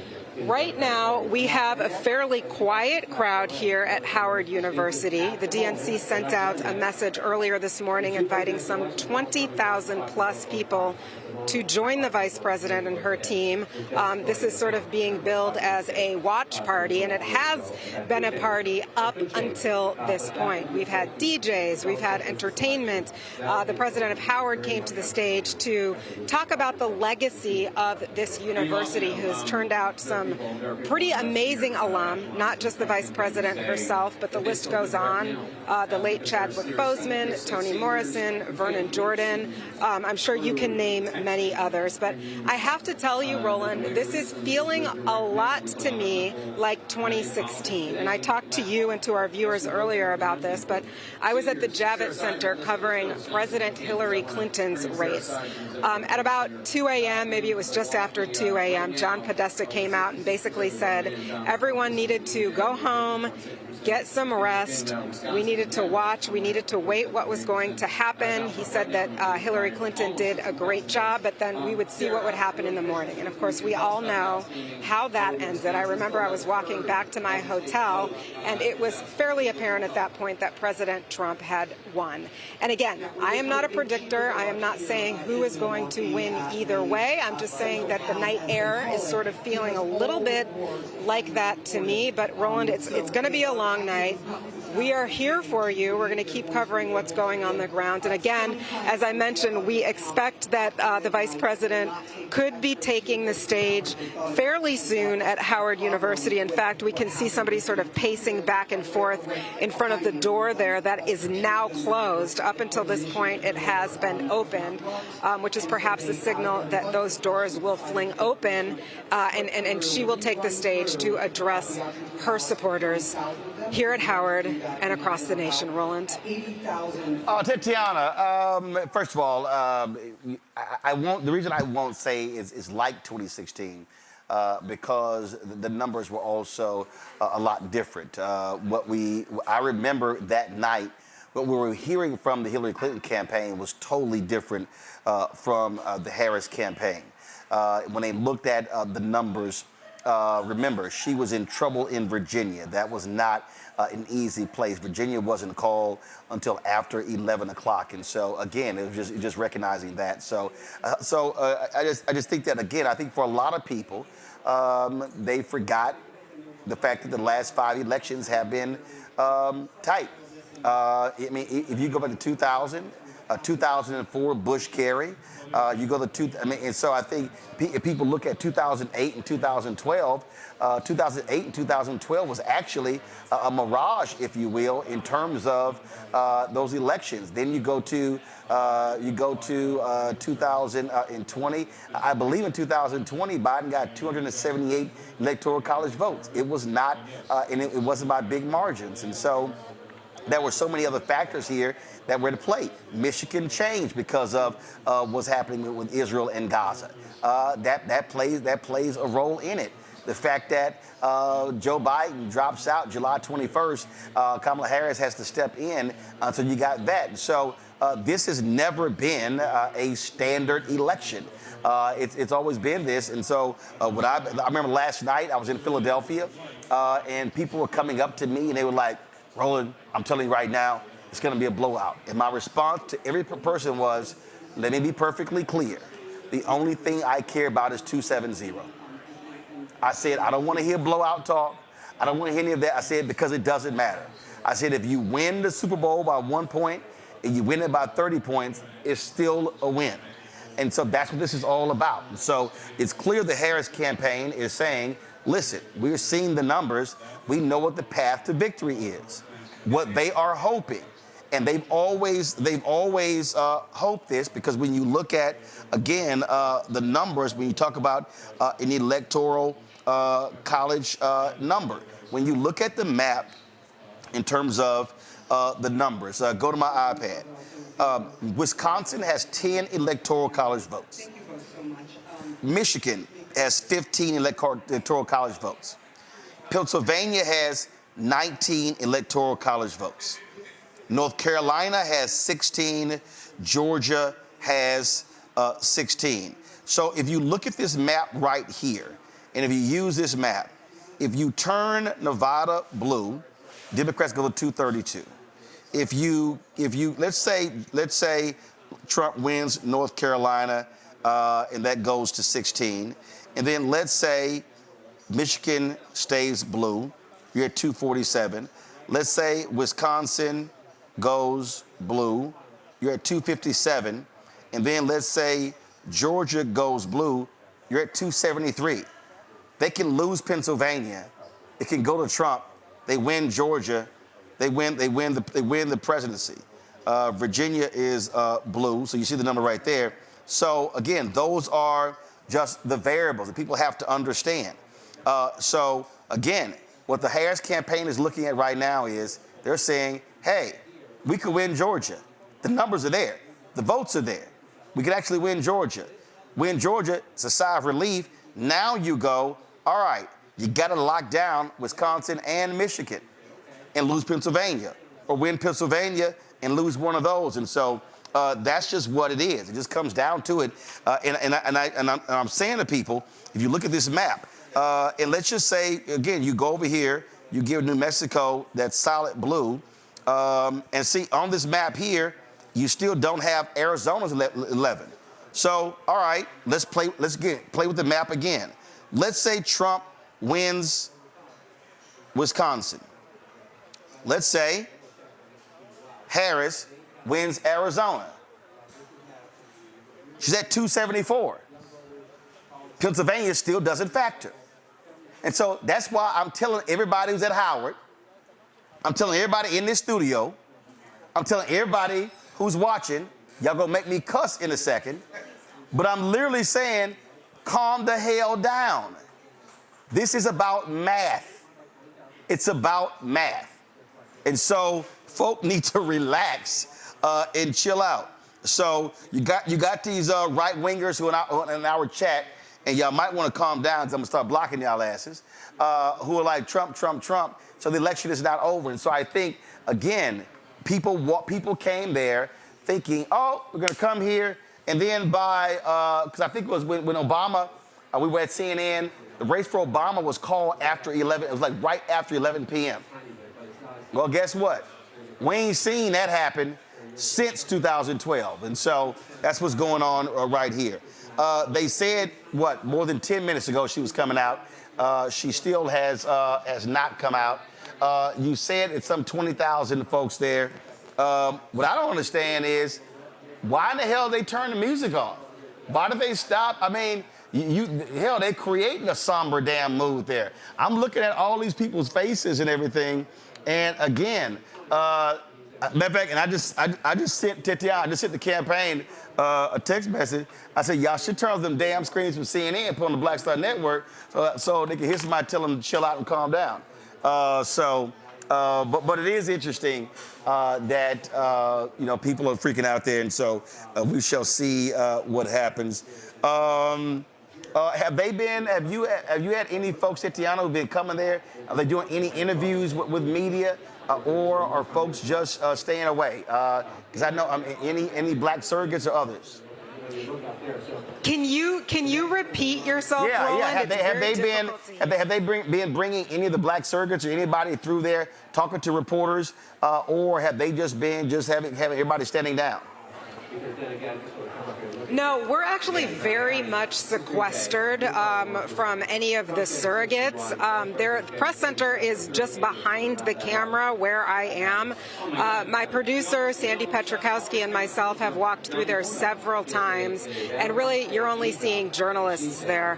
When I ran into Paul Strauss, the shadow senator from the District of Columbia, I was actually approaching the crowds, the guests, the supporters who are off here to my right. That's where he was. But we believe, we're not sure, that a lot of the surrogates, the people who are a part of her team, are potentially in Frederick Douglass Memorial Hall, which is just behind me. But no, Roland, we have not seen any representatives come out to give interviews to either the local media, to the national media, or to the throngs of international press who are here. And I've got to tell you, it feels like there are a lot of journalists from around the world, perhaps even more so from journalists who are from the United States. Interest around the world in what is going to happen in this election extremely high.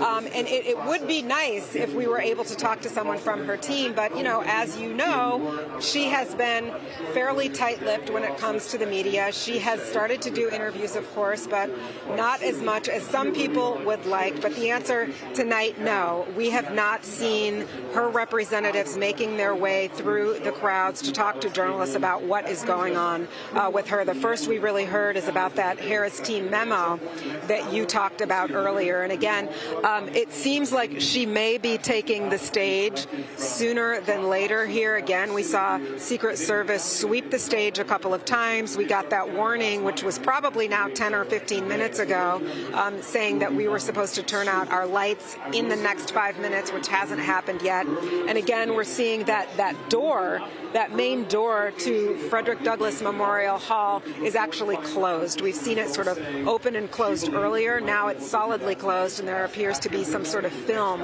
in front of it, so we can't see behind it. So I know people here are very anticipatory. The mood tonight has been very high. People have been very excited.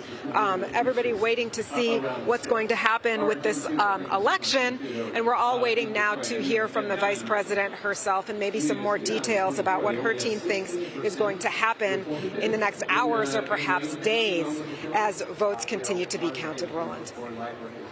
All right, Tatiana, I so appreciate it. Thank you so very much, folks. Go back to my iPad here, folks.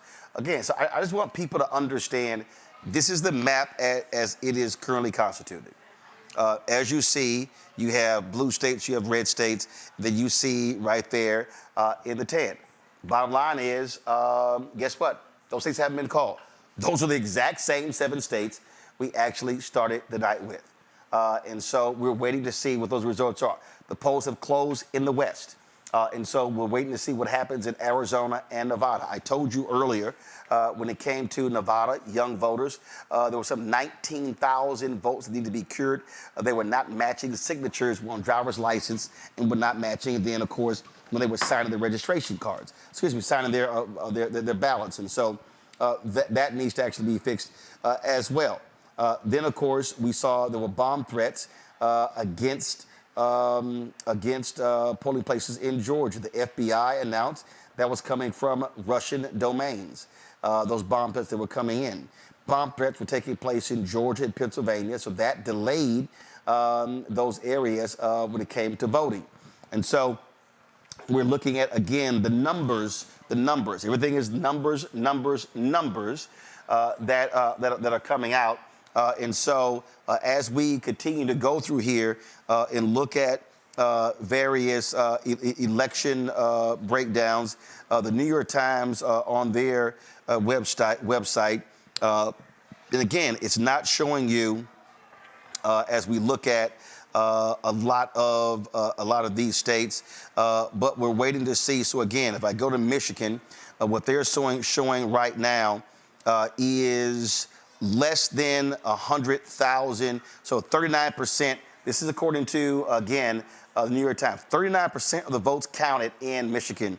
Trump leads less than 100,000 at 39% coming in. And so, again, the question then becomes, what are the outstanding counties? What are those blue counties? Now, let me go over to Georgia. In Georgia, you see here little more than 100,000, but it says 95% of the votes are in. Now, that could change very quickly when it comes to those, those counties in Georgia. And so that's the New York Times. They're showing 2.55 for Trump, 2.4 million for Vice President Kamala Harris. Let me go over to the Atlanta Journal-Constitution. Here's what they are showing.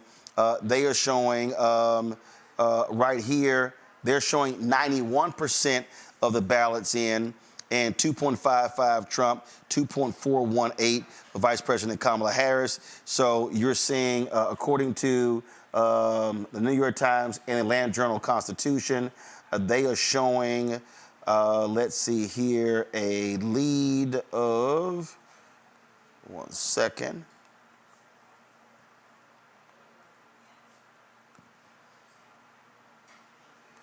Of 134,966 votes. And so we're waiting to see again what happens in there. Now, if we go over to North Carolina, if we go to North Carolina and pull up North Carolina, what we're going to see is, one second. Let's see, North Carolina, they are showing a lead of less than, let me see here. They're showing 91% of the ballots in and showing Trump with a lead of 141,783. That's in North Carolina. And so, say it again? We've been called that. Monique over here talking about Virginia. Like, you call that an hour and a half ago. And so that's North Carolina. And so, again, Trump is leading by more than 100,000 votes in those two states. We're waiting to see what's outstanding. What is the number of ballots that are outstanding in North Carolina and Georgia? And again, it comes down to what we've always known, what is called the blue wall. And so when you go to Michigan, again, you see right here, the lead is slightly more, about 115,000 for Trump in Michigan. 40% of the vote is in. So we're watching that. And then, of course, Wisconsin is another crucial state that we're paying attention to. And so when I look at Wisconsin right there, Wisconsin is extremely tight. He's leading by less than 80,000. So when you look at Wisconsin, and as you heard them say in that memo, looking at Dane County, his lead in Wisconsin is 75,754 votes. And so, well, actually, you see, it just got updated. It's a slight increase. So it's 70% of the votes being counted in Wisconsin. And then let's see here, that just changed to 79,180. And so we're watching all of this to see what comes in. So that's where we are. We're still waiting to see Vice President Kamala Harris coming out on the stage at Howard University to speak to the audience there. And again, so all of these folks who keep saying that these races have been called, no, these races have not been called. There's only been one entity that's called North Carolina and Georgia for Trump. Others have not done so because they're looking at the numbers that are outstanding. And so that's what we're looking at as well. And so you have estimates out there based upon what's leaning, but bottom line is, you got to wait till all the votes get counted in. So, again, this is what's happening at Howard University. Vice President Kamala Harris, let's go to Howard University, get a shot there. So you're seeing shots of the folks there, of course, anxiously waiting for these results, waiting for the VP to come out and address them as well. Let me see here if there have been any. Folks are saying that some races have been called, so let me check and see what's going on here. 1 second. Let me double check what's going on.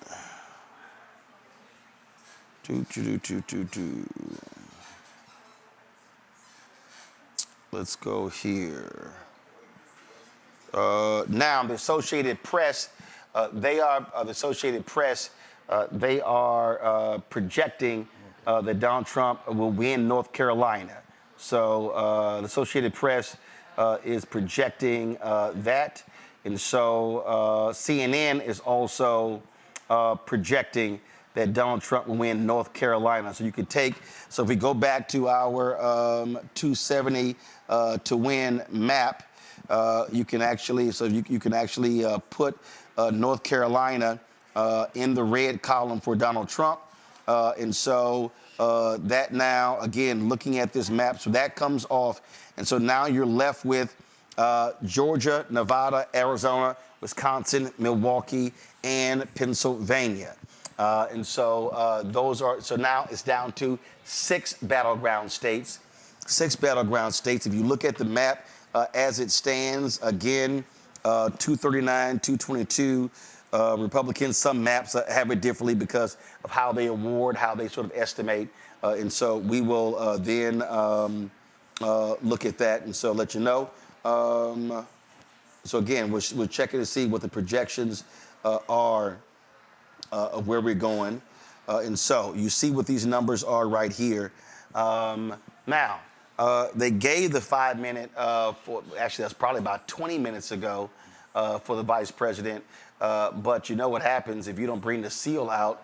That's when you know she's about to come out, when they bring the seal and put it on the podium. Well, I saw a podium shot, and that seal is not on the podium. So that's what's going on there. Let's go back to Tatiana. Tatiana, did they turn the music back on? Well, let's get Tatiana back, y'all. I'm curious to know, did they turn the music back on? Did somebody wake the DJ up? The DJ go to the bathroom and come back? What happened?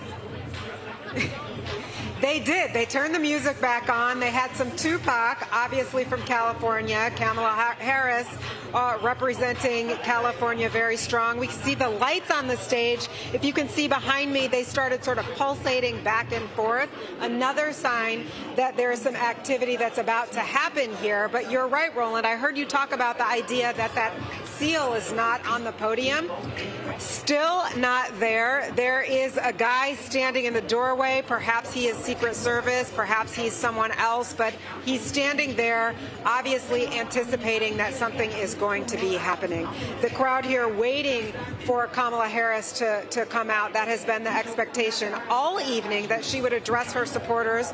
The people here obviously hoping that her address would include some sort of acknowledgement that she has in fact won, but that's not what's happening right now. Again, you mentioned that communication coming from the Harris team saying that it is a slow path.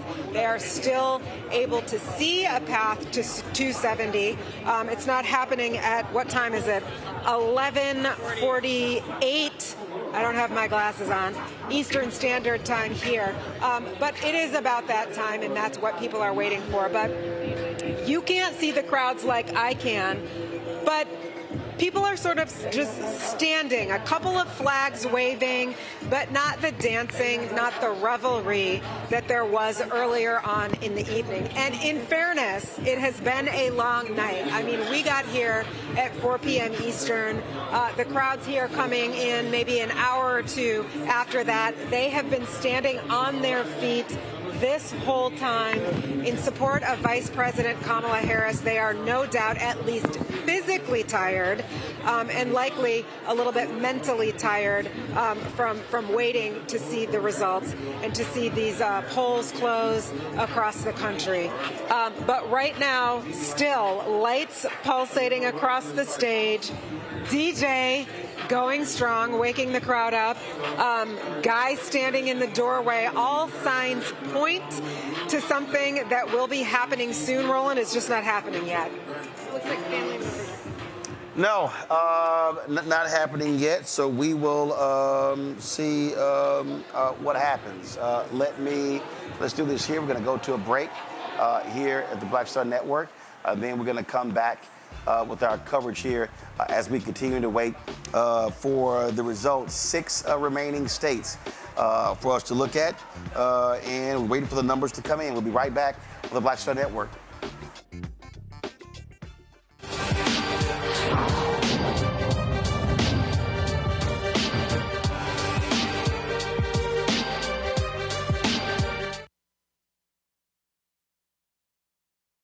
Pull up a chair, take your seat. The Black Tape with me, Dr. Greg Carr, here on the Black Star Network. Every week, we'll take a deeper dive into the world we're living in. Join the conversation only on the Black Star Network. Hatred on the streets, a horrific scene, a white nationalist rally that descended into deadly violence. White people are losing their damn minds.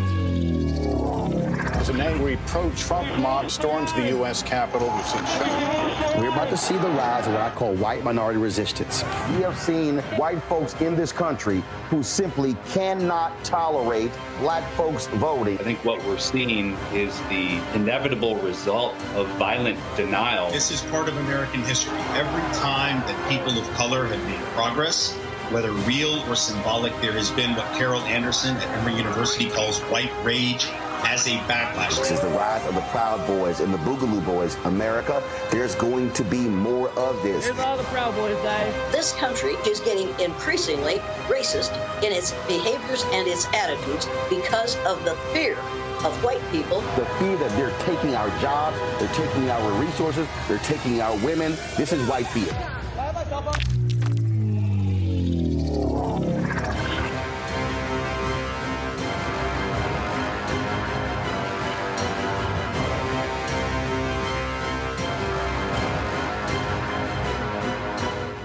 Hi, I'm Dr. Jackie Hood Martin, and I have a question for you. Ever feel as if your life is teetering and the weight and pressure of the world is consistently on your shoulders? Well, let me tell you, living a balanced life isn't easy. Join me each Tuesday on Black Star Network for A Balanced Life with Dr. Jackie. We'll laugh together, cry together, pull ourselves together, and cheer each other on. So join me for new shows each Tuesday on Black Star Network, A Balanced Life with Dr. Jackie.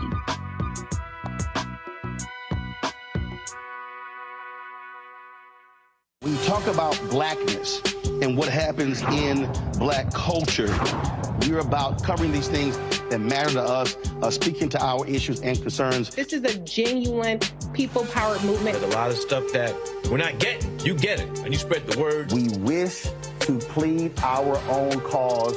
Too long have others spoken for us. We cannot tell our own story if we can't pay for it. This is about covering us. Invest in black-owned media. Your dollars matter.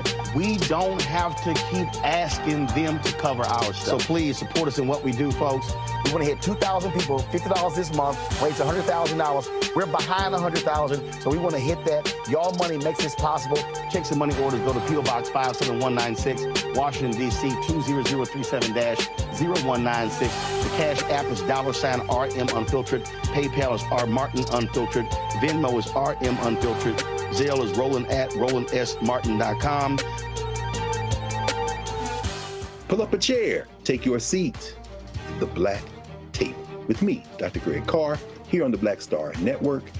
Every week, we'll take a deeper dive into the world we're living in. Join the conversation only on the Black Star Network. Hatred on the streets, a horrific scene, a white nationalist rally that descended into deadly violence. White people are losing their damn minds. As an angry pro-Trump mob storms the U.S. Capitol, we've seen We're about to see the rise of what I call white minority resistance. We have seen white folks in this country who simply cannot tolerate black folks voting. I think what we're seeing is the inevitable result of violent denial. This is part of American history. Every time that people of color have made progress, whether real or symbolic, there has been what Carol Anderson at Emory University calls white rage as a backlash. This is the rise of the Proud Boys and the Boogaloo Boys. America, there's going to be more of this. Here's all the Proud Boys, guys. This country is getting increasingly racist in its behaviors and its attitudes because of the fear of white people. The fear that they're taking our jobs, they're taking our resources, they're taking our women. This is white fear.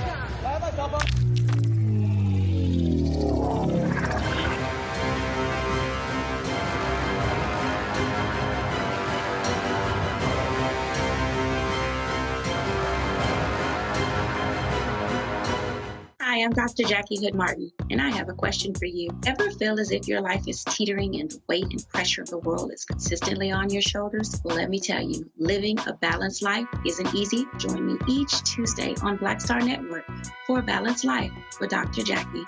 We'll laugh together, cry together, pull ourselves together, and cheer each other on. So join me for new shows each Tuesday on Black Star Network, A Balanced Life with Dr. Jackie.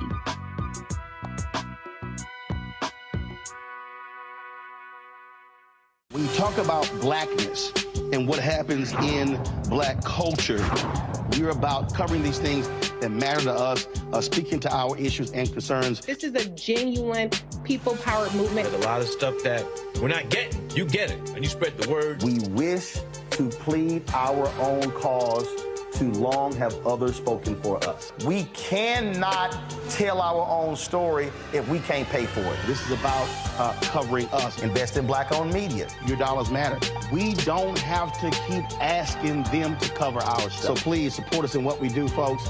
We want to hit 2,000 people, $50 this month, raise $100,000. We're behind 100,000, so we want to hit that. Y'all money makes this possible. Checks and money orders go to P.O. Box 57196, Washington, D.C. 20037-0196. The Cash App is $RM Unfiltered. PayPal is R Martin Unfiltered. Venmo is RM Unfiltered. Zelle is RolandSMartin.com. Pull up a chair, take your seat. The Black Tape with me, Dr. Greg Carr, here on the Black Star Network. Every week, we'll take a deeper dive into the world we're living in. Join the conversation only on the Black Star Network. Hatred on the streets, a horrific scene, a white nationalist rally that descended into deadly violence. White people are losing their damn minds. As an angry pro-Trump mob storms the U.S. Capitol, we've seen shooting. We're about to see the rise of what I call white minority resistance. We have seen white folks in this country who simply cannot tolerate black folks voting. I think what we're seeing is the inevitable result of violent denial. This is part of American history. Every time that people of color have made progress, whether real or symbolic, there has been what Carol Anderson at Emory University calls white rage as a backlash. This is the rise of the Proud Boys and the Boogaloo Boys. America, there's going to be more of this. Here's all the Proud Boys, guys. This country is getting increasingly racist in its behaviors and its attitudes because of the fear of white people. The fear that they're taking our jobs, they're taking our resources, they're taking our women. This is white fear.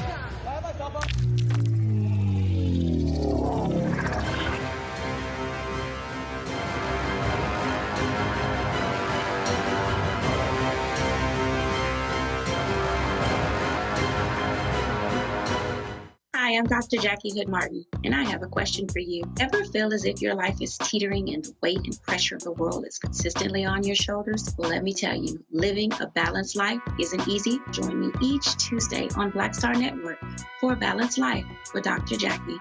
We'll laugh together, cry together, pull ourselves together, and cheer each other on. So join me for new shows each Tuesday on Black Star Network, A Balanced Life with Dr. Jackie.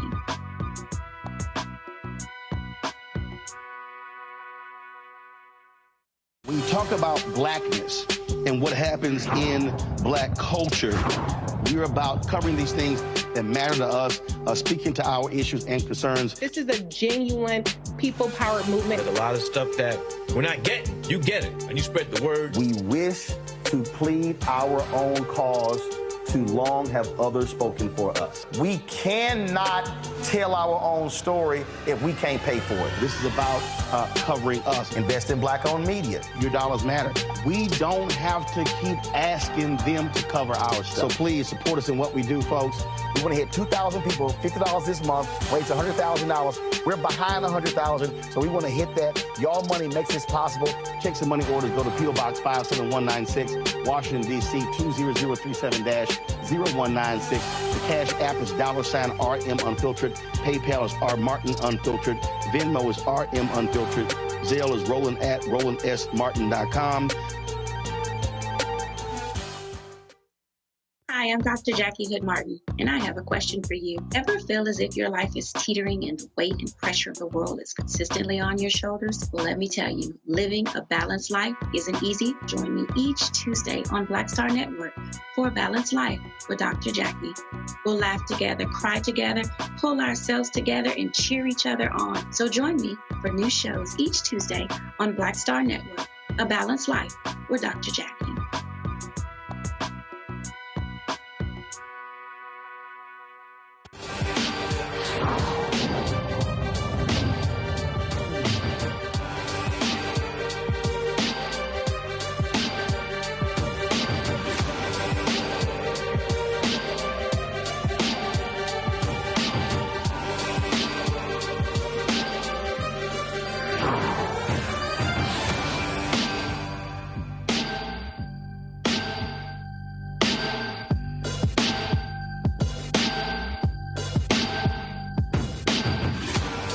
Folks, the clock has struck midnight, so it is now November 6th, 2024, and we still are awaiting election results. 6 states are outstanding. Go to my iPad.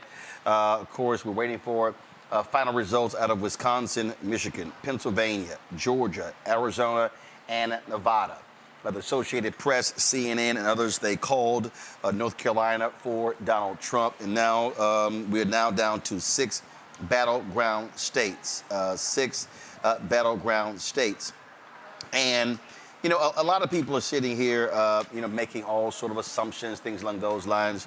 And so if you listen to people who just making assumptions, who don't know anything about what we're talking about, I would suggest you ignore them because they are clueless. But we also have to understand this, and I've been talking about this in terms of how elections, how close they are, but we also have to understand what is going on. And I remember I was talking to a national anchor of a broadcast network, and we were talking about the issue of immigration. And I had to explain to her what has taken place in Europe over the last 10 to 15 years. And I said, we saw massive protests. We have seen Europe lurch to the right, and a lot of this was because of the issue of immigration. Places like Germany and the UK, France, and Italy, and other places were objecting to African immigrants.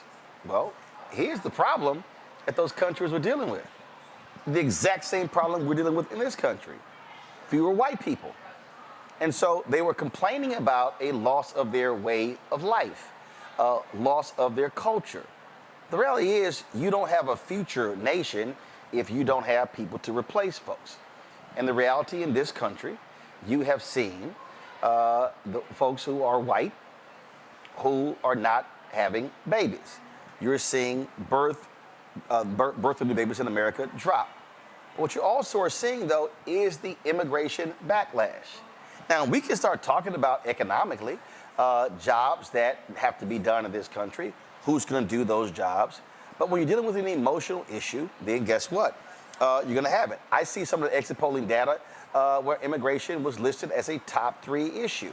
I saw one exit polling data where reproductive rights, abortion, was actually number 3 at 14% behind the economy and immigration.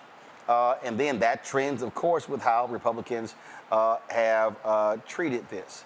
Now, let me know what's happening, y'all, at Howard University. I see a whole bunch of flag waving, not sure. Oh, gotcha. Okay, all right, cool. So they're showing on the map that she won Virginia. Well, that was like called a long time ago. So, so I don't know why they're showing that so late. And so again, you're seeing what's happening right now. Again, Trump is still holding on to a 200,000 or so lead in Pennsylvania. You're seeing some of the other states. And again, at this point in the race, you would rather be up anywhere from 100, 200,000 votes than be down. But it also depends on where those counties are. I want to start with Nola. Nola, on that particular point I was just making there, I really do think people have to understand that. I've had people hit me up saying, well, this is America, that people want, that's what they get. But they do have to understand how potent this issue of race and immigration is. And even when you look at Latinos, I keep saying, you can't keep saying black, brown, because you got to say black, brown / white. You talk about assimilation. You look at Latino numbers on immigration. Many of them like, yo, their asses got to go. Now, he's talking about deporting all sorts of people, and that's going to break up a bunch of their homes. But when you look at voting numbers, the reality is a number of Latinos, based upon various exit polls, shifted hard right.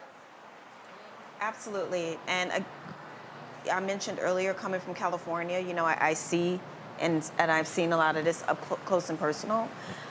It really is this idea that he is talking about everyone but me, everyone but my family, everyone but my community. I came here the right way. You know, he's talking about those other people, right? Not realizing that those other people are them too, because it has nothing to do with your legal pathway or illegal pathway. It has everything to do with your nationality and your skin color. It is not the type of immigration that was before the last bit of the Immigration Nationality Act in the 60s, where that opened up for black and brown countries. We're talking about Italian immigrants, Irish immigrants, who also had a very tough time. Let's keep that in mind, right? So we are talking about white immigrants white Catholic immigrants who also had a tough time in this country. So what do you think your life is going to be as a black or brown immigrant coming to this country when white immigrants had a hard time coming to this country? F white immigrants. They basically screwed us. They might have been treated badly, but they weren't treated that badly. And no, my point is... But my point is, don't throw them in the mix with us. I'm not. I'm just using a historical example. Well, it's specious. It's not, because I'm saying if it was bad for white people, what do you think it's going to look like for black and brown? About white people at this point. I don't give an F about white people. I try not to cuss y'all. Y'all know I've been trying really hard all evening.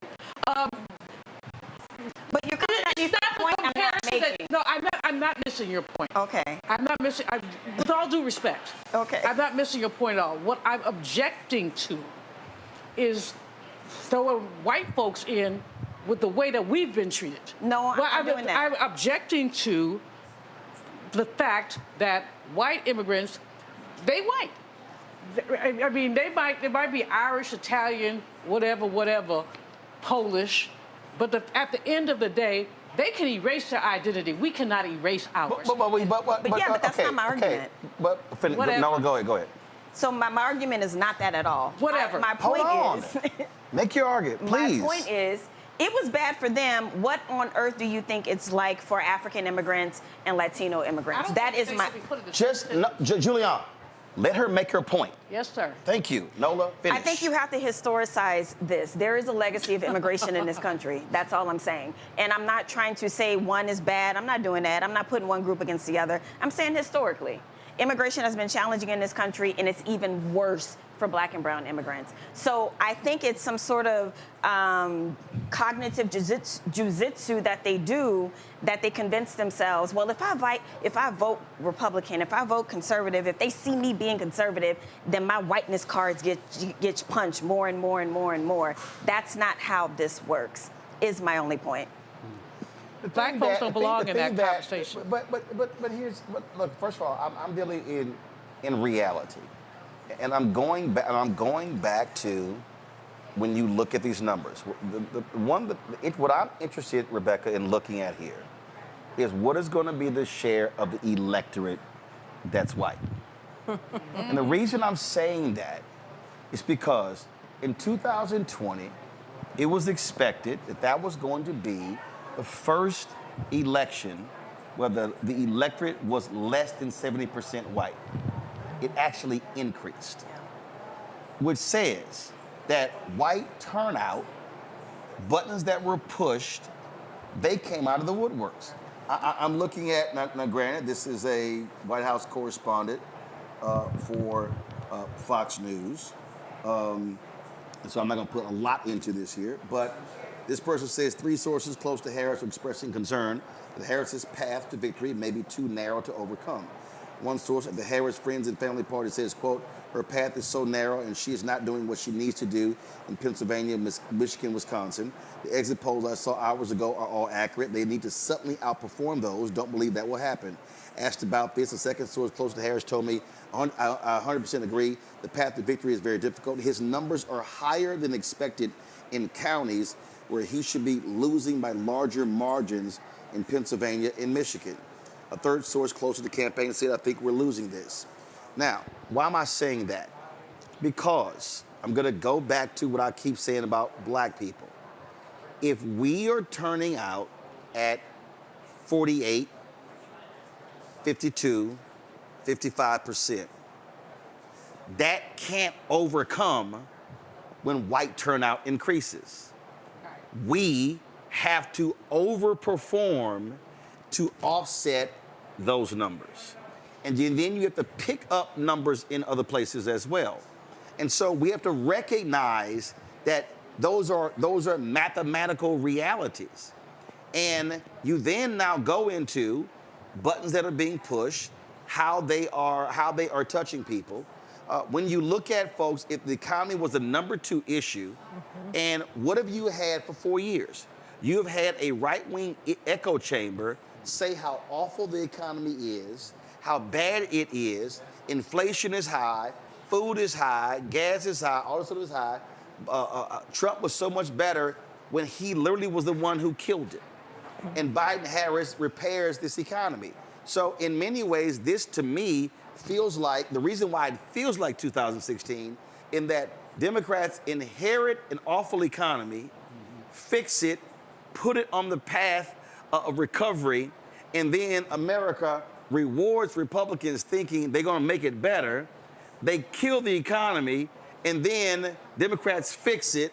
Oh, well, let's go back to the person who killed it. We think that businessman who filed bankruptcy 6 times can actually fix it. And then when you look at what the numbers look like, you're like, well, what the hell were y'all thinking? This is why we gotta keep telling our folk, if you're gonna be mad, listen, we can't vote in low numbers. We gotta do all we can to outvote their asses. So tonight feels like 2016 for me, but it doesn't feel like 2016 based upon the issues that you outlined. It feels like 2016 for me because whiteness is on the ballot again. Thanks. There is an inherent value. There is a quantitative and qualitative value of being white in this country.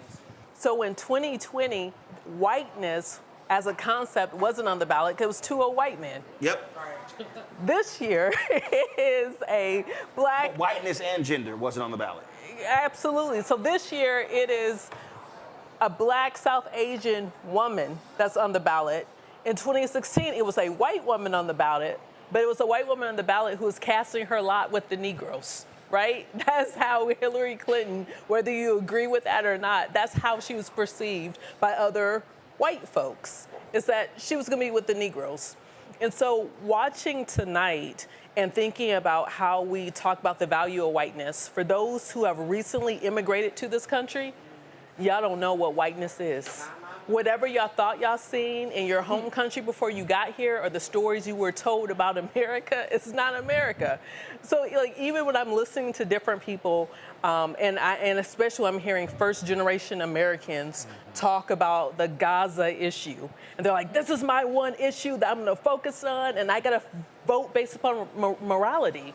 And as a black woman who has been in this country, his family's been in this country for centuries, the idea of voting on one issue because it's amoral or it's about morality, I'm like, but what are you saying about my family? That we weren't moral, that we were immoral, amoral, and that we weren't voting based upon survival? And so what I'm also seeing is different lenses of Americans who are coming into this melting pot who fully don't understand the backbone of whiteness and its inherent value in this country, the premium value, that someone is assumed smarter than what their mediocre self actually is because they're white, because there is a intellectualism in whiteness, right? And it is... Again, with all due respect, I guess whenever I disagree with y'all, I got to say with all due respect, we were never a melting pot.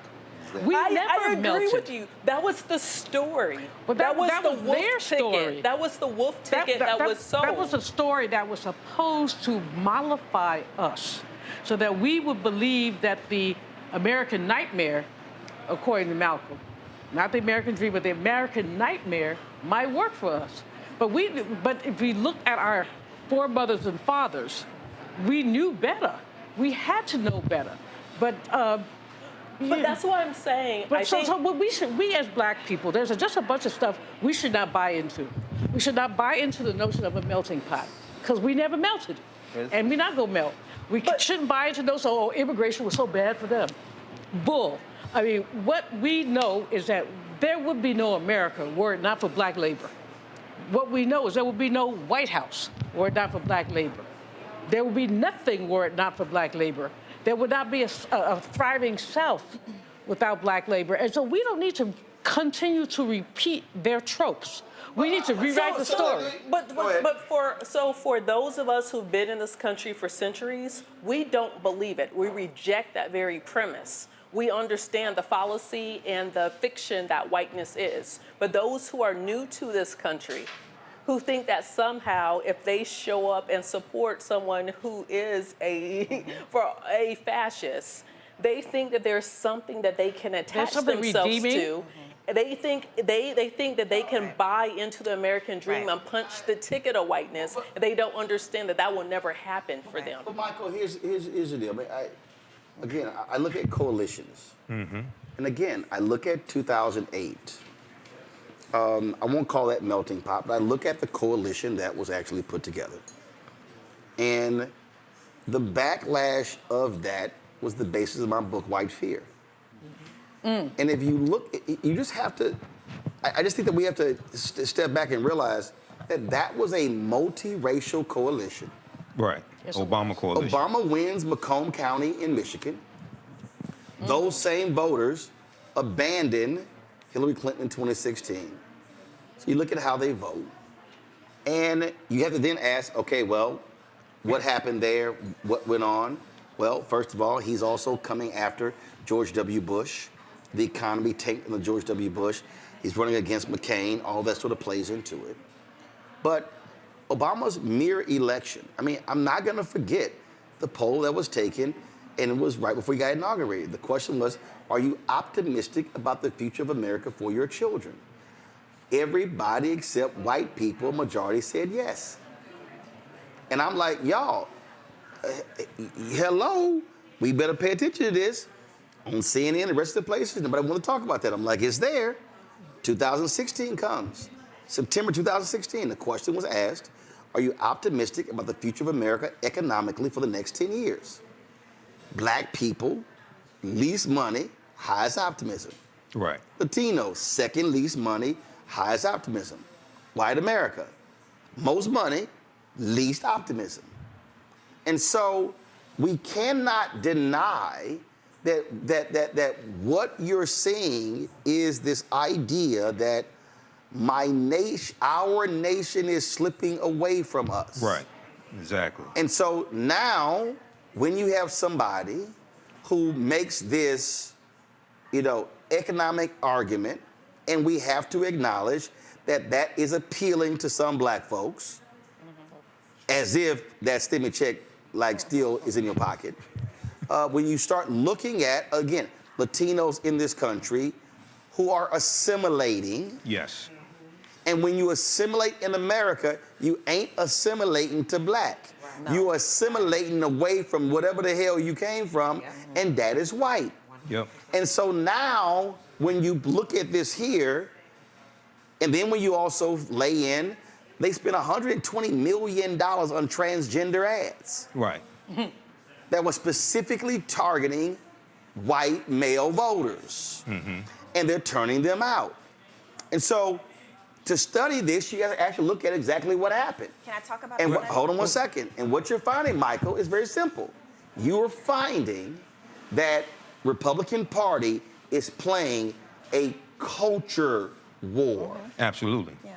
Absolutely. So a few things here, and then I know Nola wants to jump in. Okay, so I live in Detroit, and I've seen the bombardment of these transgender ads and them using clips from Vice President Kamala Harris from a few years ago talking about providing transgender surgery for people in prison, and also using clips from Charlamagne the God from the Breakfast Club. And I kept saying she needs, and I fully support Vice President Kamala Harris, but they didn't have ads that put the truth out, because that was the law under the Trump administration, okay? Number one, that was the law under the Trump administration when you do the research. When she was just interviewed a few days ago on the Breakfast Club, and she put the correct information out there. But let me give you insight what happened there. Yeah. So they were in a conundrum. How do you address that? Right. The Lincoln Project said, we'll handle it. Mm-hmm. We're going to put an ad out and do it. I didn't see one. Because their ad was 2 weeks late. Right. And so, again, that was one of those things, well, do I touch it? We don't think it's moving. We don't really see it in the data. And so, but that was what the response was. Right. You can't outsource. Yeah. You cannot outsource your communication. Absolutely. Go ahead. And I'm not blaming her, but I'm saying you have to do that. Go ahead. Secondly, when we deal with immigrants and immigration, the first generation ones, you're correct, a lot of them assimilate as white, okay, including Latinos.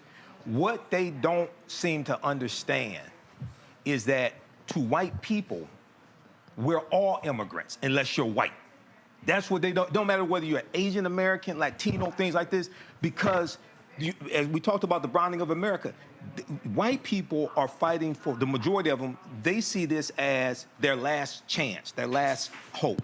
2016, they saw Donald Trump as the great white hope because they saw the browning of America and they fear what happens when they're no longer 50% of the population. Okay, so they don't care how many felony convictions he has. They don't care he tried to overthrow the government, anything like that. They're saying this is our guy because he's going to protect us from these other people who are eating dogs and cats or whatever he's saying. We're going to go with that. This is why the economic issue, if they're concerned about economics, then they will vote for Vice President Kamala Harris. Okay, but they're using that. They're using economics as a cover to really vote for white supremacy and vote for Donald Trump. Okay, so, they don't. It was Biden and Harris who saved their pensions for the unions. It's Biden and Harris that created 16 million jobs. It was Donald Trump who screwed up the economy even before COVID, and then mishandled COVID. He didn't use the 69-page pandemic playbook, but that the Obama administration left for him that would have lessened the severity of COVID. Okay, he's the first president since Herbert Hoover to leave with a negative job creation rate. Okay, but they don't care about any of that. This is about white preservation. And before I go to Nolan, listen to this. So Wei Zhejiang, CBS White House correspondent, go to my iPad, tweeted this: Trump campaign feels very good about Pennsylvania. Why? They're slicing into dim margins in Philly with voters of color and workers. Trump is poised to flip Center County home to State College because the Joe Rogan effect among young men. Strong performance in Collar County's Philly suburbs, and a silent Harris woman vote not panning out.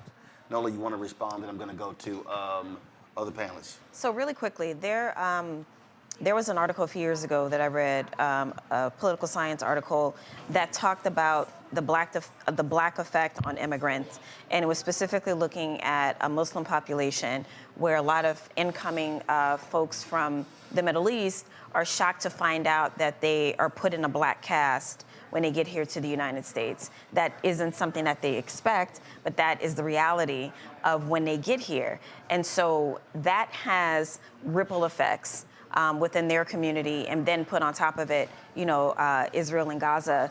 But my point only being that there is an expectation, you go to America and anyone can make it and all these different things. And then the immigration process that a lot of folks go through, depending on how you get here, it supports that narrative. And then in many instances, they're kind of told to keep away from us. Mm-hmm. And then they find out the reality that they are put into the category of black, something that they don't want and or like. But I'm gonna go back to the working class piece. Again, which I just find to be fascinating. It is fascinating to me when I watch these folks have these conversations about the working class voter. And I really, really, truly would like for a working class voter to show me for real how Trump helped them in 4 years and how Republican policy. So if you're a working class voter, the Affordable Care Act completely changed your health care. Mm-hmm. The GOP fights it. Working class people got knee insulin, $35. Prescriptions, drug capped at $2,000 a year. That helps you, a working class person. When you talk about the working poor, SNAP benefits, things like that, that impacts you as well. I mean, I can go on and on. But I sit here and I'm like, how exactly does a working class voter vote for a party that literally passes laws that do not help them? Well, it does help them, doesn't it? In the one way that matters, whiteness. Whiteness is a terminal disease. This country will break apart. I, for one, am looking forward to it, because some debts are blood debts. John Clark used to say, When blood calls blood, somehow blood always answers. White women are answering the call today. They're willing to sacrifice their autonomy. If you read the 922 pages of Project 2025, taking subsidies away from child care so you can stay your ass at home barefoot and pregnant and leave the workforce, they're willing to sacrifice that if it means that their whiteness will be preserved. William Barber has traveled the length and breadth of this country with the Poor People's Campaign, partnering with white ministers to say that we have common cause. It failed in the late 19th century because the goddamn crackers went to the poor whites and said, we won't give you a job, but we'll make sure that the niggers ride in the back of the train. And they said, okay. As Gerald Horne said, whiteness is the battle pay poor whites got in exchange for being the buffer between the rest of us and the rich. Donald Trump, convicted felon, sexual assault. His brain has leaked out of his ears in full public view over the last 4 years, and over the last 6 months, it's become an embarrassment to anybody who thinks rationally. But whiteness is not rational. We don't know what's going to happen. Kamala Harris may very well pull this out, although the path is narrow. But we saw them elect an honorary white, a circus clown in Ohio named Moreno. Now, y'all speak Spanish. What does Moreno mean? It means a certain type of black person. Yeah, exactly. Bernie Moreno, a proxy white. Not as Lauren.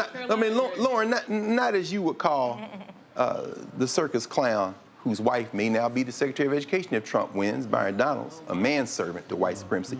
See, a Negro has to be a servant. Somebody like Bernie Moreno can be an honorary white. You know, ask the coloreds in South Africa how that works. You know what I'm saying? But, you know, John Tester's going to lose, looks like, in Montana. The Senate is gone, if it holds up. He probably lost. There's nobody more Wyoming than Montana than him. But it doesn't matter. There's somebody more Montana than him, and that's the person that says, I will defend your whiteness with your life. And the lemmings, marching forward to their demise, will say, I would rather die than give up my whiteness. I mean, Mustafa, here's why this is hilarious. Elon Musk owns Tesla. Yeah. He dumps a ton of money into Trump's campaign. Yeah. Trump shits on electric vehicles. Yeah. And auto workers go, yo, I'm down with Trump. Well, I mean, remember Elon Musk? I'm saying that, again, Trump had a rally where he had fake auto workers. It's all production. But Mustafa, this is why I need people to step back and realize what's going on. The man shitted on the head of the UAW, had fake union workers, told Elon Musk if workers strike, fire them, said, I can't stand paying overtime.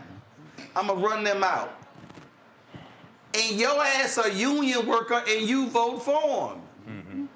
That's called giving your opponent the gun and saying, go ahead and shoot me. I like it. He's against unions. But you know, Roland. Hold on, Mustafa. No, that's Mustafa. I say Mustafa. Yeah, no. You know, I was thinking about my granddaddy. He used to say, white folks gonna be white folks until they are. My mama said the same thing. White folks gonna do what they want exactly. And I was hearing him whisper in my ear as we're going through the night. And it's interesting. So I have family who is a part of the United Auto Workers I'm third generation union. And it blows my mind to watch folks understand that folks are trying to destabilize and deconstruct unions, and they have told you that they don't see value in you, and they told you how they're going to do it and how they're going to impact your pocketbook, and folks will still vote for them.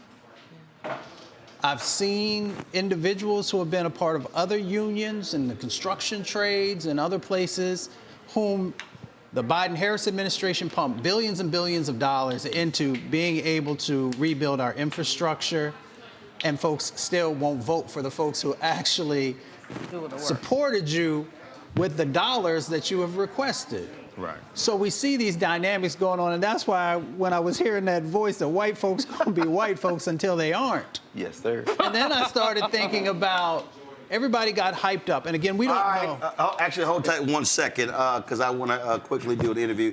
There was good news coming out of Alabama in the Opportunity District there. Shamari Figures is the winner there. That is a Democratic pickup.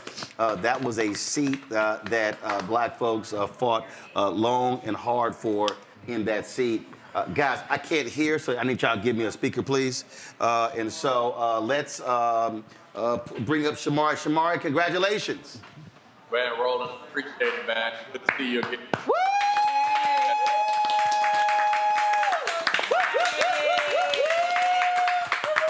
We are proud of you. We love that, it, of course, was a district that the courts ruled that black people were not having full participation. It's not a black district, it's an opportunity district. And you were able to win that. So the folks there in the black belt of Alabama got to be feeling good tonight. Now they have 2 black members of Congress, you and Congresswoman Terry Sewell. Yeah, look, we're feeling good.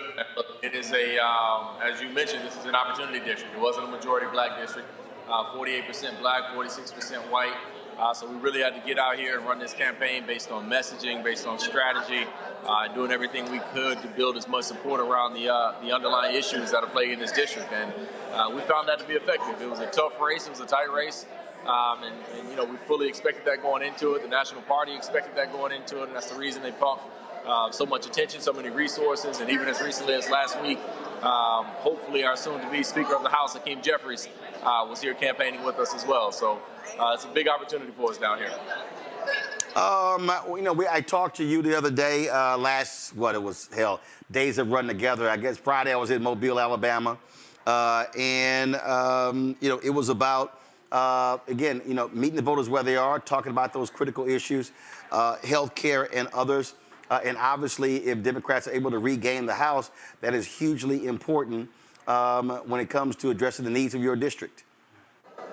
Yeah, absolutely. I mean, healthcare access in this, or healthcare issues in this district are beyond just healthcare insurance.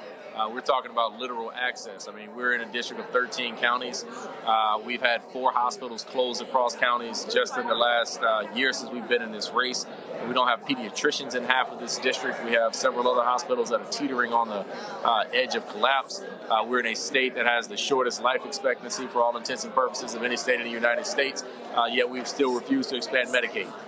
So we got to do everything that we can to get to Washington, D.C., to drive the resources down here to help with those healthcare outcomes here in the state of Alabama.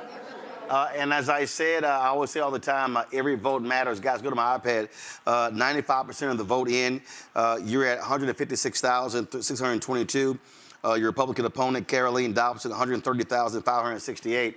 Again, that's, you know, slightly less than 26,000 votes. So as we keep saying, every vote absolutely matters. Yeah, absolutely it does, man. Absolutely it does. And Alabama has a long history of voting rights history and being at the top of the totem pole when it comes to understanding the need to get out and vote. But collectively, look, we got to do better. We have to get more engaged. We have to get the younger generation more excited. And we have to do everything that we can to continue to ramp those numbers up because we need it. And as we're seeing across the country, I think with some of the preliminary results coming in right now, we don't have enough of us getting out there and making our voices heard. So we got to do it, and I'm committed to doing it. And the best way to motivate people to do it is to go to work on behalf of people and show them the progress that you can make. All right, Shamari Figures, my brother, it is so glad to call you Congressman-elect from Alabama. Congratulations. Thanks, brother. Good to see you, man. All right, good to see you as well. So y'all do this here. Y'all can talk about this for a second. I gotta do the Steve Harvey show. I gotta record this here. So, Greg, take this conversation away. Y'all had a conversation. I'll be right back. All right. Yeah, I'm a multitasker. All right. Yeah, that's true. Well, let's keep going. So, all right. So, who thinks she's gonna win? I'm praying. All I'm doing is praying. Let's just cut to the chase. Let's cut right to the chase. Can we just go back to Here's the thing. Well, no, go ahead. Well, we go back to 2020. Well, go ahead, Mike. And then Lauren said cut to the chase. I know she got something to say. She's been sitting there writing the whole time. And then. Well, here's the thing. If she wins Michigan, Wisconsin, Pennsylvania, well, we know that. That's 44 Electoral College votes. According to the New York Times, she's at 210. Yeah, first of all, let me just say this for the record. Okay. Fuck the New York Times. All right, go ahead. You can say AP. AP's maps are better, by the way. Yeah, okay. The New York Times can go to hell. Yeah, but and forever. That'll put it. But anyway, according to electoral math. That'll put it at 254. She would still need 16. Arizona and Nevada. She was still. So there's a chance, but it's still. I was looking at the updates from the Detroit News. And they're still counting. Wayne County, there's still counties out. There's only about close to 50% of the votes counted in the state of Michigan. So there's still a chance. It's actually about 88% of the votes in Michigan have been counted, but Wayne County only 25% in. Yeah. So Wayne County, so we know what just Wayne is. Next to Wayne County is also Oakland County. So the counties people should be paying attention is Kalamazoo. She's underperforming. Kalamazoo, She's underperforming. So far, it looks like she's underperforming Kalamazoo. Yeah. Oakland needs to be a little bit higher, and then Wayne's going to be very strong. But one thing that I want to point people out to, when you look at the UP, the Upper Peninsula, there is a county up there that she took.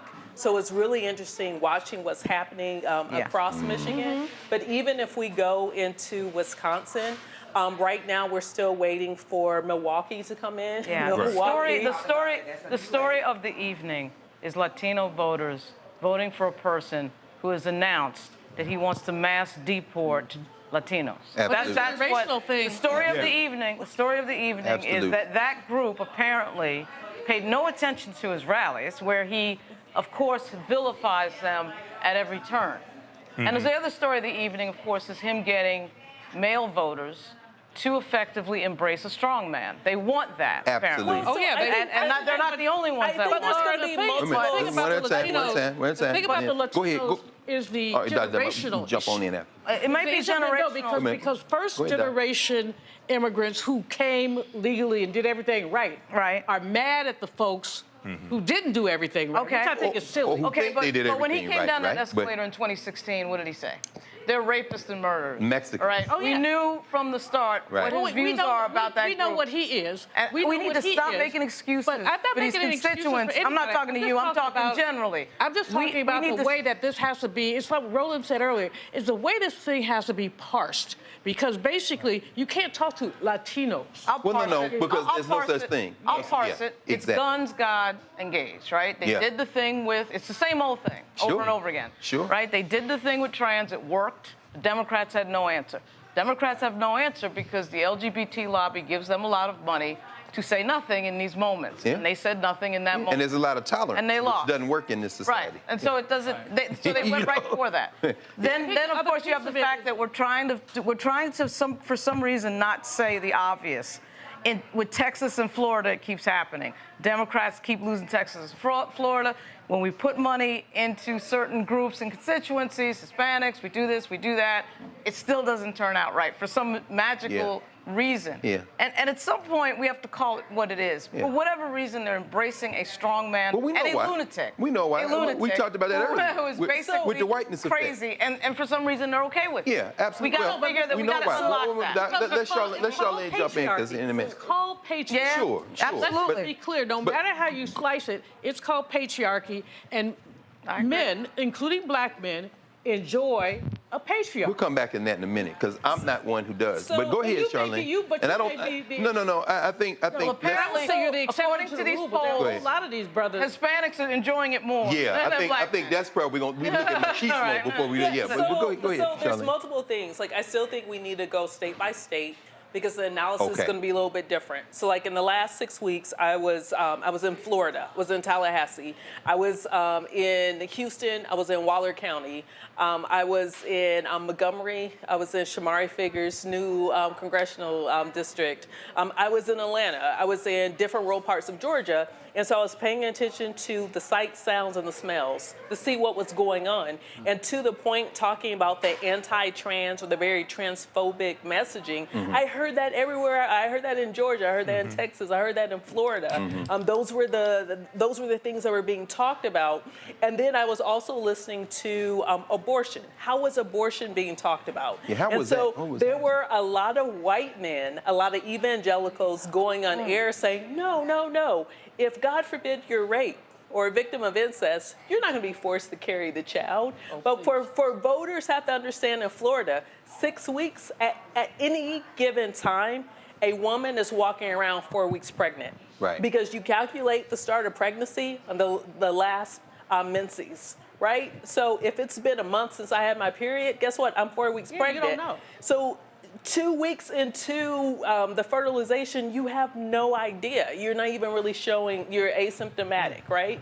And so what's interesting, like we talked about whiteness, and I hear what you're talking about in terms of the storyline of Latinos and/or Hispanics. I hear the storyline, but I think the intersectionality that we have to tether all this to is white supremacy. Because that's what we're seeing here. And how it attaches to the patriarchy, how it attaches to gays, guns, and God. Because it attaches to that, you're right, but at some point the Democratic Party has to have an answer to these things, right? But if the Democratic Party is also rooted in white supremacy, how can the Democratic Party rooted in white supremacy they're also rooted in money. So when that ad ran, capitalism is rooted in white supremacy. When that trans ad ran, what was the Democratic Party? What should it have been, Laura? They got to say something. I mean, I don't know. but I don't know the answer to that. They got to say something. There was a way to deal with that. There should have been truth. But no, the fact that trans people represent less than 1% of the population. But that reinforces the idea that it's not like we support. Cedric Richmond is about to announce that VP isn't speaking. They keep saying that. Is that what you're hearing? That's on Twitter. That was on Twitter. They kept saying that minutes ago that VP Harris won't be speaking at Howard University tonight. You've been mighty quiet, Erica. Oh, well, I mean, the conversation has definitely been so... Both of y'all been quiet. Yeah. Yes, ma'am. Okay, so I guess, look, Carol, who's running the whole show, said we are now going to the campus of our beloved Howard University, because I guess we're going to hear what you all have just told us we're about to hear from Cedric Richmond. There he is at the podium in front of Douglas Hall. He's speaking. We still have states that have not been called yet. We will continue overnight to fight to make sure that every vote is counted, that every voice has spoken. So you won't hear from the Vice President tonight, but you will hear from her tomorrow. She will be back here tomorrow to address not only the HU family, not only to address her supporters, but to address the nation. So thank you. We believe in you. May God bless you. May God keep you. And go HU and go Harris. Thank you all. Body staff right now making the announcement. So, Erica. Yeah. No, you know, what I think about as I'm listening to this conversation is what was said in 2017 across the bridge over in Maryland at the CPAC convention. Steve Bannon said the focus of the regime was to deconstruct the administrative state. Absolutely. And they began to do that. And if they are actually elected back into office, that is the work that they will finish. One of the conversations I think that we have to have that has to be talked about is what we're talking about here, and that's the proximity to whiteness and how people really do believe that their proximity to whiteness will afford them what the Black experience has paid blood debts, ensuring that people walk into places and they're able to have generational wealth. Give me a second, y'all. Thank you, Erica. We just heard from Carol that we're going to go back to Howard University. Tatiana, are you with us? I am here. Yes, we just heard Cedric Richmond, Harris campaign co-chair, come out and do what I'm going to go ahead and call a John Podesta moment from 2016, where he asked us to sort of go home and wait to see what is going to happen next. And certainly, as you have been talking about all night, Roland, this does take a long time.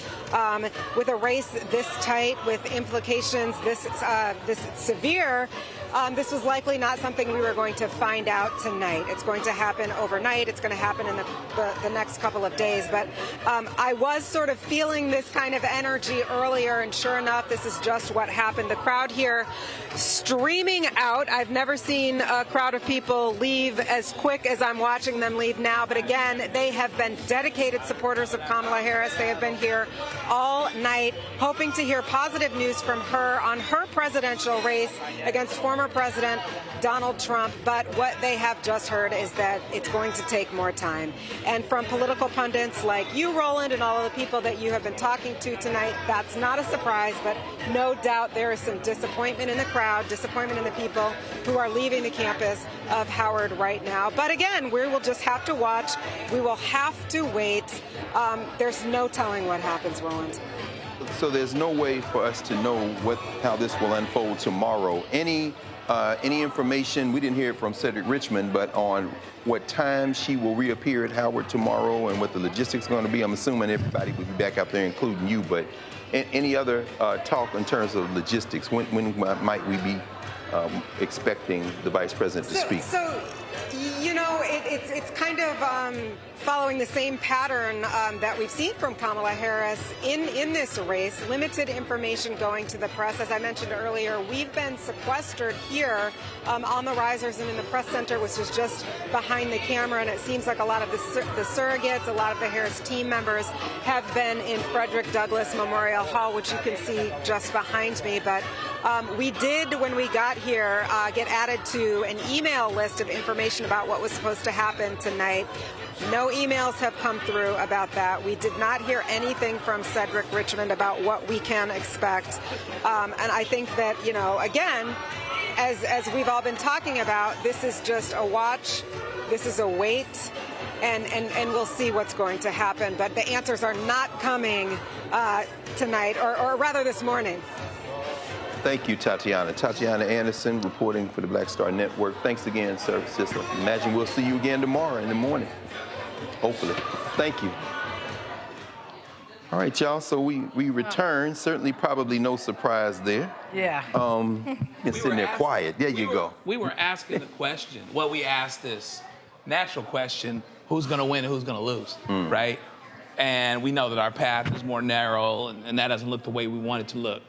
But the bigger question is this, and this is what I've always asked as a reflective, praying person: will the grace run out? See, for a long time, this country. You mean for the United States? Yes. Oh yeah, they've never had grace. For a long time. Well, we had grace, and that's why we're standing here, whether we should be or not. Who is we? We breathe. As a country. We sitting here. Are we talking about black grace? Are we talking about black grace or white grace? We're talking about something that allowed this country to limp along despite itself for the last 200 years. That was just expediency. Understand, when the time black people have made the most progress in this country was during Reconstruction. That's when the Union imposed 5 military districts on the defeated South and forced them as a prerequisite for readmission to pass the 13th, 14th, and 15th Amendments. That was the absolute last time this country had a chance to be something else. No. I'm going to pray, but I ain't going to be no fool about it. We're going to talk history tonight. We talk history.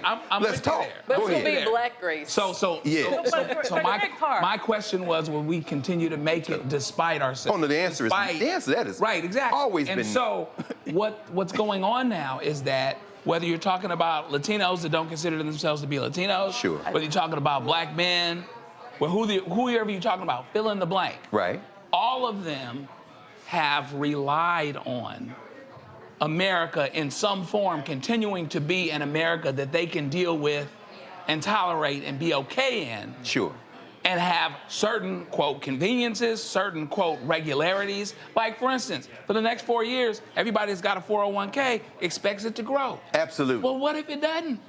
What if something happens? How the one drop rule You got it. factors into all of that. Right. When we talk, Greg, I know this is something No, go we ahead. wrestle with.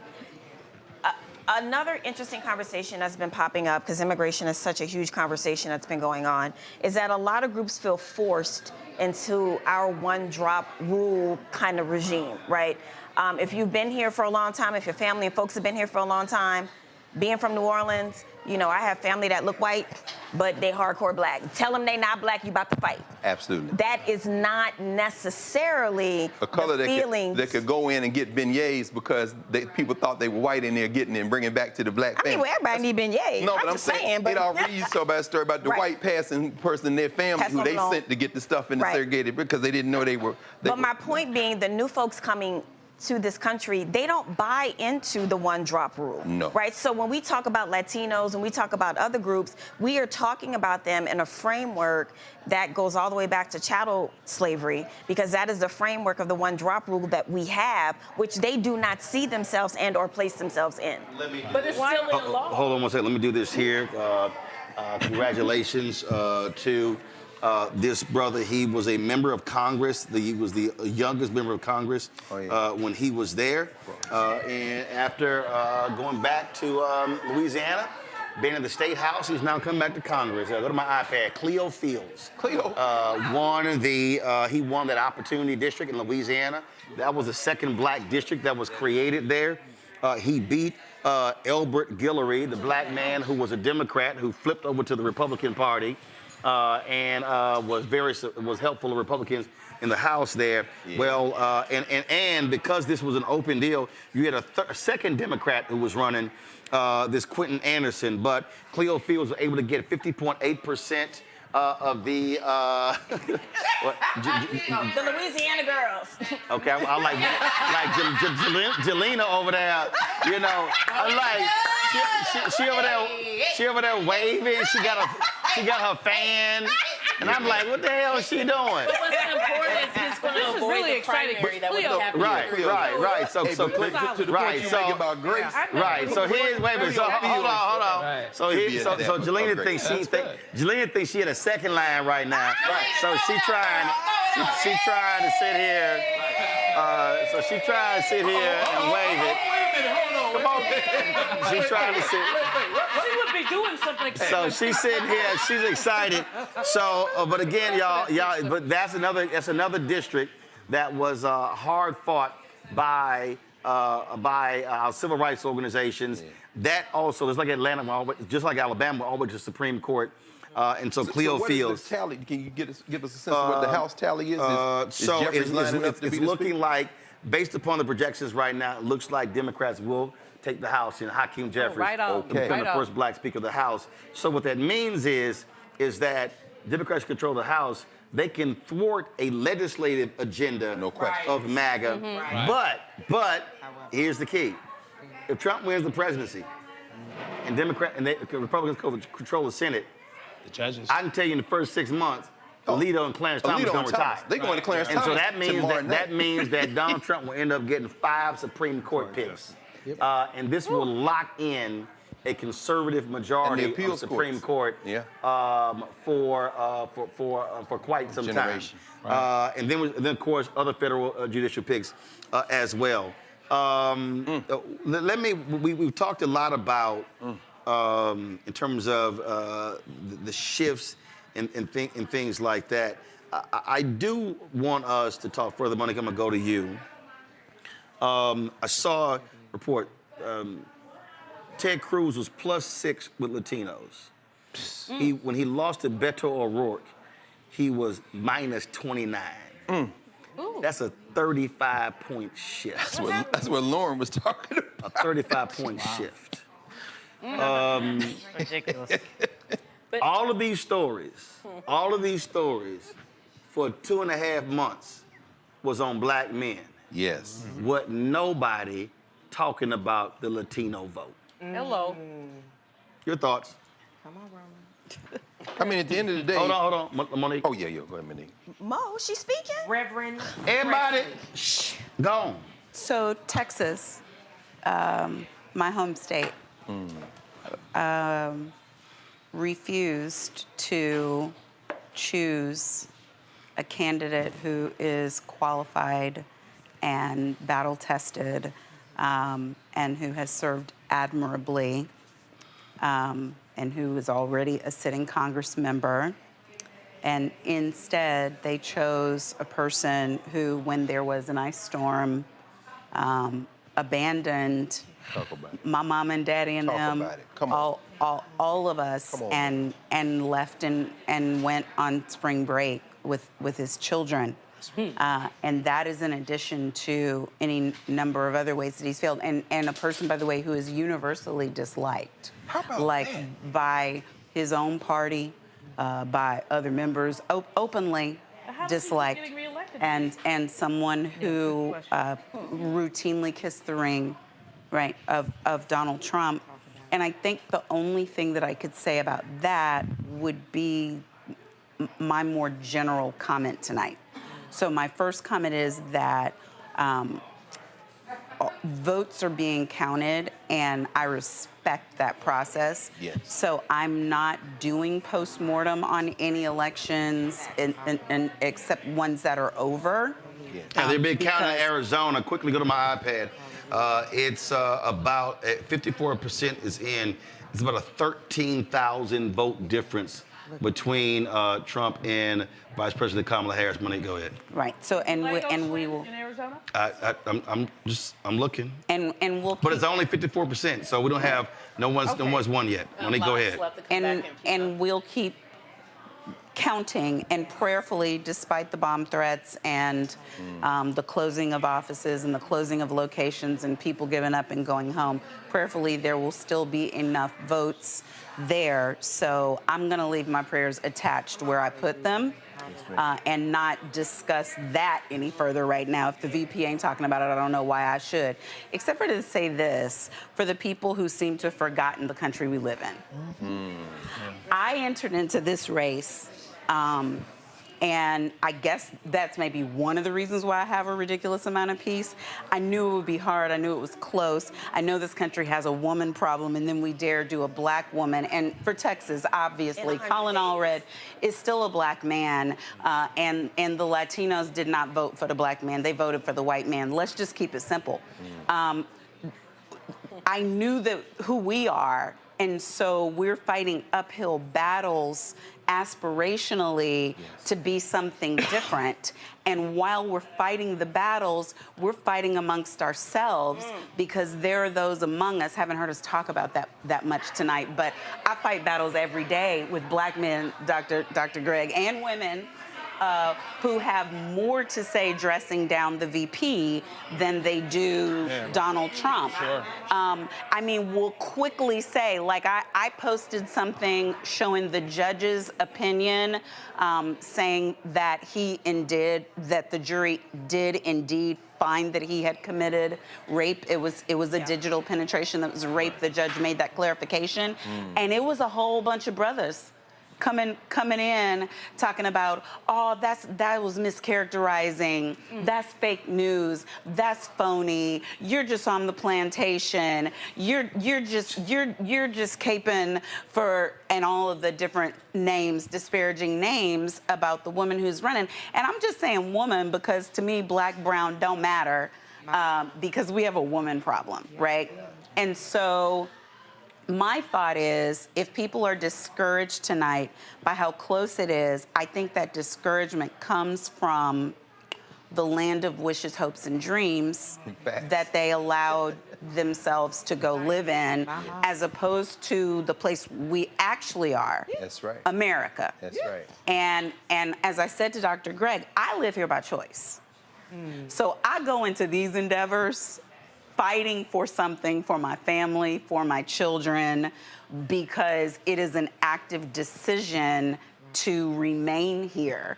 And for anybody really, you know, like with $100 and a hope and a dream, you could probably live someplace else. So if we are here by choice, then we're here deciding to fight.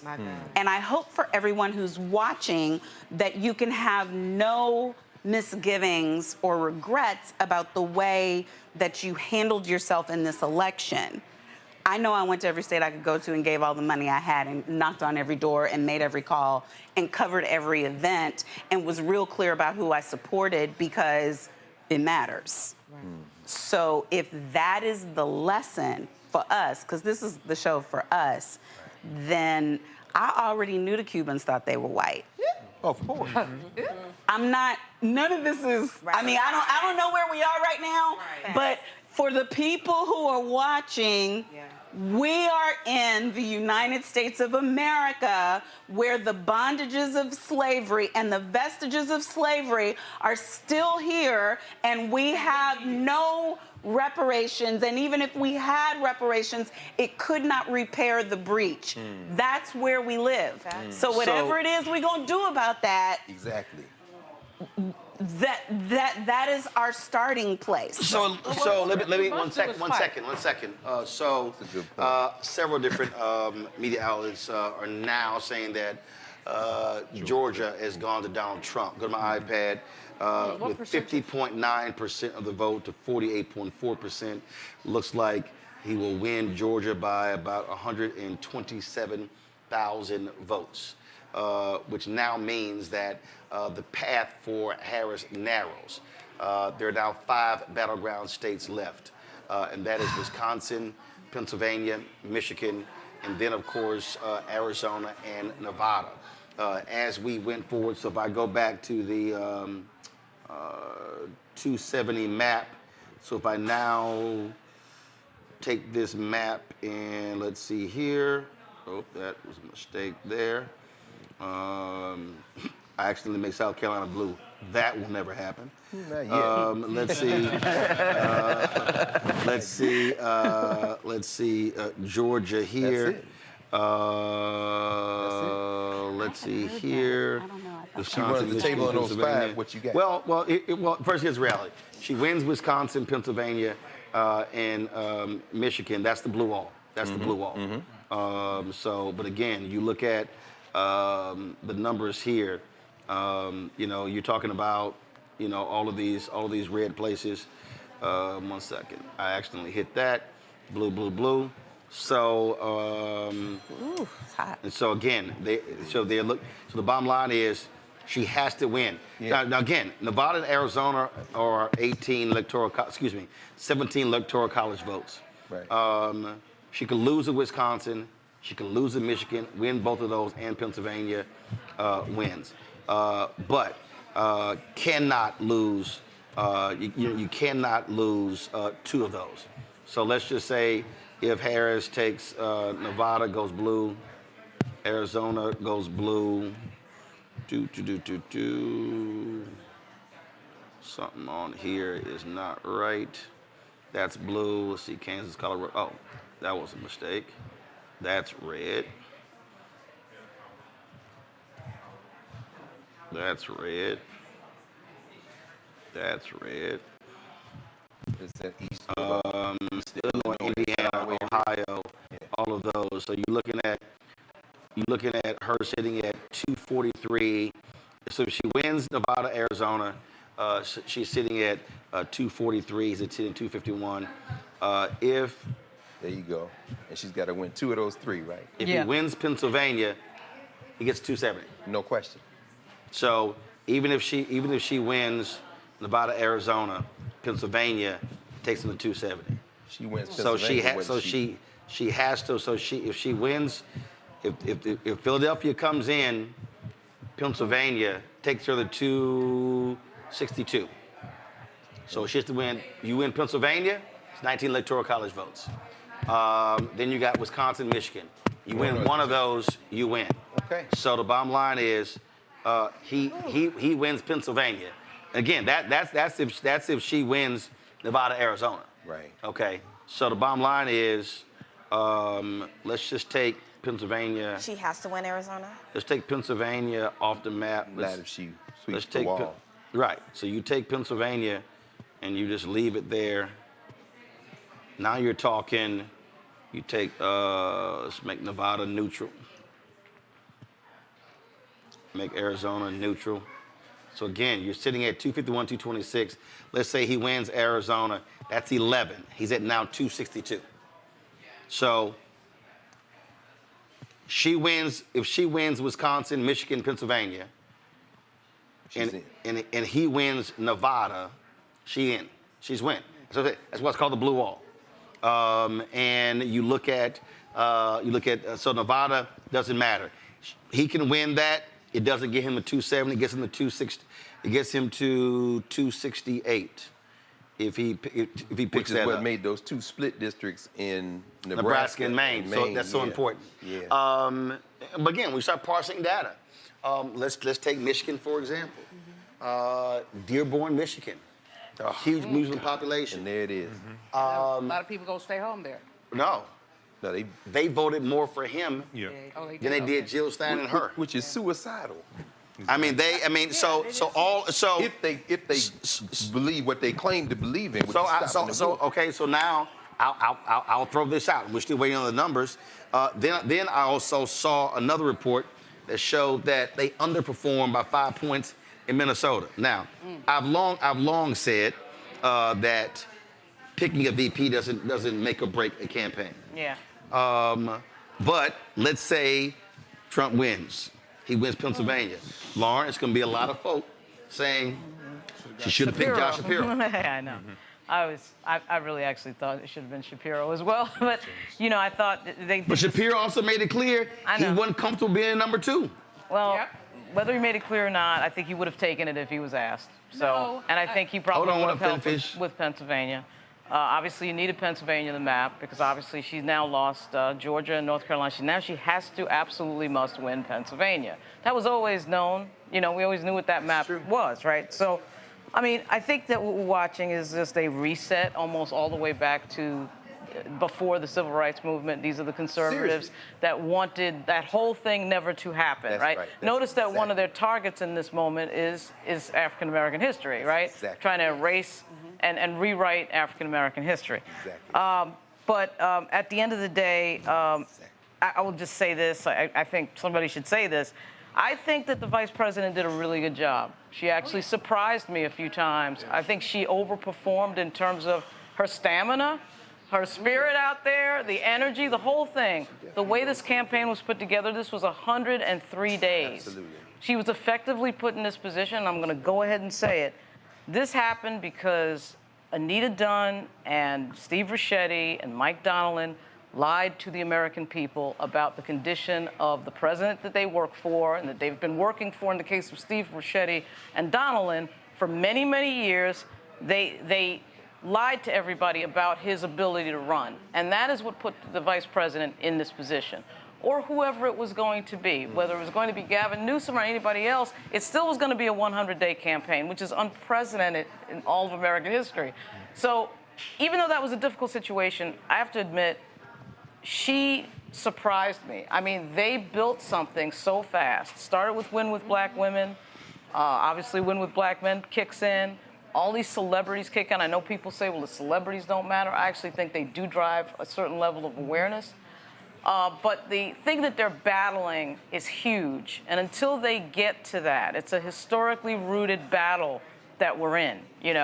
I know that the vice president and all these people know that. They don't need anyone to tell them what that battle is. It's been a 400-year battle for black people in the United States. But the bottom line of it is that this is deep, and this is unfortunate because, Donald Trump, I don't care what anybody says about the word salad of everything we're talking about historically. This guy is not well. We're going to be looking probably at J.D. Vance at some point. Oh, no question. And that's going all the way back. That's talked about going all the way back. And we talk about J.D. Vance. The man is under 40.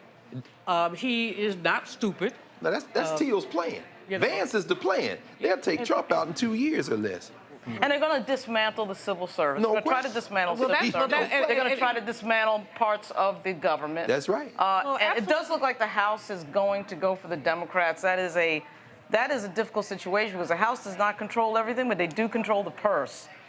There is a problem with Dwight Evans, by the way, in Philadelphia, where he has suffered a stroke and not been available. They're going to have to figure that out because if the House, Dwight Evans, the member of Congress from Philly, has been gone for months, okay? So that has to be figured out because if they come within 2 or 3 votes, he's got to be present to vote. on the floor, even if Jeffries, of course, is the speaker. So, at any rate, this is hard. I mean, it's hard to watch. And I think But you know what it's hard. So step back also and look at this here. Mm-hmm.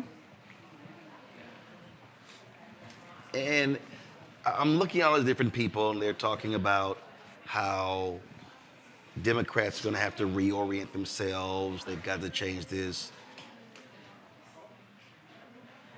If the numbers stay where they are, and again, Republicans are literally saying they could take all 5 battleground states.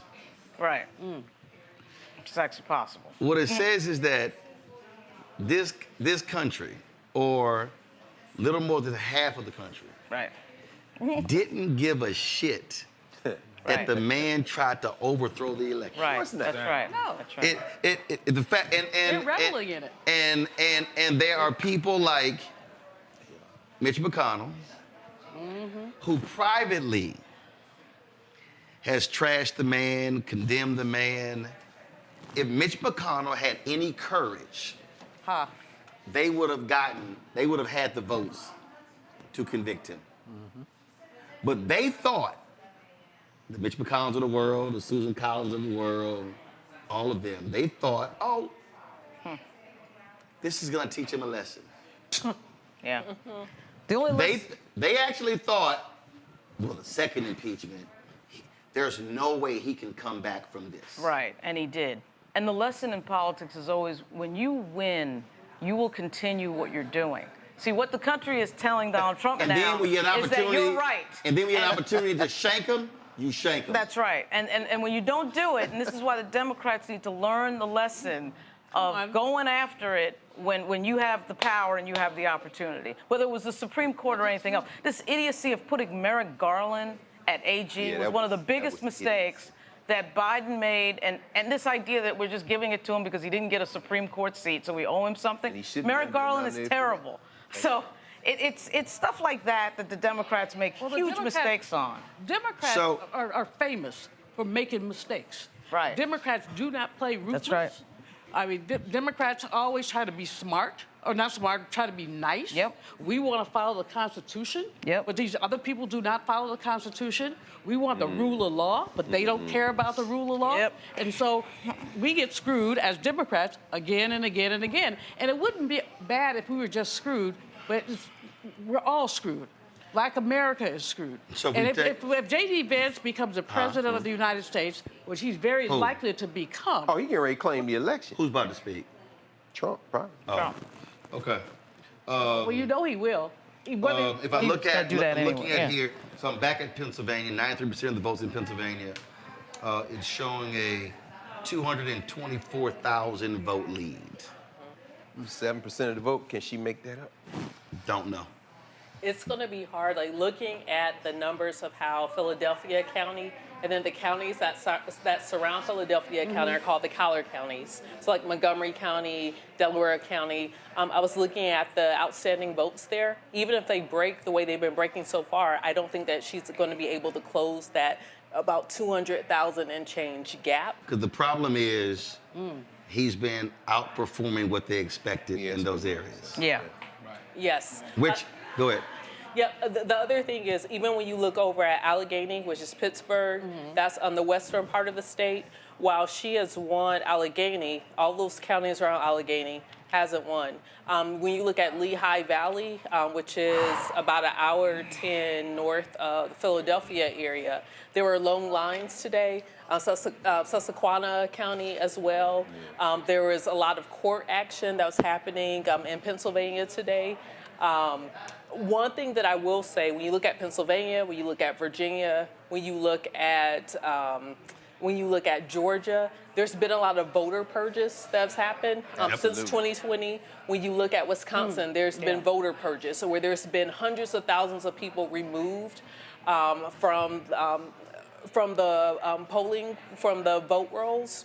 And so when we're looking at the margins, however, at the blue wall so far, as we're looking at the numbers that are still yet to come in, it doesn't appear to be the margin election the way a lot of people thought. because those margins are a lot greater. So going back to the theme of like 2016, in 2016, white people were compelled to go get every single white person they knew to go vote. And so when we look at some of the messaging that targeted Black communities, the brown communities could talk about what targeted them. I'm going to talk about what targeted the Black communities. A lot of it was voter suppression from the aspect of you could sit home, you shouldn't vote, your issues aren't being told. And something that I was telling students, I was also in Louisiana. So I was in that new opportunity district 3 weeks ago for Southern's homecoming, doing voter activation. And one of the things I kept telling a lot of students and just a lot of potential voters is white people are being told to go vote. We're the only communities being told not to vote. How about that? But if you're in your silo and you're not aware what's happening, the conversations that white people are happening, you're not able to compare and contrast. So wait, why are we getting different messaging? And so you assume, well, if I don't feel like voting, if I'm dejected, then everybody feels that way, when that isn't what's happening. So if you are a Black person who lived in a overwhelmingly white area, you heard a lot of pro-voting messaging. Right. If you're a Black person who lived in a Black area, you heard a lot of anti-voting messaging. And so that's just something else to consider. But we still got more ballots to count. There's going to be a lot of postmortems of what happened. But it's not going to be simple. I think it's, well, you know what? I'm clearly the maintaining economy optimism is what happened. Even though whether she wins or not, what her candidacy has done is it's taken us a very long way. When you talk about a woman of color as the presidential nominee, that's taken us a very long way. If she has a very narrow loss, it suggests something about potential. Now, I'm not Pollyanna. My middle name is not Pollyanna. And first of all, I'm one of these people. I am not a patriot. I just say up front, I don't pledge the flag. I had to when I was president of Bennett because they made me. But I would put my hand over my heart and I'd say, because I was a role model, so you had to act right. But I do think that what her candidacy has done, it has given us a glimmer of hope. What we've learned as Black women about win with Black women is what our power is. With 44,000 women on a call on a Sunday. We're reminded of it, because that has been the power all along, right? Exactly. So Mary Clyde Bethune and Negro Club Women Movement. Precisely. It's just now the technology but now, easier but now what I'm not anxious at all. Not at all. I'm not disturbed. I know where I live. So in the United States of America. Exactly. I know I've been living here all this time. Exactly. And I don't like it. But as Monique says, it's a choice. I could sell my spit and take my happy behind to Ghana, and it would be a happy behind too, because I love it over there. But anyway, neither here nor there. The point is that whoever's watching this program, and whoever is going to live through the next few days, should maintain some form of optimism. No question. I mean, you're right. Because think about our ancestors, y'all.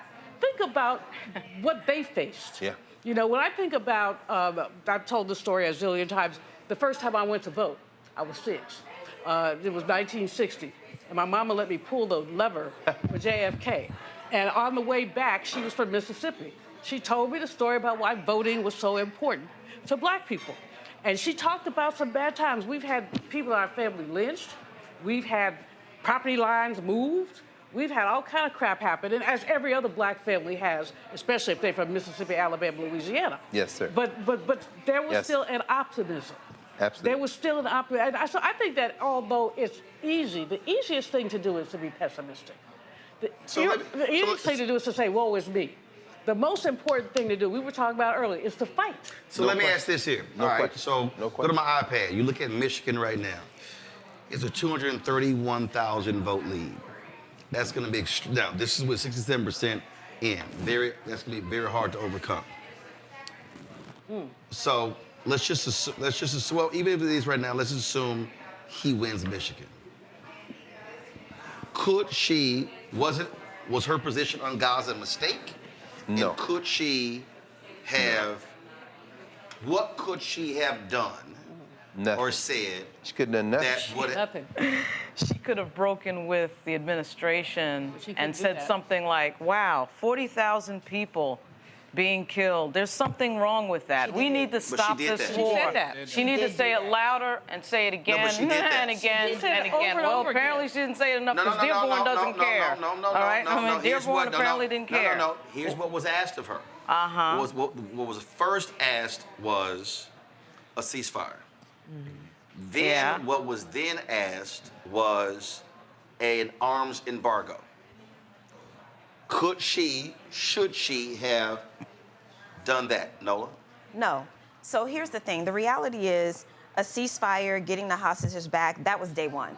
That literally, it happened October 7th, October 8th. Those were the things that were being negotiated.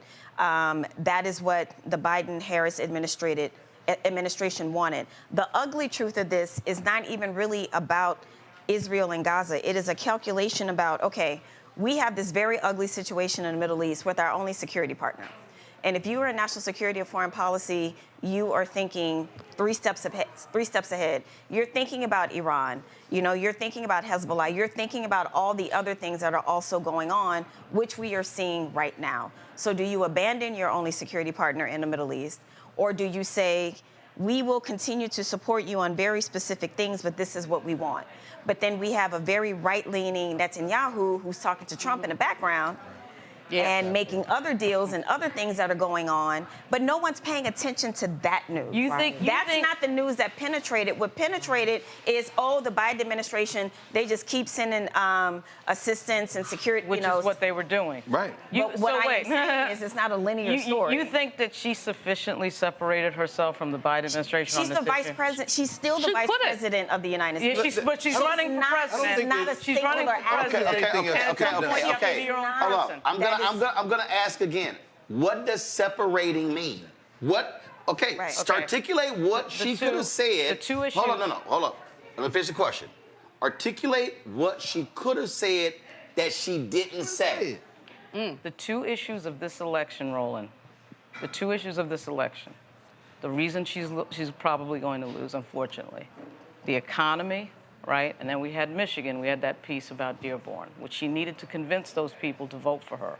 The economy issue, apparently, and I don't think this is her fault, but she was not able to sufficiently separate herself from the Biden economy in the minds of voters. I don't know why that is, but that's what it was. Well, first of all, it's hard to separate yourself from the Biden. It's hard to separate yourself from the Biden economy when it's the Biden-Harris economy. I'm not arguing with you. No. You asked I'm not arguing with you. You asked why you couldn't separate. I'm telling you why she lost. Because you're wedded to him. I'm telling you why she lost. No. I'm not saying I'm disagreeing. I'm asking you specifically. There was no way for her to separate. No, excuse me. I'm asking specifically when it comes to Muslim and Arab American voters. Right. What could she have done or said that she didn't already say? No. Okay. Well, now hold on, wait. I'm gonna go around. Okay. Lauren, answer that. I think she probably could have said more, that we needed to end that situation and stop sending billions of dollars overseas to Israel, which is what we keep doing. People do not like hearing that billions of their tax money is going to Ukraine and these other countries. Right. They don't like hearing that. And when you knock doors, when you talk to voters, you will hear that. I got it. Michael. Most of that are weapons. She set a different tone than Biden, but she's still the sitting vice president. Right. So she can't say things that undermines the president on foreign policy, because she doesn't set foreign policy. She can give input, but at the end of the day, the president sets foreign policy. So what you have here, you have people like the mayor of Hamtramck, Michigan, okay, which is majority Arab, used to be majority Polish, who endorsed Trump. But what these people don't understand is Trump has already said, basically, he's going to let Netanyahu do whatever he wants to do. So if you think Biden-Harris was bad, Trump is going to be much worse. He don't give a damn about But their calculus was, this is going to teach you a lesson not to fall in line with them. No, but I think here's the thing. I think go ahead. It's certainly a bad look. I have a dear friend that's Muslim, and we had breakfast during DNC in Chicago. He grew up in suburban Chicago, has some interesting stories about that. And here's what he said to me. He said, Joe, for many of us, it is a one-issue election. Whether or not we think it should have been, whether we think it ought to be that way, for them, for many of them. But one of the things that he did say, which is what made me optimistic, is that Biden wouldn't have had a chance. Yeah, that's true. That's true. Harris, had a chance. And among other things, I think that being restrained as the vice president, she went out of her way to not undermine her president. And I think that that was a good thing, even if it ultimately cost her. But that being said, it was going to be a problem for her to come all the way out. But she was the one that said ceasefire first. She was the one. I think we have to be clear about the fact, and Dr. Nola, you could really walk us through this in a geopolitical sense, that in many ways, the Palestinians are the bastards of that region. The Saudis are not with them. UAE is not with them. And in Michigan, just because you're Arab and a Muslim doesn't mean you're pro-Palestinian. Right. And to understand, it's the same thing with Latinos. Puerto Ricans are not Cubans, and Cubans and Puerto Ricans are not Mexicans, and none of them are Colombians. I mean, but so part of how whiteness works is to create these demographics that don't represent reality, but it allows whiteness to maintain itself by extending its regime through these various locations. Now, when you put it this way, she could have, and I agree with you, Lauren, she could have said, maybe she said something like this: you know what, if I'm elected, Bibi Netanyahu's not going to like me. Y'all see, because see, Benjamin Netanyahu. She's already. Well, I know she has, but I mean, but in a way that like she triggered Trump. But then it went away in the media. Right, but I'm saying, what I'm saying, no, because wait, hold up. Let's remind people. When Netanyahu came here, she did not attend his speech. No, she didn't. They met privately. And he does not like her because she. Hold up, wait a minute. She was very strenuous and tough with him. He was pissed off, did not like it. Sure. That came out as well, but that still didn't matter. Well, but because she didn't, I don't think what she didn't do was, and this is what I think she could have done something different. You see how she trolled Trump and triggered him? Bibi Netanyahu is a magnificent racist. He's a racist piece of shit. No, really. If she had gone beyond that to say, not only doesn't he like me, look at how he acts. Look at him. In other words, she could have triggered him. He's the kind, he's belligerent. And then he went down to Mar-a-Lago and she didn't put the words Logan and Act together and say, this man is violating federal law. I'm saying all that as a prelude to this. If she loses Michigan because of this, the narrative, the false narrative is going to be because it was over Palestine. But in fact, I think you've uncovered the smoking gun with the relationship of some of those people to Trump, and that's capitalism. Yeah. These people are negotiating for... The long game may not serve her in the end, and that is the very unfortunate reality when you were thinking about geopolitics. It's not just what you see in front of you. It is many moves ahead, and it's a lot of things to consider, and that's the thing that Netanyahu knows. Yes. That is what he knows. He understands his importance to the region. Absolutely. He understands that he gets things done. It may not be in the most kind of ways that, asymmetrical warfare is a light term to use here. One of the moments, though, is with Abraham Accords, when he sacrificed Palestinians. We're seeing already that it's probably the economy that everybody cared about. When you polled people, it's the economy is the first thing. Realized that she was primarily talking about a lot on the stage about abortion.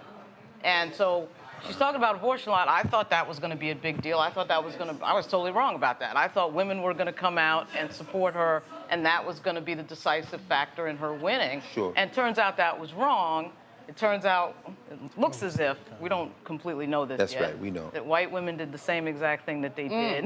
Crazy, right? For 500 years. So it's interesting because white women. You should be talking the economy and probably breaking from Biden, on the economy. Let me remember. And you're talking about abortion. Let me remember. So there were two closing arguments from this campaign. In Houston, we were there, and it was all reproductive rights. Then, when she was at the Ellipse, it was about saving democracy. It based upon, and again, exit polls are, but based upon exit polls, immigration was 1, economy was 2, abortion was 3. Immigration. Some democracy was high. But remember, I want to deal with the democracy piece here. But remember, the right was also saying democracy is on the ballot. That's true.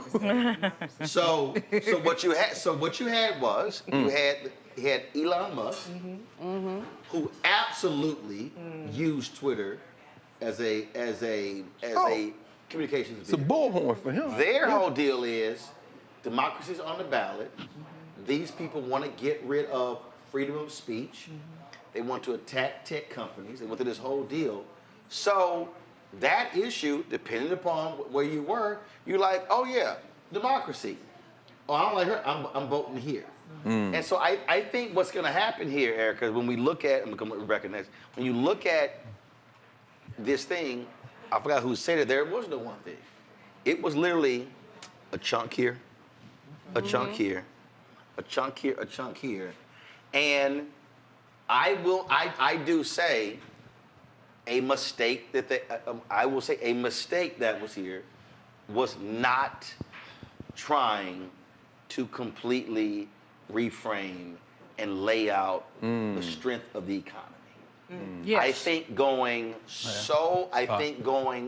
I think that Democrats had false optimism on reproductive rights after the 22 midterms. That they thought that's going to carry me over the finish line. And it's bread and butter issues. When you look at the discussions, how much, I think if you probably pull data and say, how much time was spent talking about bread and butter issues? And here's the whole deal. The economists, all different people talked about her economic plan was better than his, but those people ain't reading Goldman Sachs reports. Right. How do you make that thing plain to the regular, ordinary person? Well, you know, I just think, hold on, Erica, go ahead, speak to that. Yeah, absolutely. I think that, you know, in thinking about how things, because we still don't know how things will turn out, that, you know, key terms like democracy, I said it just a few minutes ago around what this regime's thought process was 7 years ago when they said they were going to deconstruct the administrative state. And so using terms that are very much so likened to what Democrats were messaging and talking about democracy, fascism, authoritarianism, but using a very generic term in a way lets the other side know that they too are fighting for democracy. Do you want to continue to see these people who are in positions of power that have these protections, these three pieces of civil rights legislation from the 60s that are keeping them in places of authority, to keeping them in places in leadership? Do you want to see them continue to prevail in terms of democracy? So using that same language, even when we look at the number of women that surged through the polls, over 500,000 women that were voting, but the thought process around those women were that those women were fighting based on reproductive rights. We have no idea if those women were fighting on behalf or signing up to vote, making sure that their votes, that they were actually outpacing men because they too wanted to make sure that they were in a place where they were still considered a priority as well too.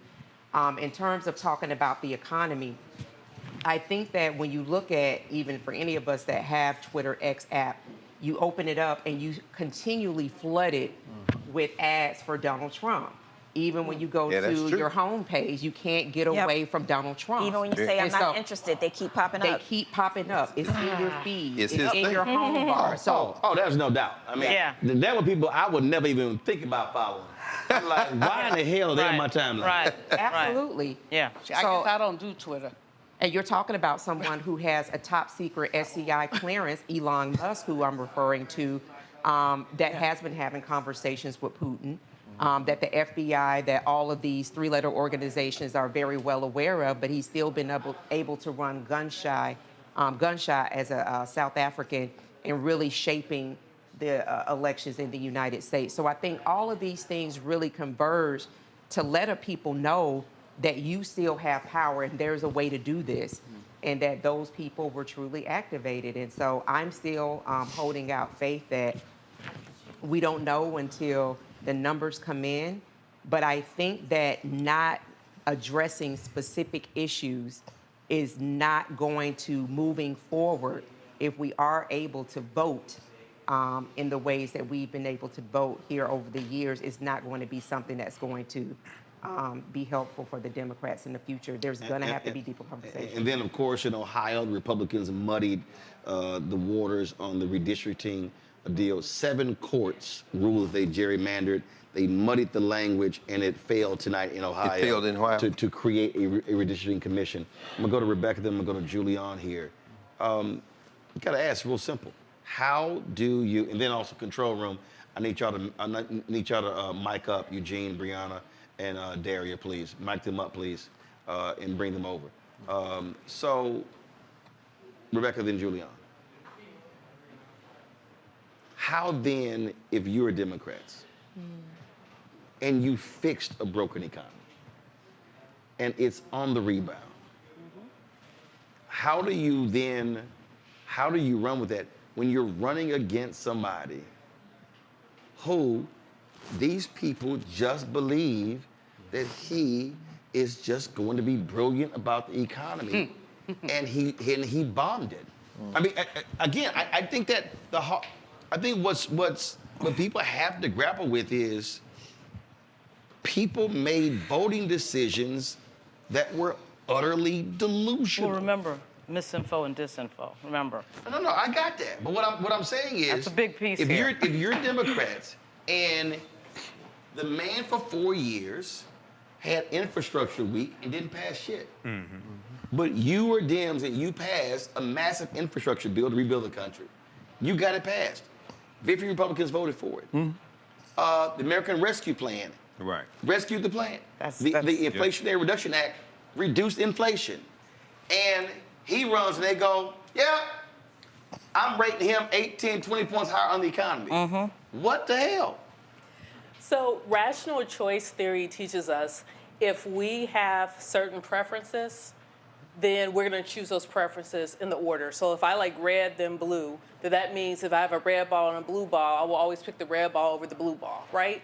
The reason why I'm talking about that is we're talking about policy issues and voting and what happened tonight in America based upon rational choice theory. Exactly. And I don't think there's anything rational with how people voted. There's the point. I don't think that people are voting on policy. No. Never. And I don't care how much we want to say. It's just like when we ask people, hey, what newspaper do you read? Come on, and Rebecca. everyone would tell you, oh, I read The Economist. The hell you do. That's a lie. You do not read The Economist. Or when you ask people, what's the last book you read? And this is some great American novel. Oh, I read War and Peace. You did. Well, that's not an American novel. But No, that's okay. It don't matter. You didn't read it. But no, you did not read it. You did not read it. That's funny.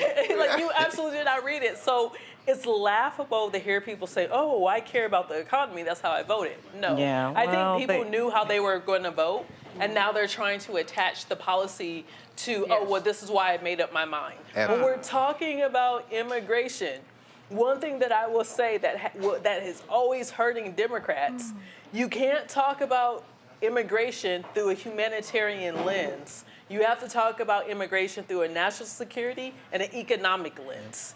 Because in a country, you ought to know who is coming across your borders, full stop. That should not be a partisan thing.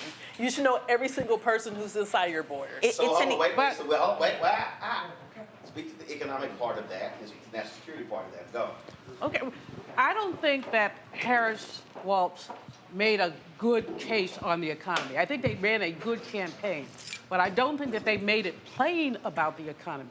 I think that they allowed that man to run away with many economic points that they could easily have made. What would it look like? All he said it was a bad economy. He made no specific points. No, he didn't. He said nothing. Right, nothing. But both of them claimed they were This man has lower untreated inflation. syphilis. But nobody, He said nothing. no president can, quote, lower inflation.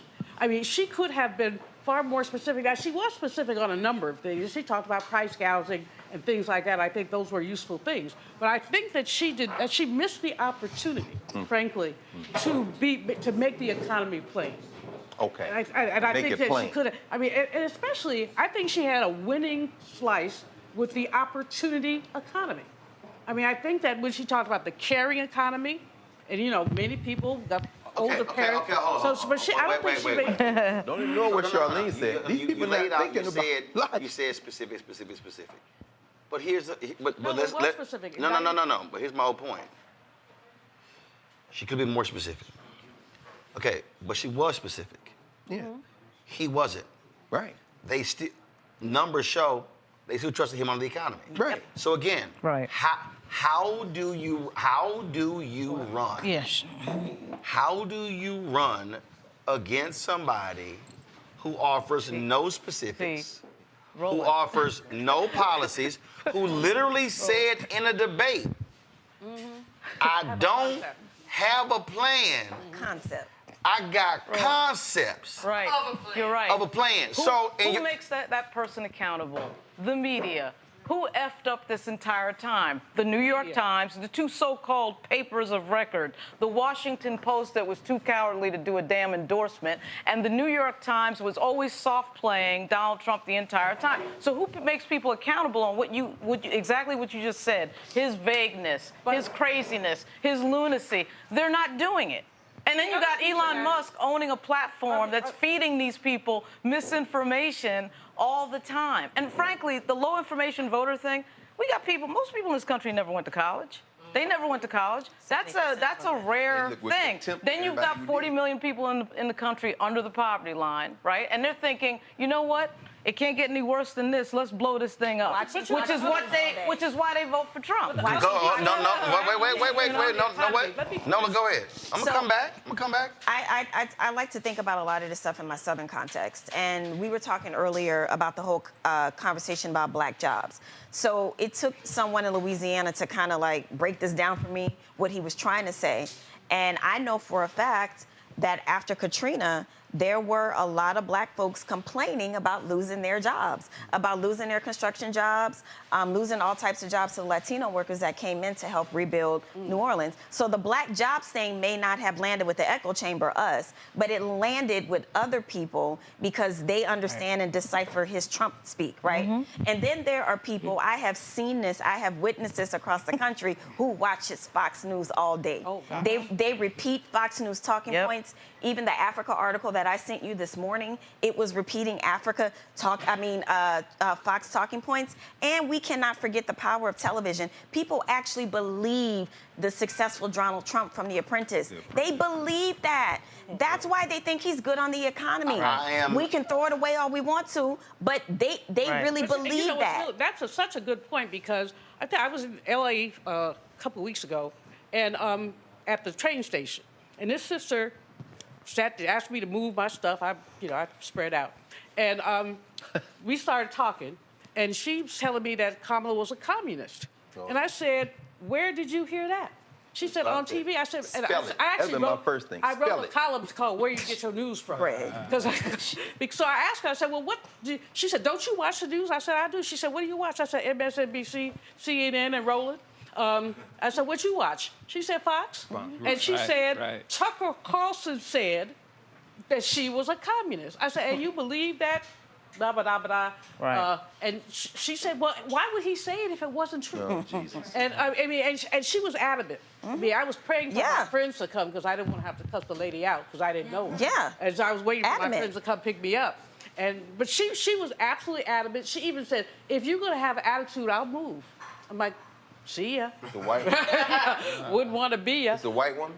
No, this was a sister. Oh. This was a woman. She had white hair. So you assume that she's perhaps receives some form of government benefits? Greg. From the fact that she went to the I mean, like Social Security, pension. The fact In other that words, she went to the garbage district. State supported, like socialism is what I'm really going to get. New Deal, Great Society policy. Girlfriend has been to the That's garbage what I mean. district and bought this pocketbook that cost $8, which she didn't try to sell me. Well, she might have bought it with her Social Security check. I'm just saying. No. If you buy Medicaid, Medicare, any of those. If you shop in the garbage district for bargains, you ain't wealthy. Yes. You got some benefits coming from somewhere. The thing that struck me so much was, and I made an assumption and I judge it. If you don't like it, too bad. That's not a judgment. I'm just saying that people who hate communism so much don't seem to have any problem with public subsidies. Right, how about that? One of the things that, let me put this out here. Let me put this out here. I had said this here. Eugene, I'm going to go to you.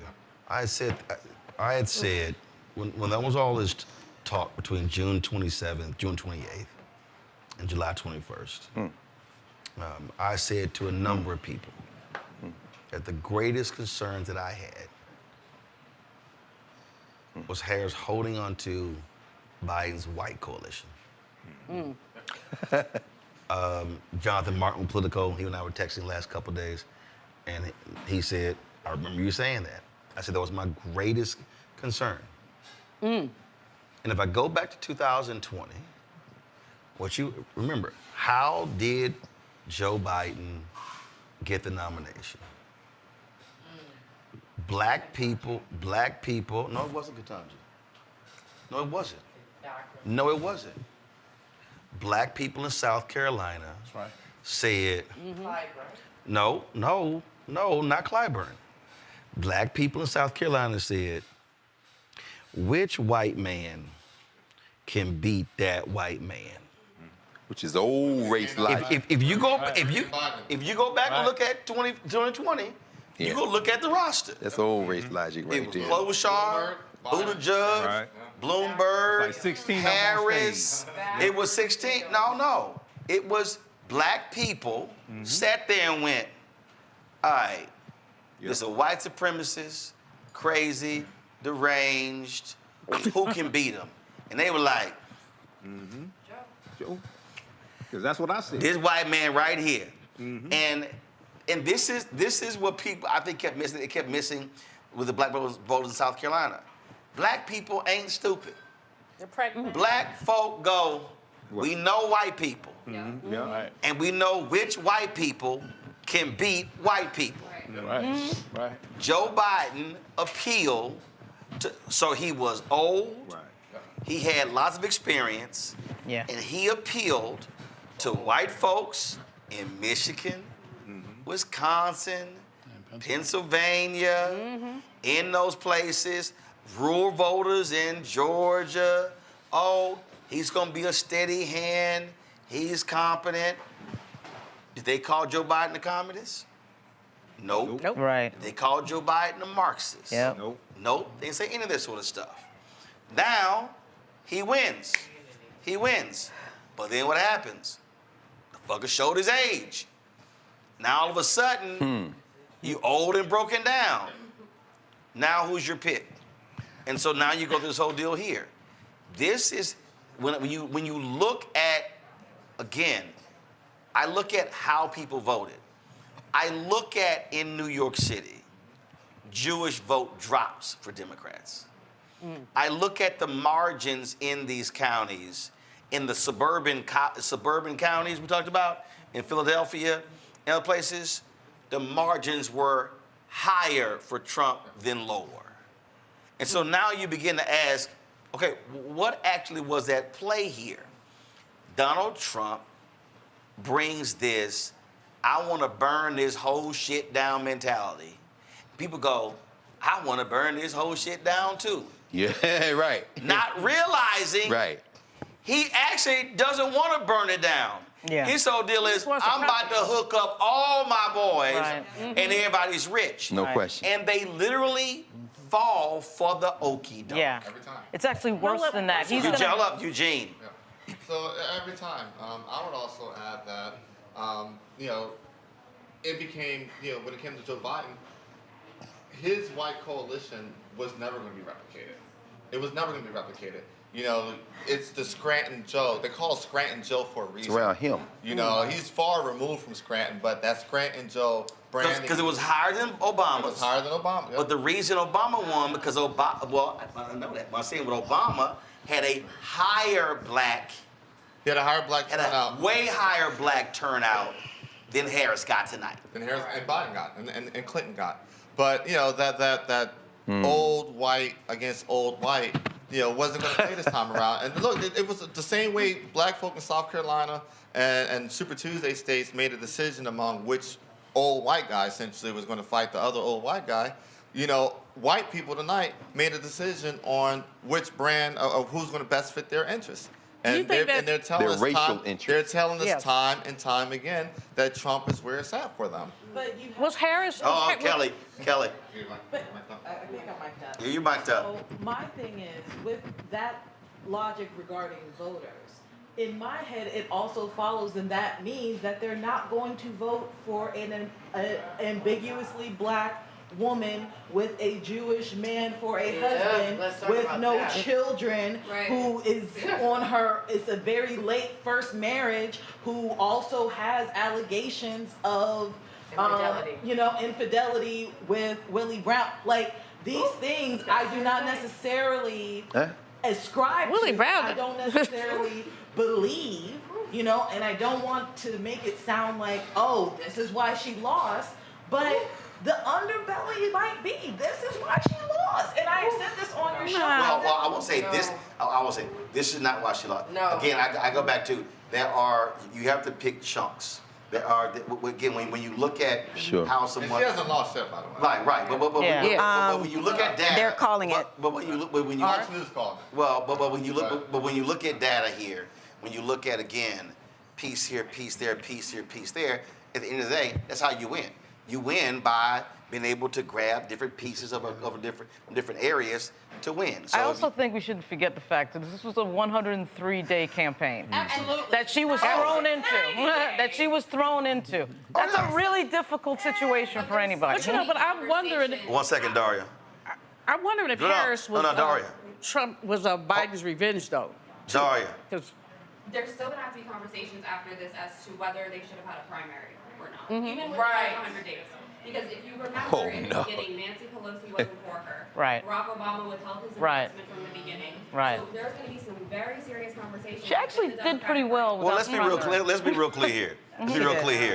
She did. They can handle conversations all they want to.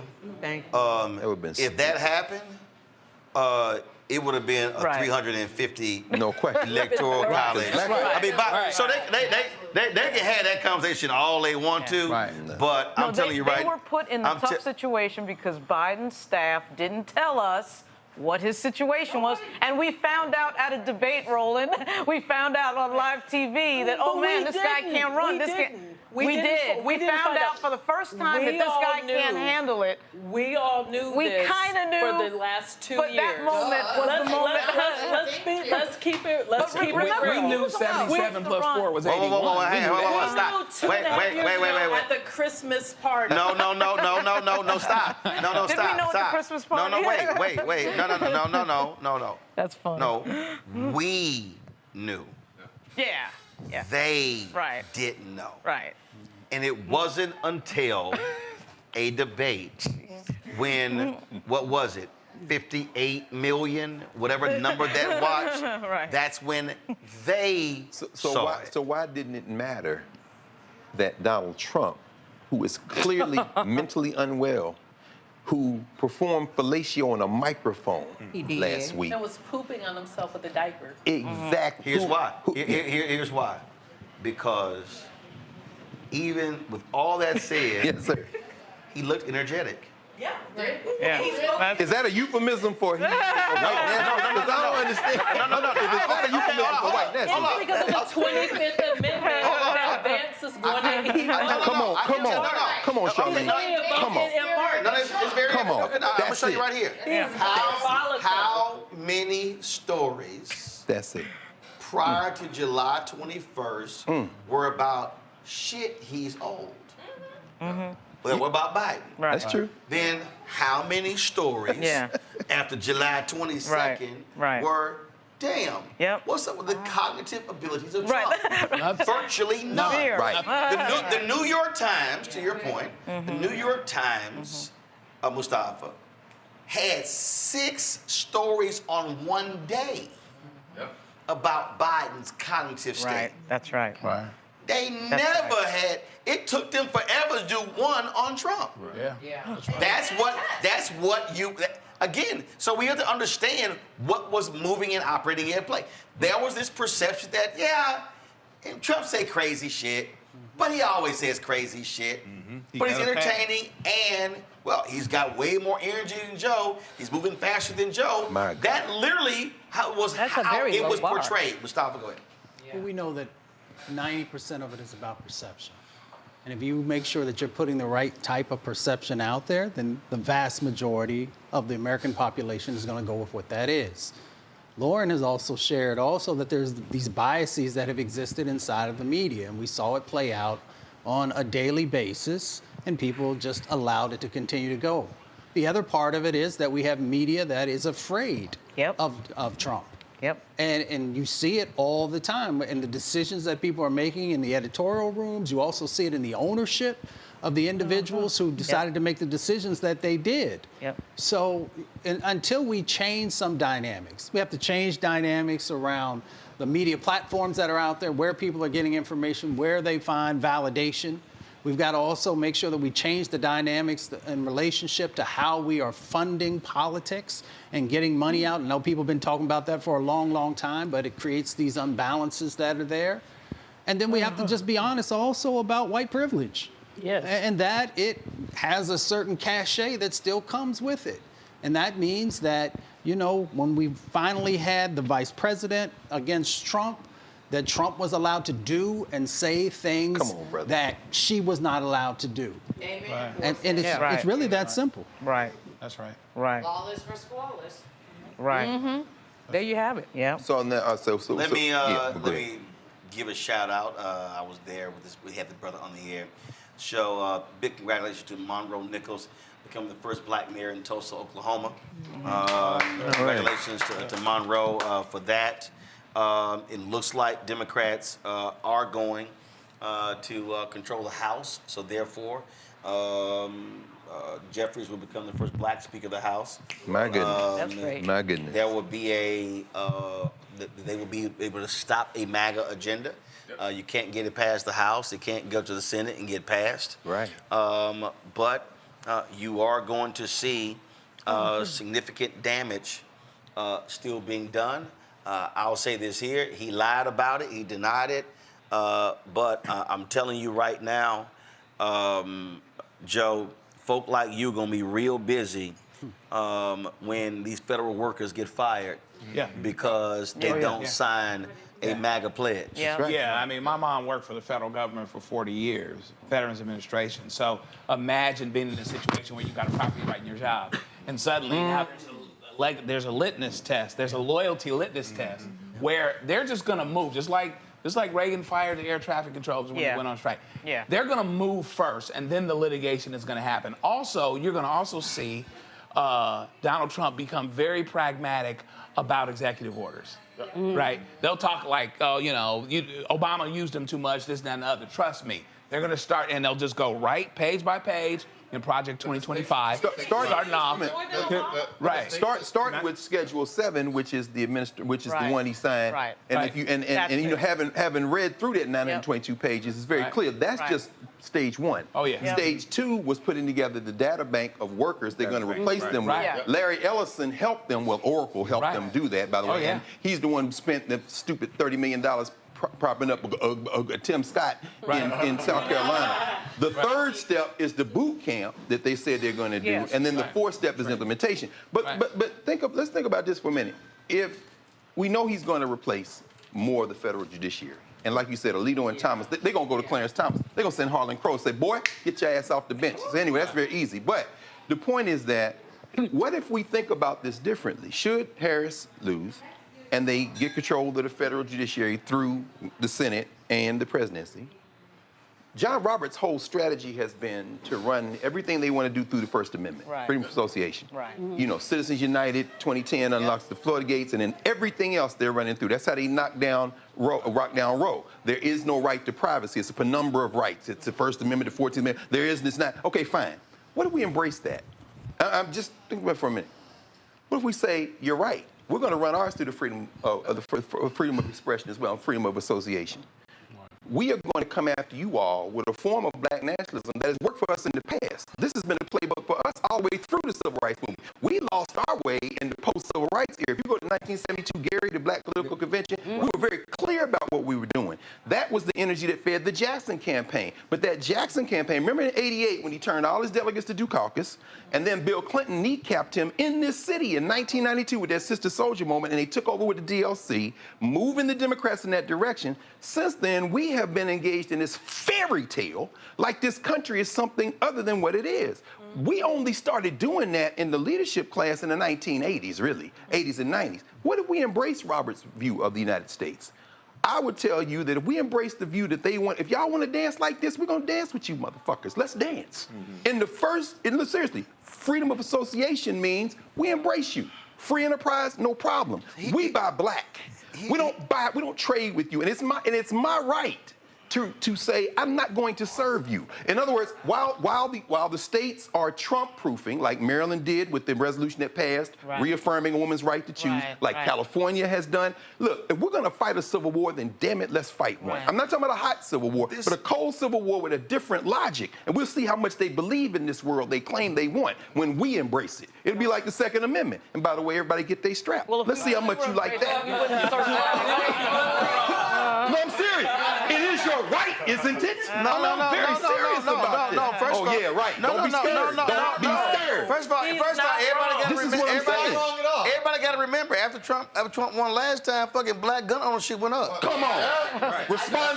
Responsible black gun ownership. That was legal gun ownership.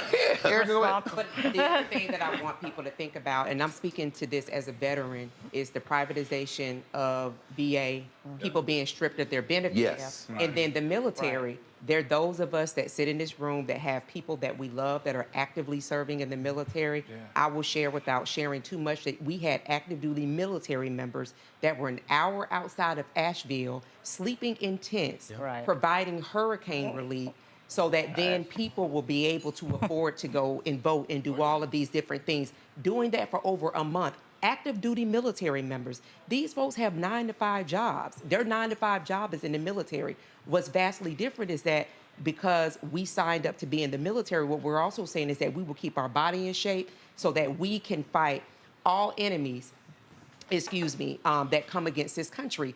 What Donald Trump seeks to do is to weaponize, and we saw it during his regime, to weaponize those very people who have people that live here, family members. He wants to weaponize those people against American citizens. So, you know, in all of this, I think that we also have to consider the real damage, the real carnage.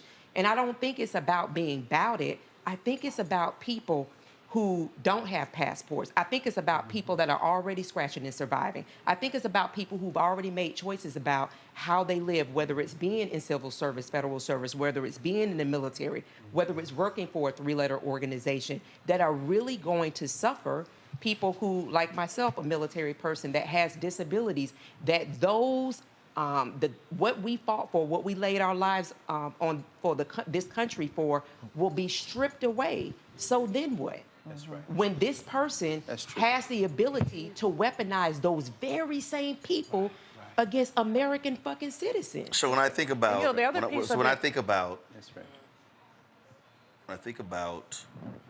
as you were laying it out, the number of individuals that worked with this man in foreign policy, in the military, who kept saying, do not let this man go back in. And what voters tonight said, John Bolton, I don't give a damn. How about Mark that? Esper, I don't give a damn. How about that? John Kelly, I don't care. That's right. Mark Milley, I don't care. That's right. Then I think about That's right. what Dr. King told his brother right here, Harry. I think I'm integrating our people into a burning house. Let's get down to it. Come on, Roland. Come on. Seriously. He said, we're going to have to continue. Greg always says this on the show, the state of this country. Here you had black people, black women, black men, who were the spine behind this candidate's back. That's right. And this is in black people who have fought for ourselves and everybody else. That's right. So this is one of those moments where I think black folks might say, fuck it. Exactly. This the shit y'all want? It's what you want? All right. But black folks like, all right. All y'all broke ass white people. All y'all Latinos, all y'all Muslims. Y'all can have this shit. I think we were already there. Wait. And I'm just saying, I'm telling everybody right now, y'all already know the meme that was created when I was at TV1, hashtag we tried to tell you. I'm telling you right now, when the shit go down, we gonna be saying, we tried to tell you. But how do you grapple with what Erica said? I mean, our people gonna catch us. I'm with you. No, that's my sentiment, brother. But I hear what you're saying. We are going. First of all, we are going to have to go to that survivor mode that has always gotten us through. But this is going to be one of those. That's a good point. That's the point right there. Dude just tweeted. That's the point right there. Zapata County in Texas, along the Rio Grande in South Texas, went 71-28 for Obama. And it went 61-39 for Trump. Sexism. So, no, it's not. People think they're white. Yeah. They do not view themselves as minorities. There you go. Come on, Charlene. Come on. They do not view themselves as minorities. They go together. There's no sexism and racism It's are together. intersect. They go together. Define the Obama vote with that. You know what I mean? What does it have to do with them thinking they're white? I think there were a lot of white people in 2008. I'm from Nebraska. There are a lot of people in 2008 who want to say, oh, I voted for the black man, so that is indicative of my character. So for me, people voting for Obama means nothing. So then why didn't they vote for Kamala? Thank you. No, we're talking about 2008. Well, no, he said Well, that well, it's okay, no. completely That particular area of Texas is filled with Tejanos. Yeah. Tejanos who have been here for centuries and 500 centuries years, and no centuries. question. They view themselves as white. And they when voted you talk for to them. And they voted for President Obama. And that means nothing because many racist people voted for Obama. First of all, they all don't think they're white. You have to, they actually don't. You have to factor in they think they're what part of the country and then where it's situated. A Cuban and a Venezuelan is different from a Chicano. It's different from a Puerto Rican. Different from a Dominican. Different from someone Mexican. What you're dealing with here, you're dealing with nationalities here. And you also have to remember, whether we're talking about Latinos who are coming here, or whether we're talking about African immigrants that come here, you have a state of mind. America is the land of opportunity. It is largely an economic view. And so then, who is speaking to me through an economic prism? Oh, this person right here. That's why you find a significant number of folks who are African immigrants who support Trump. But so you can't just deny. Mike, the point you made. Point though about because I really want to get back to the point of you saying that we tried to tell you. Yeah. That point of we tried to tell you because that's what's resonating with me. When you a mama, and you say, "Baby, don't bring his ass home," and then she ignored you, and mama like, "Baby, did I tell you don't bring his ass home?" And then he beat your ass or something happened, and the mama didn't want to. The mama hugged you, she patted you, but she like, "Baby, listen, I told you don't bring his ass home." What happened? That's what the Second Amendment. We as black people. The reality is, we as black people, we have always saved this country every time. Amen. But again, to your point, and as far as saving it, I personally am tired because if you think that I'm going back out on Black Lives Matter Street in a pussy hat like these people did in 2020, you got another thing coming. Because I didn't do it then. Because we were wearing the pussy hats. There were a lot of us wearing the pussy hats. There you go. Remember whose throat they tried to cut at the front of that movie. You understand what I'm saying? Because my thing is, because I live in D.C. proper, and I saw these women coming in droves, clogging up, bottlenecking these metro stations, and they came out here, and they were acting like, oh, we're here to save this country. And in that same breath, demonizing Native Americans, demonizing black women, demonizing other women of color who were doing the work. Completely and blatantly disrespecting them on podiums, pausing them and interrupting them as they were getting up to speak. Like, these are the same people who just voted for this man again. These are the same people who are about to cry again when they have this national ban of abortion, when contraceptives are about to be, by insurance now as opposed to CVS. Baby condoms are locked up too. Who knows? So it right? is. They want to ban all kinds of messages except condoms. It's Project 2025, which is mind-blowing because men wear condoms. Well, yeah, it's in print. Well, I'm gonna come to that point. Yes, sir. A second ago. So if I go back to 2016. Right. So If I go back to 2016, it was literally the three of us. It was literally about this time in 2016 where Trump came out victorious, and NBC is calling Pennsylvania for Donald Trump. That puts him over 270, and that's why the right is celebrating. The point we're just making, and y'all already know, I will never use the word president with his ass. Even when I met his ass, I wouldn't use it. I would not use it. For now. No, ain't no for now. No, I ain't calling his ass out. Here is. I mean, there's going to be. First of all, if it's one thing that Democrats are excellent at, and that is fretting, it's freaking out, it's and all that sort of stuff like that. But there has to be a reckoning. Right. Yes, sir. And when we say a reckoning, yes, sir, I think it has to be a really, really hardcore, deep reckoning. And what I'm gonna I'm gonna say this, and I'm gonna use the example of when I talked about 2012, when I saw that a 9-point gap between black men and black women, and I was like, Dems, don't ignore this. This thing is going to continue. This is a reality. In the last 3 cycles, Dems ignored what was happening with Latinos. I'm gonna go to this here. The amount of conversation that took place about black men was insane. Crazy. And I literally don't. The only time I heard a significant amount of discussion regarding Latinos was after this comedian cracks a joke about Puerto Rico. How about that? Right.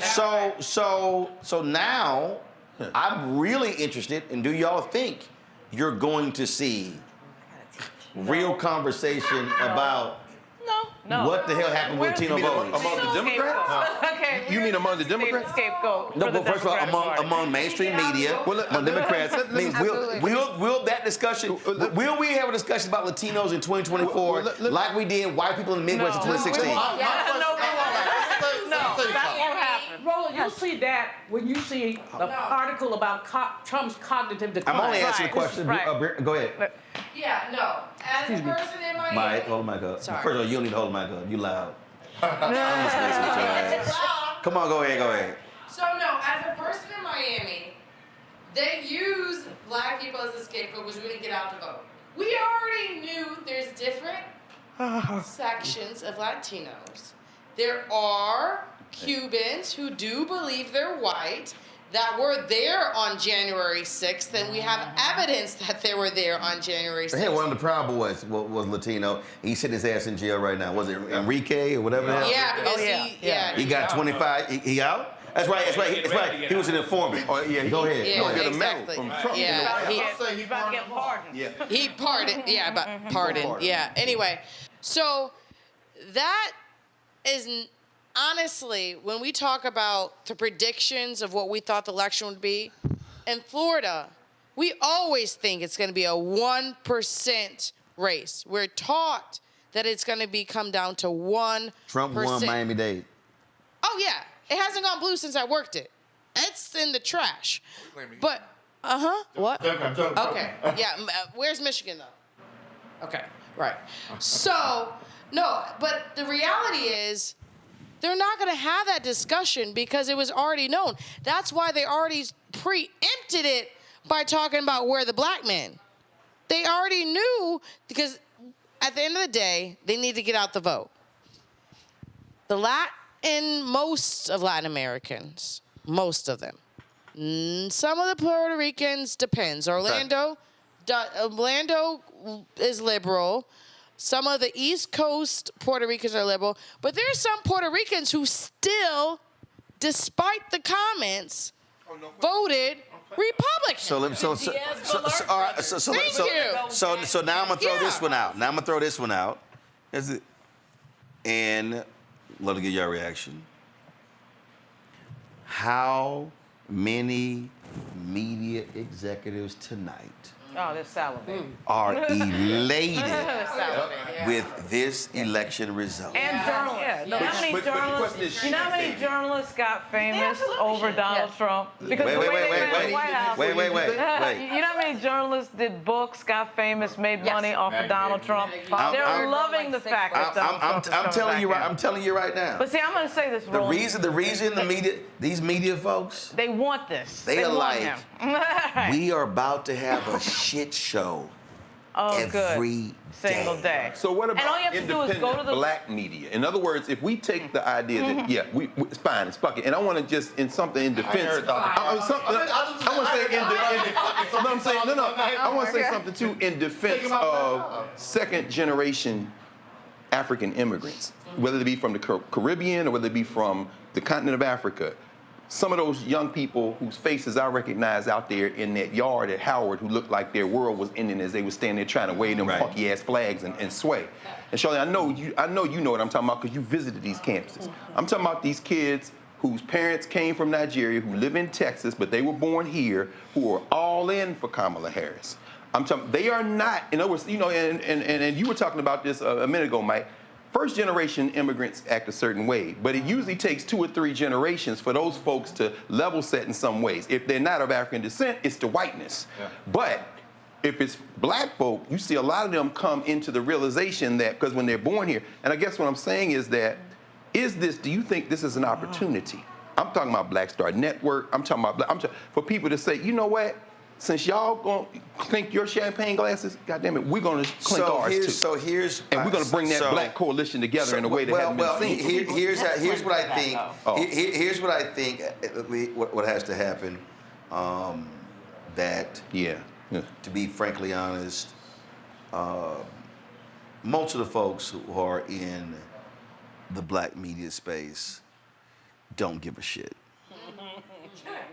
No, I'm just letting you know. It's tough talk. No. We were in Philadelphia last night.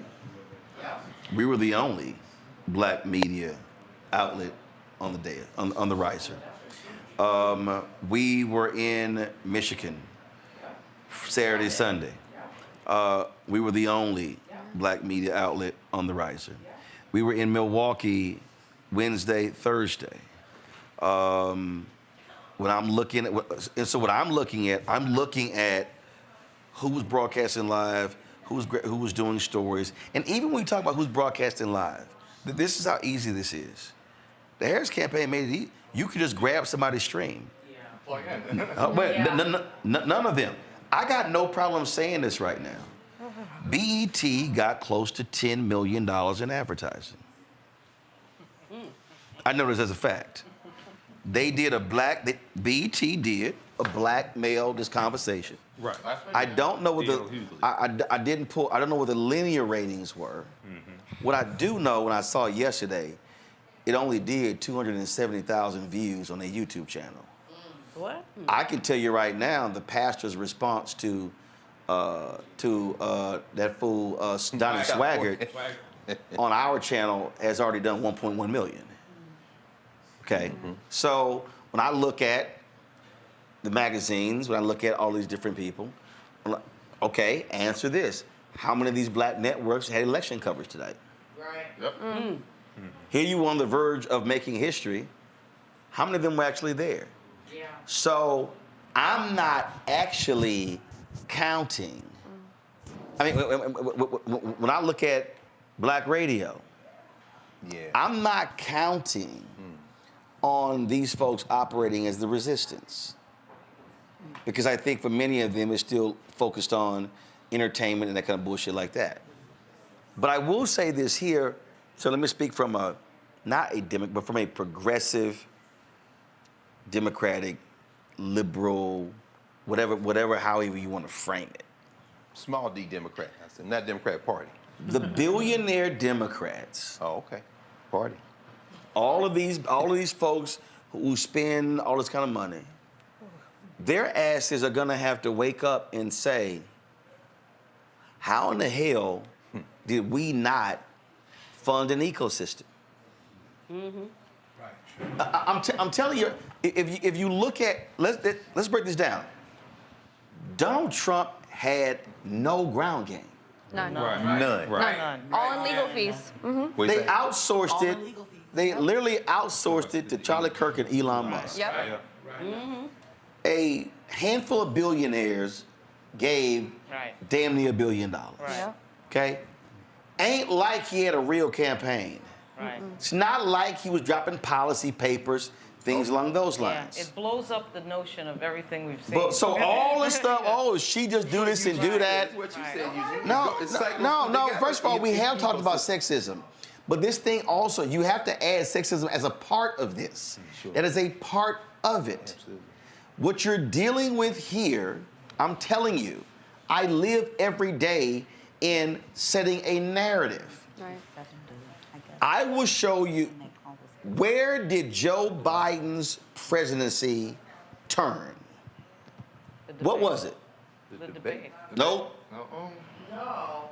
No, what was it? When he said he was in the big, No. Give me what happened. When he said he was going to be a one-term No, president. no, when he made that no, backroom deal, no, you're no. saying no. That ain't it. That wasn't during That his ain't it. presidency. That was not during his presidency. No. I mean, it's about 20 y'all. No. I want you to throw. No. I want you to throw out. Immigration. No. What else? It was an event? It was an event. Wasn't State of the Union. No. I can't believe you ain't saying it. I'm tired. I want to teach. It got to be Ukraine and Gaza. Huh? Ukraine and Gaza. No. Oh, when he said he was a Zionist. No. Afghanistan. If you go back and look at the presidency, that shit was flying. So let's talk about it now. We can talk about it now. Right. His numbers, but let me set the stage first. His numbers, I'm talking about, they were calling this competent. They had no drama. They were sitting here just, it was just flowing. I'm talking about folks like, oh shit. Right. He done got the A-team. Boom. Afghanistan. That immediately changed his approval numbers, and his approval numbers never recovered because the narrative was established that, you destroyed, it was awful, it was this, and everything that followed that decision went right into that bucket of, the country is on a negative trajectory, and you look at the exit polling data, that's what they all said. The country, things are going so awful. They never could turn that around. Go ahead. So I want to say two quick things, and I got to go because I got to teach. We got so I guess, this can be shared now. Afghanistan, it was more than a narrative. It also splintered the party. If a lot of people want to know what happened with Joe Biden and Nancy Pelosi, it really, really fractured the party and it sent a ripple. And there are those in the party that believe that what we're seeing, Israel and Gaza, Ukraine, has all started from Afghanistan, that it's been a constant foreign policy ripple. And Joe Biden was supposed to be the foreign policy guy. So that's kind of like background stuff that was kind of tearing the party apart. It was more than, Biden is old. It's like, it was, okay, he made an emotional decision. He made a promise to the country to get us out of Afghanistan. He did that, but a lot of people argued that it was predicated on his emotions because of, his history with his son and everything, around that war. So there were a lot of things going on in the background, and the opening shot was Afghanistan, unfortunately. I want to say two quick things, and I got to go because I got to teach tomorrow. We got you. Okay. All right. You already said that. Second thing, what I want to say is what happened tonight. I can't think about in the abstract. I think about a lot of my colleagues who are scared right now about their job security, who have been in the government for a very long time, and they won't know what's going to happen comes January. Well, they do. yeah, you know, people do know what's coming. It's going to be very real pain felt by a lot of people that look like us in this room. It's not an abstract thing. It's not an abstract thing like, oh, you know, oh, you effed around and now you about to find out. We about to find out too. Some of us sitting in this room. No question. You know, the pain will be felt, especially those of us that are outspoken, that have stood 10 toes down and put it all out there on the line. So the pain will be felt. Last thing I will say, this has set white supremacy up in a way in this country that will be felt for a very long time. Yes. That is what won tonight. And then we also have the outside agitation from the South Africans who have very complicated histories with apartheid. So it's a very unique blend of white supremacy that we are now dealing with and battling. And those things are very real. They're not abstract things. And I don't know what the next steps are. I know personally, I need to take a few days. This is a lot. Sure. I need to take a few days. It's a Sure. lot. And then figure out what next steps are. But I know black folks, we saying, you know, we tired. We always say that, and we gonna get back up and we gonna continue to fight. You know, I just don't know what that's gonna look like. That new black speaker of the house too. Yeah. Right. So the Absolutely. point is, so all right, go teach, rest and go sleep. So let me. I'm gonna go back. I'm gonna go back to my point about. Go back to the point about the resistance. Yeah. Right. So go back to that point. And the reason that's important. And again, this is the question that what's your posture? So apparently Brett Baer, thanks Joe. So apparently Brett Baer said on Fox News, oh, this is a moment where Trump can reach out with his speech, which we know that ain't happening. What? I'm telling you. So what's going to happen? I'm telling you what's going to happen is you're going to have this narrative that, oh, Jeffries should talk bipartisan. Of course. Of course, always. What to me, this is where, if you are Democratic Party, Come on. you come out and make it perfectly clear. No question. You bring some crazy shit, it ain't going nowhere. That's right. We will shut it down. That's right. Now, for the folk, when Noel talks about the pain, if you one of those 5 million people with student loan debt relief, they got 170 billion, you should be worried tonight. They will repeal. That was an executive decision. Right. They will try to repeal that. I just think, and I'm telling you, they'll claw it back. And I'm telling you, and the reason I keep bringing up these media people is because this is entertainment to them. This is real life for other people. Yep. It's job security for them. Because it is. I'm telling you, they're sitting here going, oh, remember, they were complaining about Biden's news conferences. I mean, damn, the White House is so boring. I mean, he get his speeches and and then he had all this sort of stuff. I'm telling you, they are pining for batshit crazy. I'm telling you, let me remind people, it was every day live television. Right. Trump just tweeted this. Right. It was like breaking news. Every day. It was like, I'm telling you, they love the chaos. Drama is making And I'm telling money. you, folks should be prepared for what they're going to be selling us. And I just think, again, to your point in terms of what's the future. And it's going to be payback. They want to pay a lot of folk back. Yeah. Oh yeah. But- But that's why this but- idea of I need to take a few days, F that. We need to get to work right Well, now. no, wait. No. Because no, I understand what she's saying there. I get it, but No. Time is of the essence. No. When Time I is of the hear, first of essence. all, when I hear I need to take a few days, I agree with that because I gotta pull back and then go. I gotta retreat to know how to advance. Right. Yes. And so when you're in a battle, you got to say, all right, what in sports? What they do? They call damn timeout. Shit, when they doing 20, so you got to retreat to recalibrate, and then now go, all right, now how I'm about to move forward. And so I mean, I can tell you when we was there last time. I did a commentary on TV1. Y'all find that commentary, it's called This Means War. And the president of the network called me frantic. Brad said, oh my, what? Like, you did, this means war? I said, yeah, this means war. Now Alfred Niggas the CEO. Oh, look, I mean, we publicly, we got radio stations, FCC licenses. I was like, yeah, I hear you. FCC, they got a chapter on that too. In I was like, yeah, I hear you. I was like, I hear you. But my whole deal is, I was real clear. Yes, this means war. Yeah. And I said, that has to be a posture. And so while Dems are gonna go through this whole, oh my God, woe is me, and try to figure it all out, if they do not assume a posture of war, then go ahead. There's going to need to be a reckoning. So that's why I disagree. I think that they're going to have to look at the Latino vote. This is a different MAGA that we've never seen before. I went to school at the same school J.D. Vance went to. I went to Yale Law School, was taught by the same professors.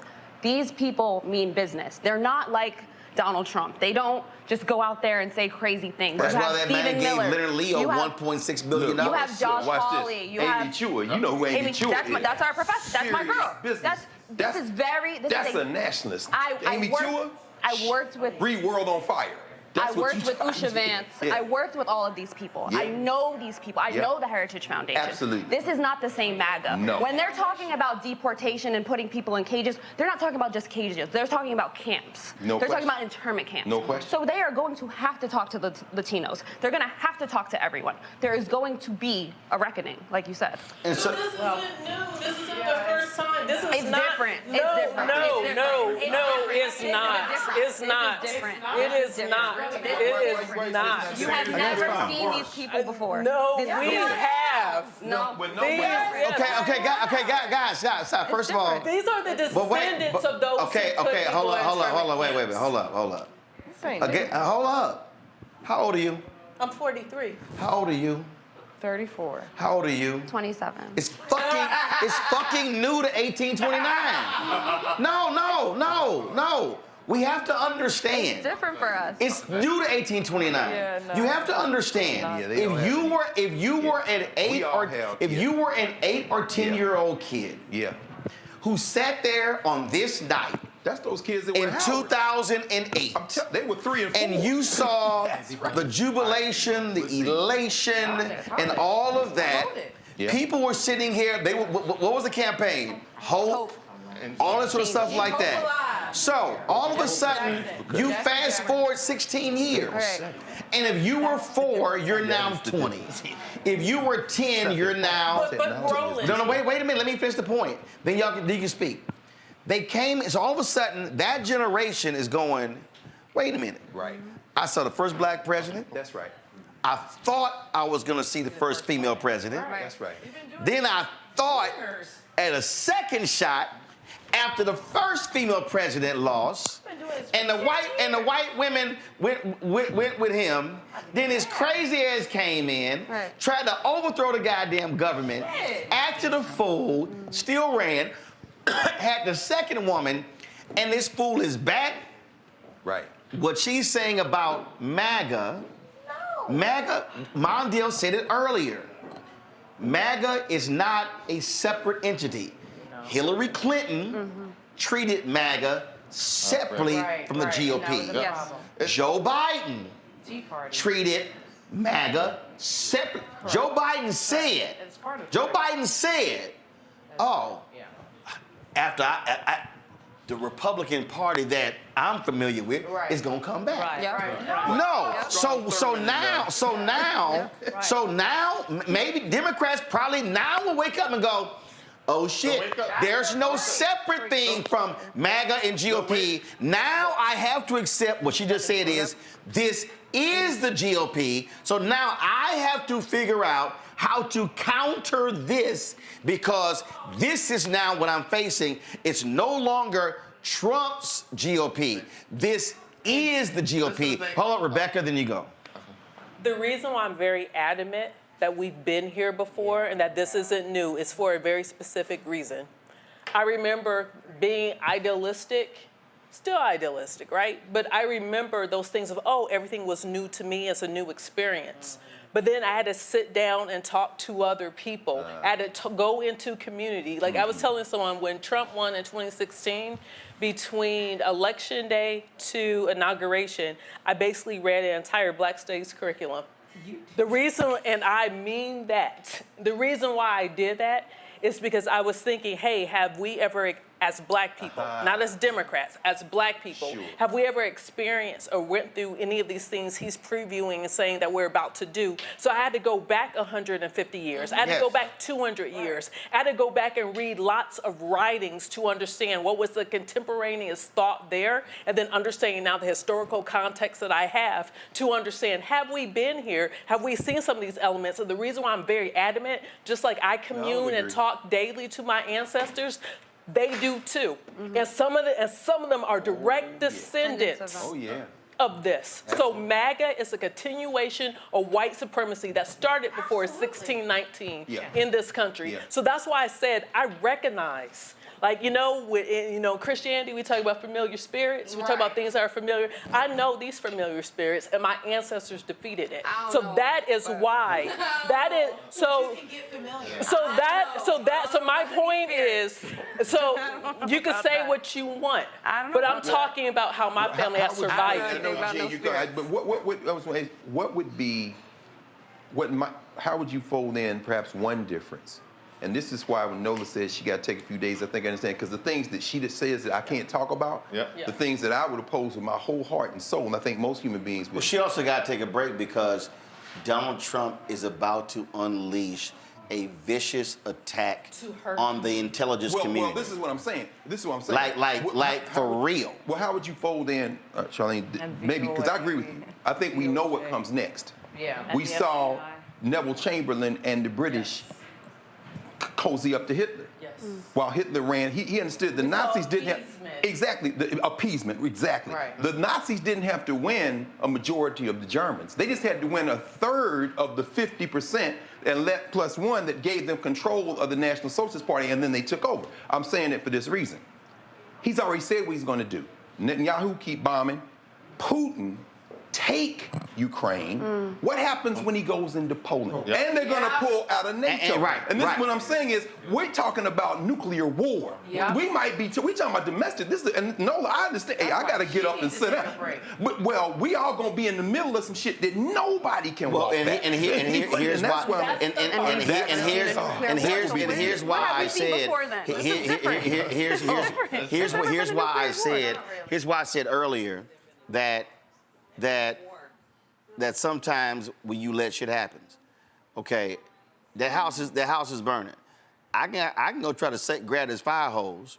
I can try to grab an extinguisher, or I might have to sit here and say, let it burn down. Let this shit burn. Because what's about, but again, follow me here. When I say, but here's the deal though. But here's what I mean by letting it burn. You have to then allow other folk to go, you see that shit happen? Did we tell your ass what you gonna do? No. This is where you have to literally say. I got sick in the This is literally where. I'm telling you right now. I'm telling you right now. But remember, for all the folks in Dearborn, when Trump, when Trump lets Netanyahu unleash. Well, Michigan won though, right? No. Well, first of all, they haven't called Michigan. They haven't called Wisconsin. But this is where you sit back and go, no. But I'm only remember some of those people were white. They were white until 9/11. So these are some of the same people. I understand that. But what I'm saying is, there's some folk you got to sit here and go, oh, I ain't about to stand up. But our common humanity, man. I mean, the slaughter, this. Follow me here. Okay. I understand the humanity piece. But what I'm saying is, if you have a family member you have done everything you could to get their ass to rehab. You tried, done everything. Know that story, bro. Sometimes you literally got to do this here. You on your own.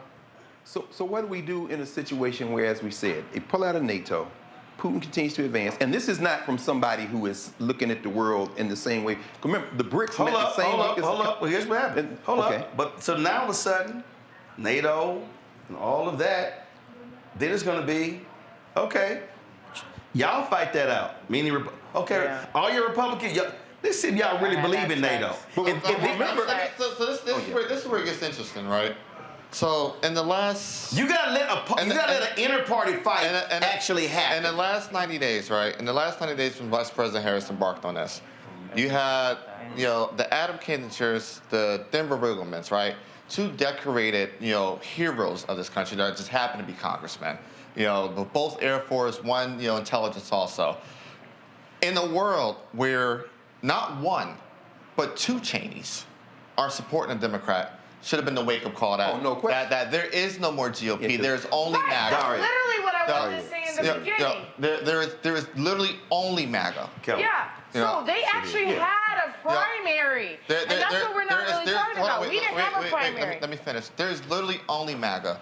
In a world where Donald Trump, Department of Homeland Security Secretary, also his chief of staff, is telling you, don't vote for this guy. Don't give this guy power again. When his joint chief of staff is saying, don't give this guy power again. When the man's vice president. When his vice president won't support him, when Vance doesn't understand he's a candidate because Pence is absent for a literal reason, and then more importantly, right, when Mark Esper, whose hands were tied when it came to both January 6th and the protests leading before that, and when Donald Trump went to unleash, literally the only reason we didn't have armed forces going against civilians on the street was because of Mark Esper.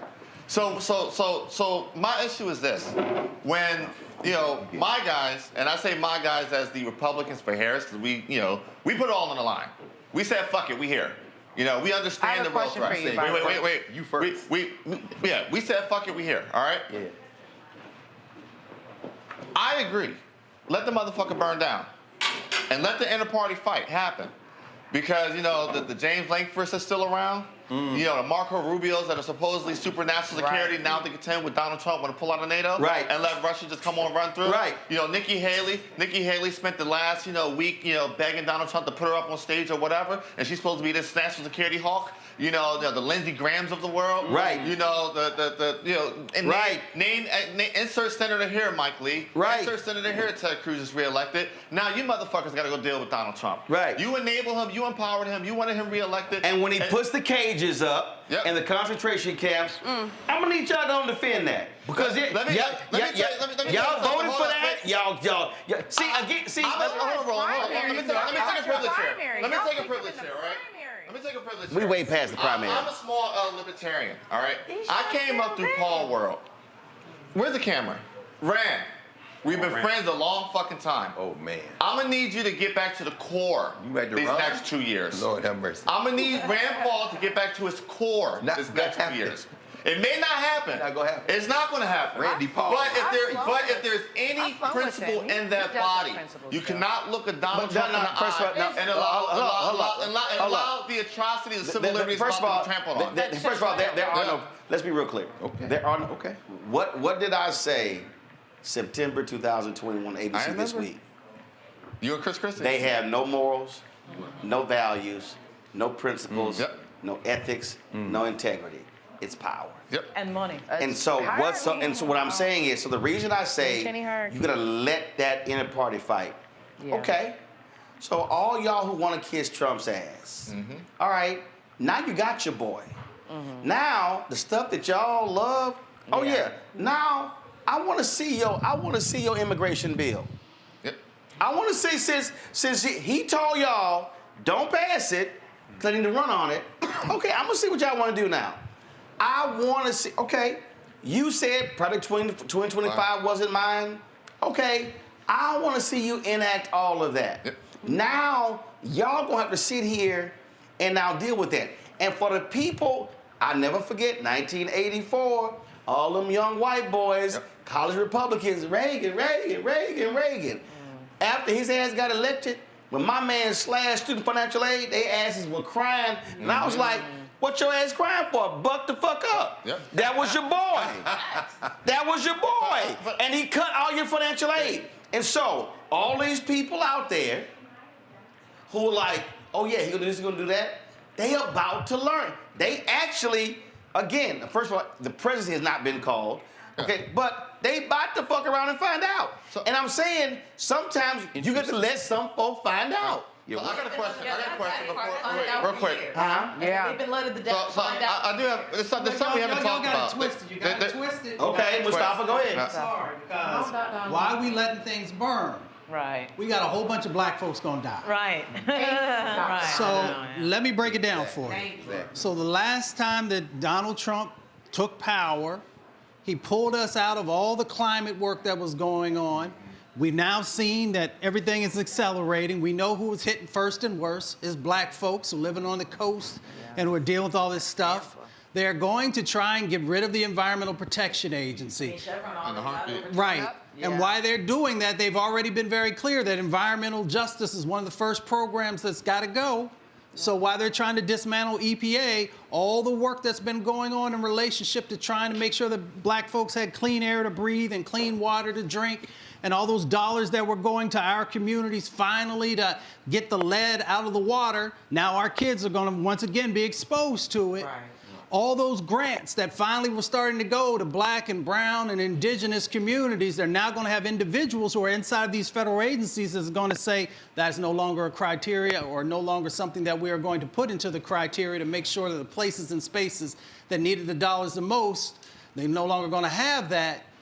They're going to weaponize the Department of Justice. So that means that all these police departments that have finally been getting checked to a degree, that's no longer going to be the case. Very true. So while we're talking about let it burn, we keep forgetting that the people who are the ones that are getting most impacted are the ones that got to carry the cost while we're letting it burn. So what do we No. Follow me here. No, follow me here. No, again, when I say let it burn, what I mean by that is we have always been America's firemen. And what we've always done, because it really goes with what Greg was talking about, what we've always done is also come to everybody else's defense. And what I'm saying is the people tonight that didn't rock with us, the people tonight that didn't roll with us, the people tonight, Cook Political Report, another long streak ends tonight in Carleton County, Minnesota. Trump becomes the first Republican since Herbert Hoover in 1928 to win the working class county in the Arrowhead.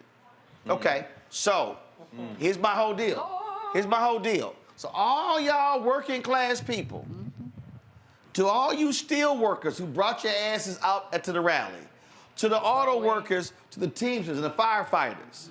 All right, when he blow your union shit up, please come holler at me that you went against the most pro-union administration in American history. So, and I don't want to hear, again, I want the unions, we know AFSCME, SCIU, AFL-CIO, those folks. I want to see those folks stand there and then clamor, oh, well, damn, he's about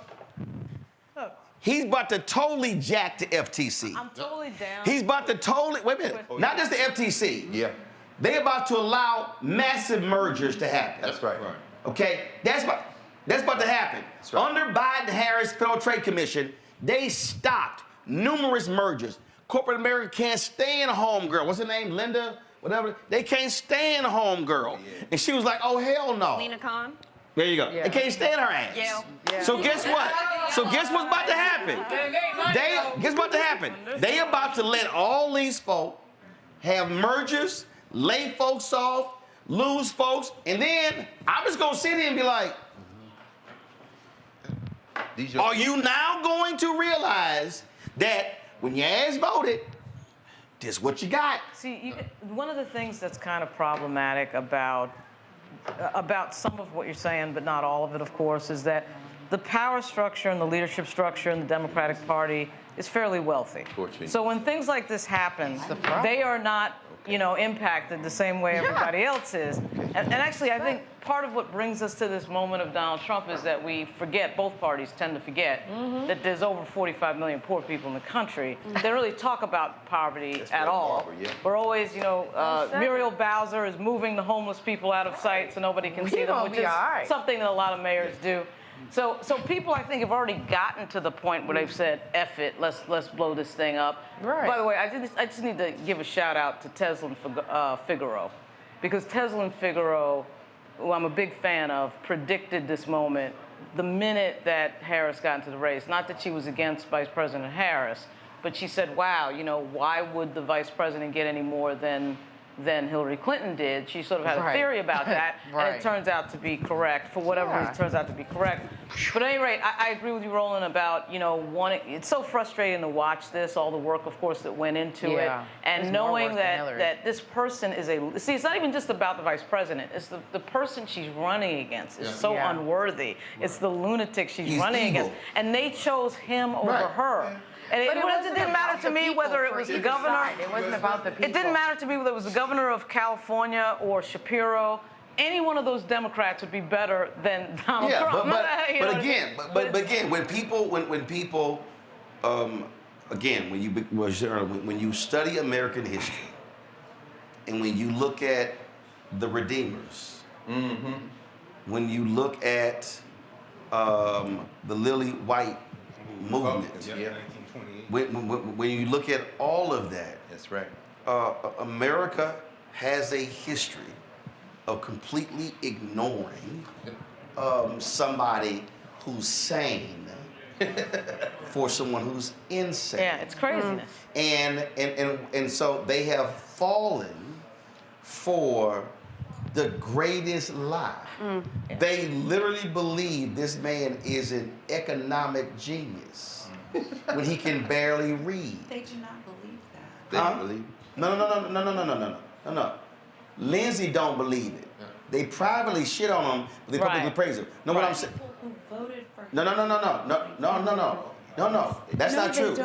There are people at his rallies. I'm not talking about that core group. I'm talking about all these other millions of people. I'm talking about there are, when you look at core group, there are these people, they believe he is their savior. They are in a cult, but that's not who voted for him. They couldn't get him elected. If it was just his... Oh, no. I'm not saying it was just them. But what I'm saying is... And the larger group does not believe that he is an economic genius. So why do they vote for him? To be an idiot. They know he committed. No, I'm asking you, so why do they vote for him? I'm going to say it one more time because it's all I can say. This is America. Right. Okay? Wait. And we have a woman problem. Right. Thank you. I've been waiting. And if we know it's been proven we have a woman problem. We do. It has been proven. White women ain't never made Greg, can I please I'm gonna just whatever. No, I don't really want you to teach me tonight. I just want to share. Okay, hold on. Finish your point. I just want to share. No, go ahead. Okay.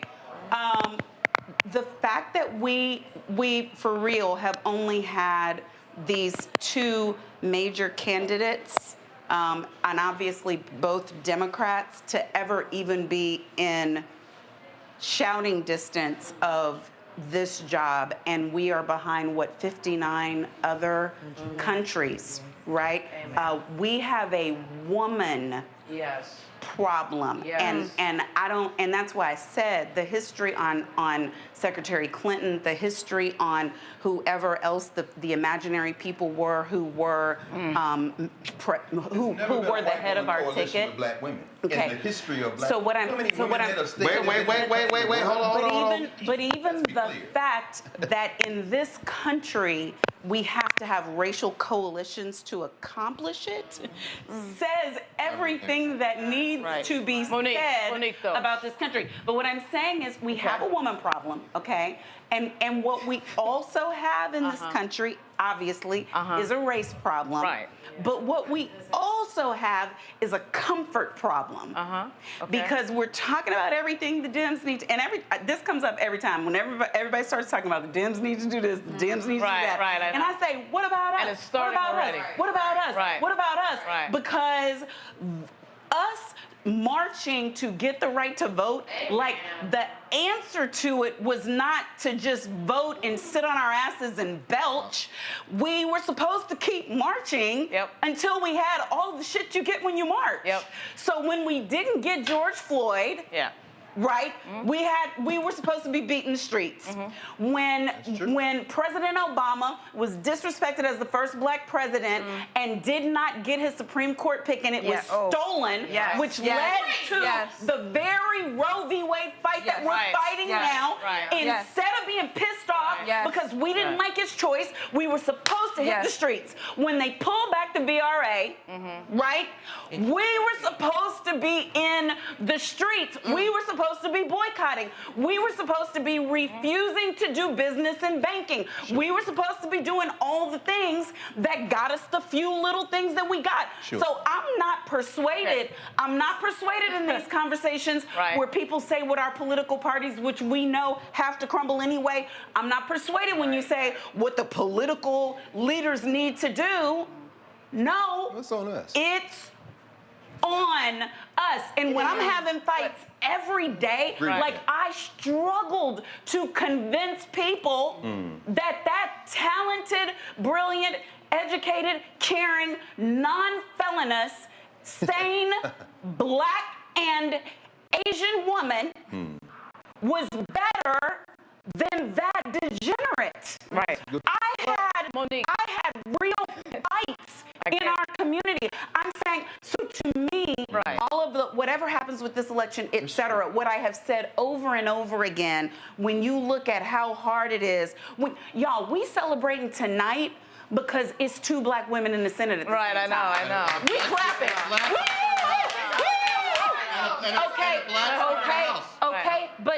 But listen to yourself though. Run that back.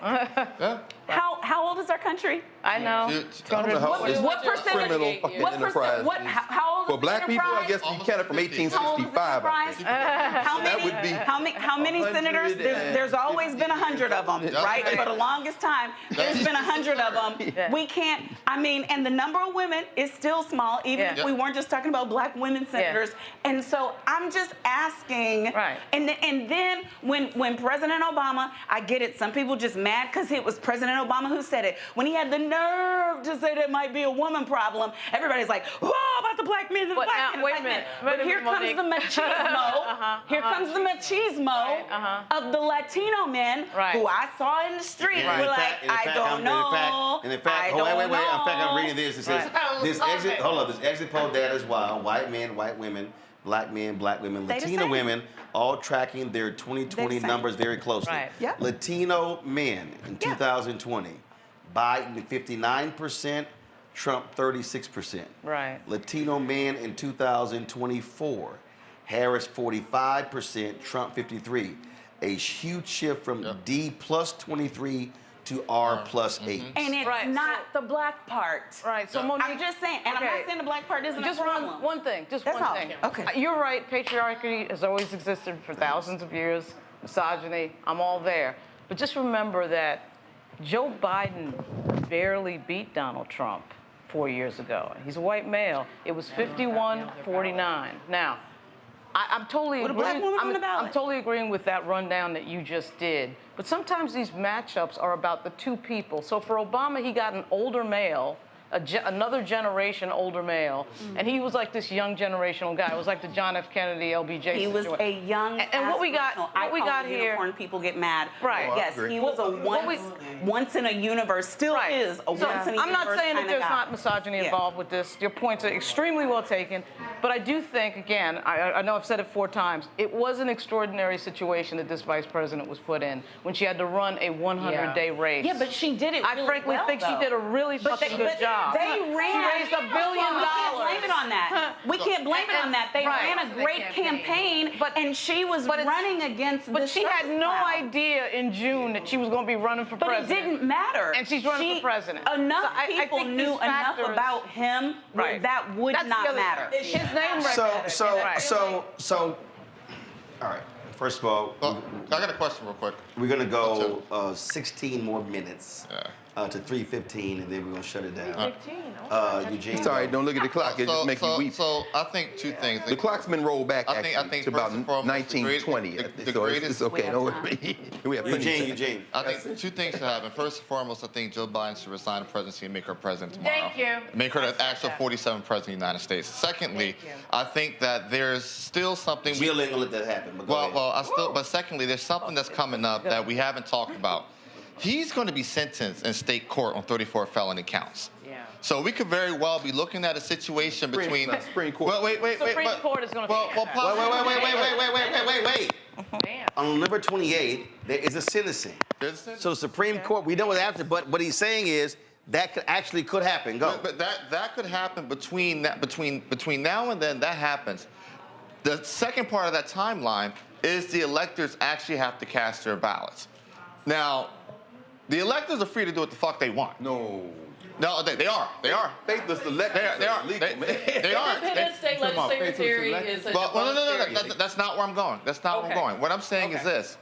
You very well could have faithless electors that say, hey, I don't want a president that's going to be sitting in jail. He's not going. You're talking about constitutional crisis. Okay. Yeah. So, did the Supreme Court rule on that, though? No. No. So we're gonna do this here. Wow. We're gonna have final comments. That's true. But So I'm about to go around. My God. I'll start with Mustafa. I'll just keep it real simple. My mama say a hard head makes a soft behind. We about to find out exactly what all that really means. So I'll stop there. Kelly? To your point about this being a women problem and a race problem, it is also a feelings problem. I feel like the economy is bad. I feel like Kamala Harris did a bad job as vice president, even though she has no power as vice president to do the presidential things because she's not president. I feel like women can't do the job. I feel. And that feeling has been metastasized by way of the First Amendment being abused, broken, and scorned. Right? This concept of marketplace of ideas that had been indoctrinated in us in law school, right? I tell my students this because I teach media communication law. I'm like, the marketplace of ideas was not for this. The marketplace of ideas was supposed to have a Target. It was supposed to have a corner store. Donald Trump was never supposed to leave the corner store. That ideology was never supposed to leave the corner store. Unfortunately, it has a section in Target. And it owns Walmart now. Right? So it's a feelings problem. And until we feel like Donald Trump is a bad person, until we feel like the GOP got me fucked up, until we feel like, hey, maybe the Democrats were right. Hey, maybe Roland is right. Maybe talking to myself, maybe I actually can do something about it. These feelings are going to precede any fact, any finding, anything, any law that comes out of this administration now and whatever administration is to come. Such as 3.8 million people in California voted to keep slavery legal, to allow prison labor. And in California, they also voted to turn those thefts from misdemeanors into felonies. And how do they feel There you go. about that? Where's my camera? So, all right, Michael. I'm still waiting on all the results to come in. Looks like I know a couple of news outlets have called it for Trump. If Democrats take back the House, you have some help there because Hakeem Jeffries most likely will be Speaker of the House, and they'll be able to block bills that Republicans are trying to pass. but I've read a lot of Project 2025. I was talking about it in 2023 before people knew what it was because it came out April 2023. And as I have been explaining to people, this was called Mandate for Leadership, the Conservative Promise. The Heritage Foundation has been putting out this playbook each election cycle going back to 1981. Exactly. This is how long they've been doing it. And the Reagan administration adopted over 60% of the 2000 policies in Mandate for Leadership in Reagan's first term.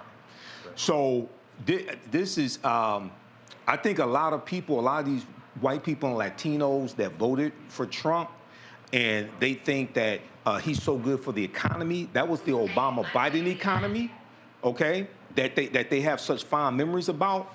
A lot of them are in for a rude awakening. There's a lot of these Palestinians, a lot of these Arabs, and let's be clear, nobody has said this. Arabs are classified as white by the federal government. Nobody has said that. You go to the U.S. Census form, when they look at racial classifications, people coming from North Africa and the Middle East are classified as white. And some of them identify and think like that. Just like you got some Latinos, some Cubans think like white. So as I said earlier, like some hours ago, for the people who are classified as white in this country, like the European ancestry, anybody that's not European, they consider the other. A lot of these people who think they're white, they're about to find out, no, you're not. A lot of these people, okay? And the other thing is, I'm not for saving these motherfuckers. Seriously. Because you voted for this son of a bitch. You voted for him. You about to, you know, and some of us gonna have to leave. I got friends of mine talking about leaving the country, saying, let this shit, the hell with this. Mitt Romney? All right. Derek. I would say there is no more Republican Party as of today. The Republican Party is now the MAGA Party. Yep. It's now the party of Elon Musk. It's the party of Donald Trump. It's going to survive long after Donald Trump. He now has an heir apparent in J.D. Vance. Right. And long after that, he has Josh Hall. He has so many people now. And Gen Z and people like me have never known a regular Republican Party. We've never seen a Bush administration. We've never seen a Reagan administration. It wasn't normal then. It wasn't normal then either. Dick Cheney was a war criminal. It wasn't this. He victim apologized. At the same time. He did the right thing this time. He did do the right thing this time. But this is different. MAGA is different. And I do not think we have the regular Republican Party anymore. And Democrats are going to have to come together and figure out what happens next. And Or not, and just have and that's just it. They're going to have to come together and figure out what happens next, and there's going to be a reckoning. Eugene. I mean, look, at this point, you lick your wounds and you learn how to fight. So on to the next fight. January 1, the 2026 cycle starts. You got 2025 races and for the governorships in New Jersey and Virginia. In addition to the seats that'll be up during that cycle. We back up Hakeem Jeffries everywhere we possibly can. I think, black-owned media needs to have their own ecosystem. In comparison, also other folk need to have their own ecosystem. I think, Trump's going to do what Trump's going to do. And all we can hope is that, Joe Biden takes the next 80, 90 days or whatever to, Trump-proof the federal government as best as he can. He's probably the only person prepared to do it, being that he's been there fucking 50 years. But I say that to say, we all left on the battlefield. We did the best we could. And, we'd love to fight another day. Lauren. Well, there's nothing new to see here regarding the type of person that Donald Trump is with regard to American history. It's the same old thing. But what is new is what he's planning to do. Dismantling the FBI. He's probably going to destroy health care. He's going to do a bunch of stuff that we have not seen any other president do in the modern presidential era. But I think what Joe Madison said about it all comes down to what are you going to do about it. And when the Republicans planned against Barack Obama before he took office, Paul Ryan and the gang had a big plan to stop him. The Democratic Party has to have a reckoning. They have to have a reorganization. They have to get into the next generation. People like Wes Moore, that group has to come up next. And they got to get the Clinton-era people out of the DNC and out of the strategic control that they have. These Anita Dunn people, all of this. This is happening in part. We got Donald Trump in large part because of Robbie Mook and the BS that we saw in 2016 with the Clinton campaign, with the arrogant ass Hillary Clinton campaign. That's what brought us ultimately to this moment. So it is about what you're going to do about it, and that's got to start tomorrow. That's got to start right now. They got to strategize and get on a war footing right now. Agree. I'm praying for Vice President Kamala Devi Harris. We are not yet at calling this race, but she right ran. now is at 267.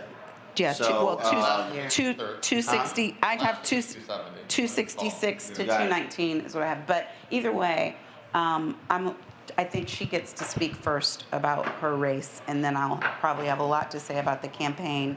But what I will say for now is, to Lauren's point, I know that you're saying it's urgent now, but I've been feeling like it's urgent. The fact that someone like this could run and be running while convicted, running while degenerate, running while amoral, running while confused, running while found liable as a rapist, says everything that needs to be said about the threat that we're under. So I would give the following advice to people that I don't even need to wait on the vice president to make any announcements tomorrow to give. If you need a physical checkup and you have the Affordable Care Act for your insurance, you should be arranging to get that immediately, like between now and the end of January. You want to go ahead and schedule that. If you are working in one of those special service or government jobs, if you weren't already looking for other work, if you weren't already pulling out your funds and putting them someplace that's safe, like whatever amount you can remove now without penalty, then that's something you want to go ahead and do. If you have children who are receiving services from the Department of Education, like have an IEP or are in public schools, you want to be looking at alternate methods of education, because these are all things that are happening now. Take your children to the pediatrician, get their vaccines, because the person who Donald Trump has said he's putting in charge doesn't believe that vaccines are necessary for children. He thinks that all vaccines are harmful. If you have the opportunity to care for your elders, and perhaps to stack some money aside, like if you got your student loans forgiven and you have room on credit cards or something like that for when they come and try to take the money out of your bank account that they gave to you, then those are actions that I would strongly suggest you take starting this very night or starting tomorrow, because we promised you that this was not a drill, and now we indeed are about to find out. Erica. John 10:10 says the thief comes only to steal and kill and destroy. That's the A part of it. And he's here. I've been very clear about who this person is. He is the son of a Klansman. He surrounded himself with such people. And to never forget who sold the robes of the Klan. We're at a moment that people have hee-hee, ha-ha to, and that's not everyone, but there's a specific demographic. I love what Monique said, but I'll also say that definitely praying for those people who are serving our country that have to call this person commander-in-chief. Definitely thinking about different people that are in the three-letter organizations. And I just don't believe that, I'm just going to be honest, that this country is prepared for someone who has nothing, who's leaving it all out on the floor and has a command group behind him that's ready to enforce what he has. So, yeah, we're here. And I'm praying for all of those people, and that the poor are definitely going to pay. And I say the poor, not meaning like everybody in this room is wealthy and rich, but there's going to be a very, very steep price to pay. Those million people that we lost in COVID have not been resurrected from the grave. So there's going to be a significant price to pay. So echoing, thank you so much for the Bible verse, because I keep on saying all I can do is pray. And from the day before to today to tomorrow, that's all we can continue to do is pray. We do have a woman's problem. And I pray that one day we surpass it. Today might not be the day, and tomorrow may not be either. I know that it was stated, you know, the Democrats have to come and reckon. And maybe we don't. Maybe we have a black party. I know one thing I saw a lot in Michigan was, you know, the factor of being upset about the Palestine and Israel and wanting the third party. And, you know, as we've heard, the MAGA is now the Republican Party, which is true because they had a primary and they voted for Trump. Yep. But it started with Sarah Palin, right? It started with the Tea Party. And the Tea Party took over the Republican Party. And that's what it is. And we've had this big tent, and I say we as a Democrat, I'm a Democrat, we've had this big tent issue. And maybe we don't include everybody in our tent. Maybe we just care about our community. Maybe we start tomorrow just focusing on our issues. We stay black. I did so much in the D9 organizations, and we don't need to stop. Right. And maybe this is what enlightens us, because they don't care about our black ass, but we do. Right. And so we need to keep praying, and we need to stay united, not Dem, not Republican, but as the black community, and figure that out ASAP. Rebecca. So at least 12 American presidents were slave owners. And I think about 8 of them owned slaves while in office. This country has codified race into our legal system. Yes, Rebecca. When we even think about being subhuman, it was never actually taken out of law. No, that's right. By law, we are still not even fully human. Correct. So when we talk about 3/5, people are like, oh no, that just means for every 5, we count for 3. No, it was saying you are 3/5 a human. So when I reflect on what appears to be highly probable coming out of this night, and seeing that it was an affirmation of Donald Trump, a rejection of Kamala Harris, I do hear everyone talking and describing things, but I can't move past that this is still the fabric of white supremacy. Yeah. And even when we think about how different scholars have talked about the intersectionality and gender, other intersectionalities, I was also thinking about some clients I used to have. I used to represent the National Network for Arab American Communities, headquartered in Dearborn. And what was really interesting, one of the things they wanted me to advocate on the Hill for was to make sure that some of the minority health disparities that was in the Affordable Care Act, that their communities could benefit from it. The moment where I knew I lost them as a client, and so when I said, well, many of you all still consider yourself white, because that's how you migrated, were able to immigrate into this country because you were Christian Arabs, and you were white, and you came in the 60s and the 70s, and you found this new, you created this new home in Michigan.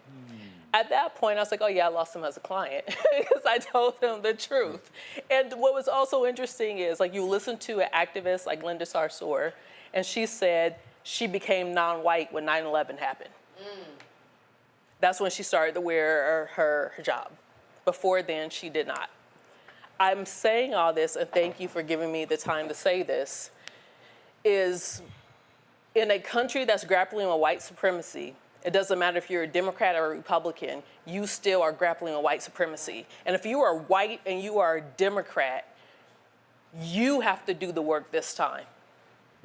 I understand when I hear some black people, who some are disaffected and some of them aren't, but they're saying it legitimately, that sometimes black Americans in this country have been on the plantation for the Democratic Party.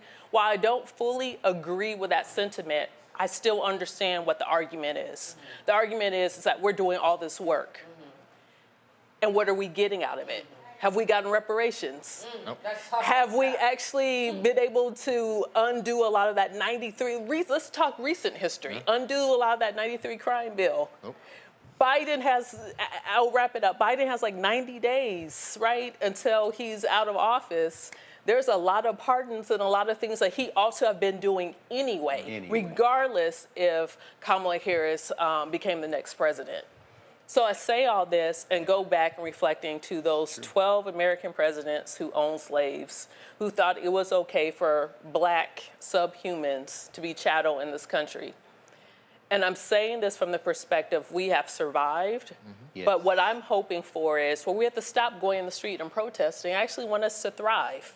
I want, as a black woman, for me not to encounter weathering, which came out in a study a year and a half ago that says my internal cellular structure is deteriorating because of effing racism. Right. So I say all that. We do need a rest. And then after we rest, after we have our Sabbath, we got to strategize. Greg? Thank you, Roland. And I always say we got to support the Black Star Network now more than ever. I think about my friends who would consider themselves radicals, who would accuse me of being a sellout for coming down here and being with y'all all the time. By the way, I think you all should follow Monique's advice and get all your health care and get all your benefits together, because now you get a chance to put your theory, all that Marx you've been reading, into practice. I often say this isn't a nation. It's a country with a lot of nations in it. And Charlene, thank you for laying that out, because at the beginning of this criminal enterprise, they set it up for failure. When they did what they did to indigenous people and brought us into it. And as Du Bois said in the Suppression of the African Slave Trade to the United States, he said, until you deal with that, you're going to keep having to come back to it. We've always had a parallel structure for planning what was in our best interest, but we always wanted to include everyone else in terms of what we were advocating for, whether it be black people creating public education in the South during Reconstruction. We always wanted to make everybody else benefit as well.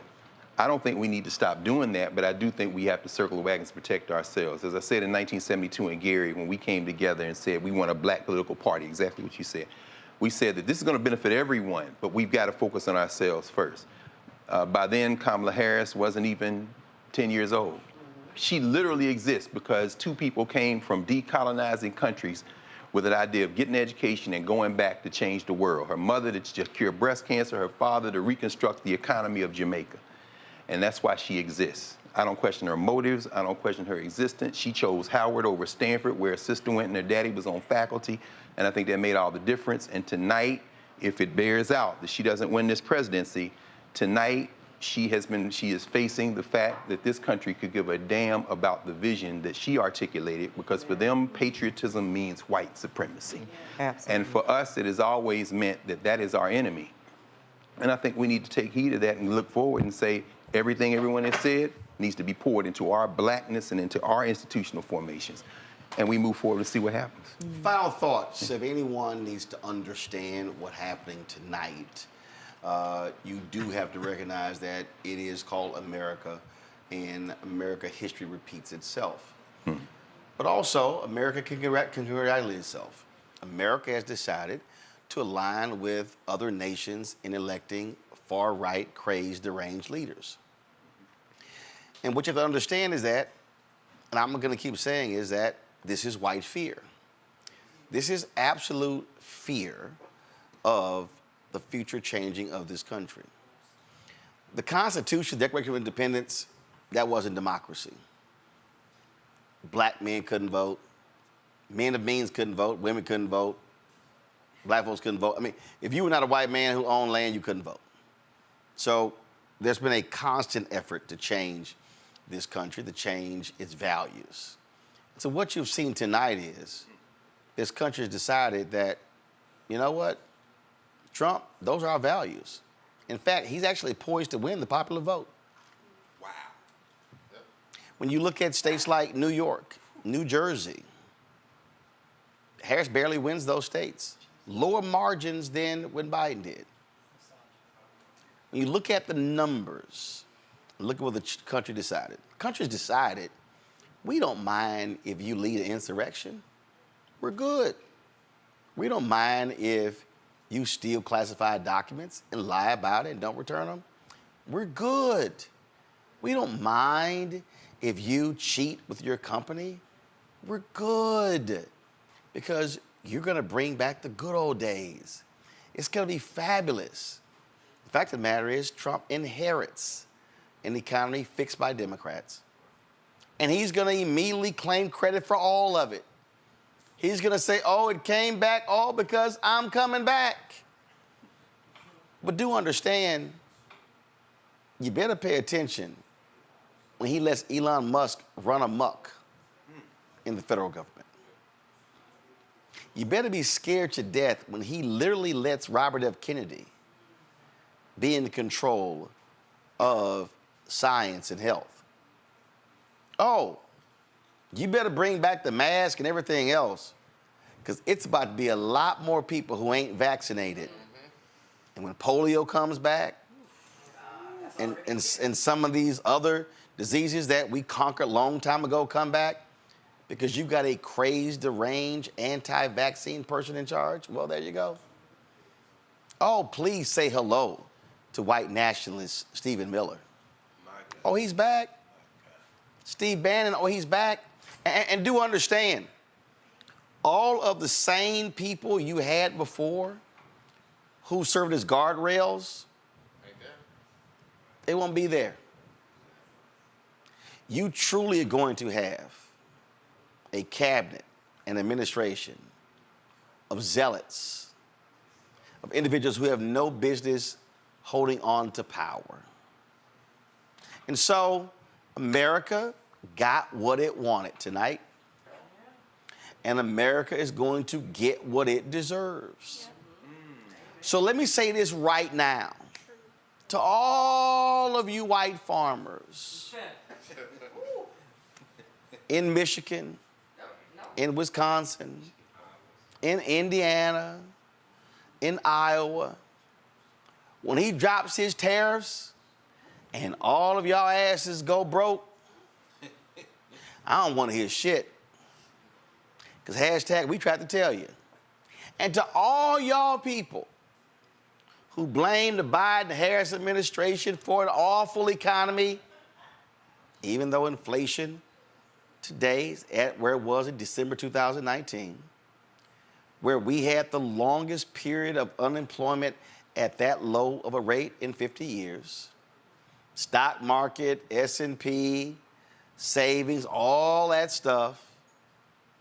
Oh, by all means, when his tariffs plan shifts all of that debt to you, don't look at us who voted for Harris. Because hashtag we tried to tell you. We told you by voting for that fool what was going to happen. So your health is going to be compromised. Your pocketbook is going to be compromised. Oh, by the way, when your ass start choking and your water tastes like crap, don't come holler at us, because he is going to decimate the EPA. Oh, by the way, when your raggedy ass state go ask a fool with the education, please don't come holler at us, because of what he's about to do when it comes to the Department of Education. And again, all y'all white women who on birth control, don't come holler at us when this Supreme Court targets that too. Clarence Thomas already told you they coming for that too. And so for all of y'all who said, oh my God, the nation is on the wrong track, by all means, enjoy his inauguration. Dance in the aisle. Go dancing in the streets. But I'm going to tell you right now, ain't no way in hell you think we're going to be silent. There's no way in hell you think we going anywhere. You know, I interviewed Harry Belafonte, brother right there. I asked him about why is he still in America. He said, you know what? For all my love of the French Riviera, he said, I stayed here to make it better. And see, and I know y'all really think this is yours. I know y'all really, really think that we should go to where we came from. Well, I'm gonna tell you where I came from. Riverside Hospital, Houston, Texas. 250 Defender Street in Clinton Park. And then 222 Pennsylvania Street in Clinton Park. So we're here, and we gonna swing. And I'm telling you right now, y'all act a fool, it's gonna be the Montgomery Brawl. Yes, sir. Cause see, we gonna throw the cap in the air. And when it's time to swing, it's time to swing. Yes, sir. And so y'all can play it cute. Oh, by the way, all of you working class people, oh, I can't wait till the corporations start laying your asses off. I can't wait, because Elon's already said that we need to destroy the economy to reconstruct it. And see, all y'all who supports this, I'm sure Dana White's gonna slap his wife around some more. How about that? And Trump is gonna elevate him. And I know Jenny Thomas is just pleased tonight. Yes, indeed. And I know Clarence is saying, oh, Miss Jenny, Oh, God. Oh, I can't see. we cannot retire with millions because Trump is gonna replace me with somebody hard right. But to the people out there who are frustrated and angry, and I've been seeing your text messages and your Twitter posts and all that, all I tell you to do is go pick up a history book. And do understand that post-slavery, America allowed the slave owners to get their plantations back. As long as they pledged to abide by the Constitution. So the very folk we were fighting came back and got their riches. And the slaves didn't come back, but they did keep slavery in the Constitution and allowed the peonage system to go forward. See, that's why the California deal is so important, because they don't mind that prison labor in California. That's right. So y'all can enjoy your win, but I'm telling you right now, a lot of you who voted for Trump, and you're rejoicing right now, there will be tears. And when the tears come shedding, you can't cry on our shoulders. And you can't come to say, I don't know how this happened. And all we gonna say is, we tried to tell you. Let me thank all the panelists we've had on our coverage tonight. Let me thank Tatiana. Let me thank all the folks at Howard University, our control room. We had, of course, our watch party here. And so shout out to our caterer, our bartender, everybody. A fabulous time, folks. We're going to see y'all tomorrow, today. 6 p.m. Eastern right here on the Black Start Network. Don't forget, support the work that we do. Because, see, y'all know, I see all y'all right-wing people comment in the message section. And here's the whole deal. I appreciate all y'all running y'all miles, because all y'all doing is making me money. Y'all do realize that. So while y'all on my YouTube channel, like my man Johnny Kim said, just got paid. So appreciate it. Folks, join our Bring the Funk fan club. Senior check and money order to P.O. Box 57196, Washington, D.C., 20037-0196.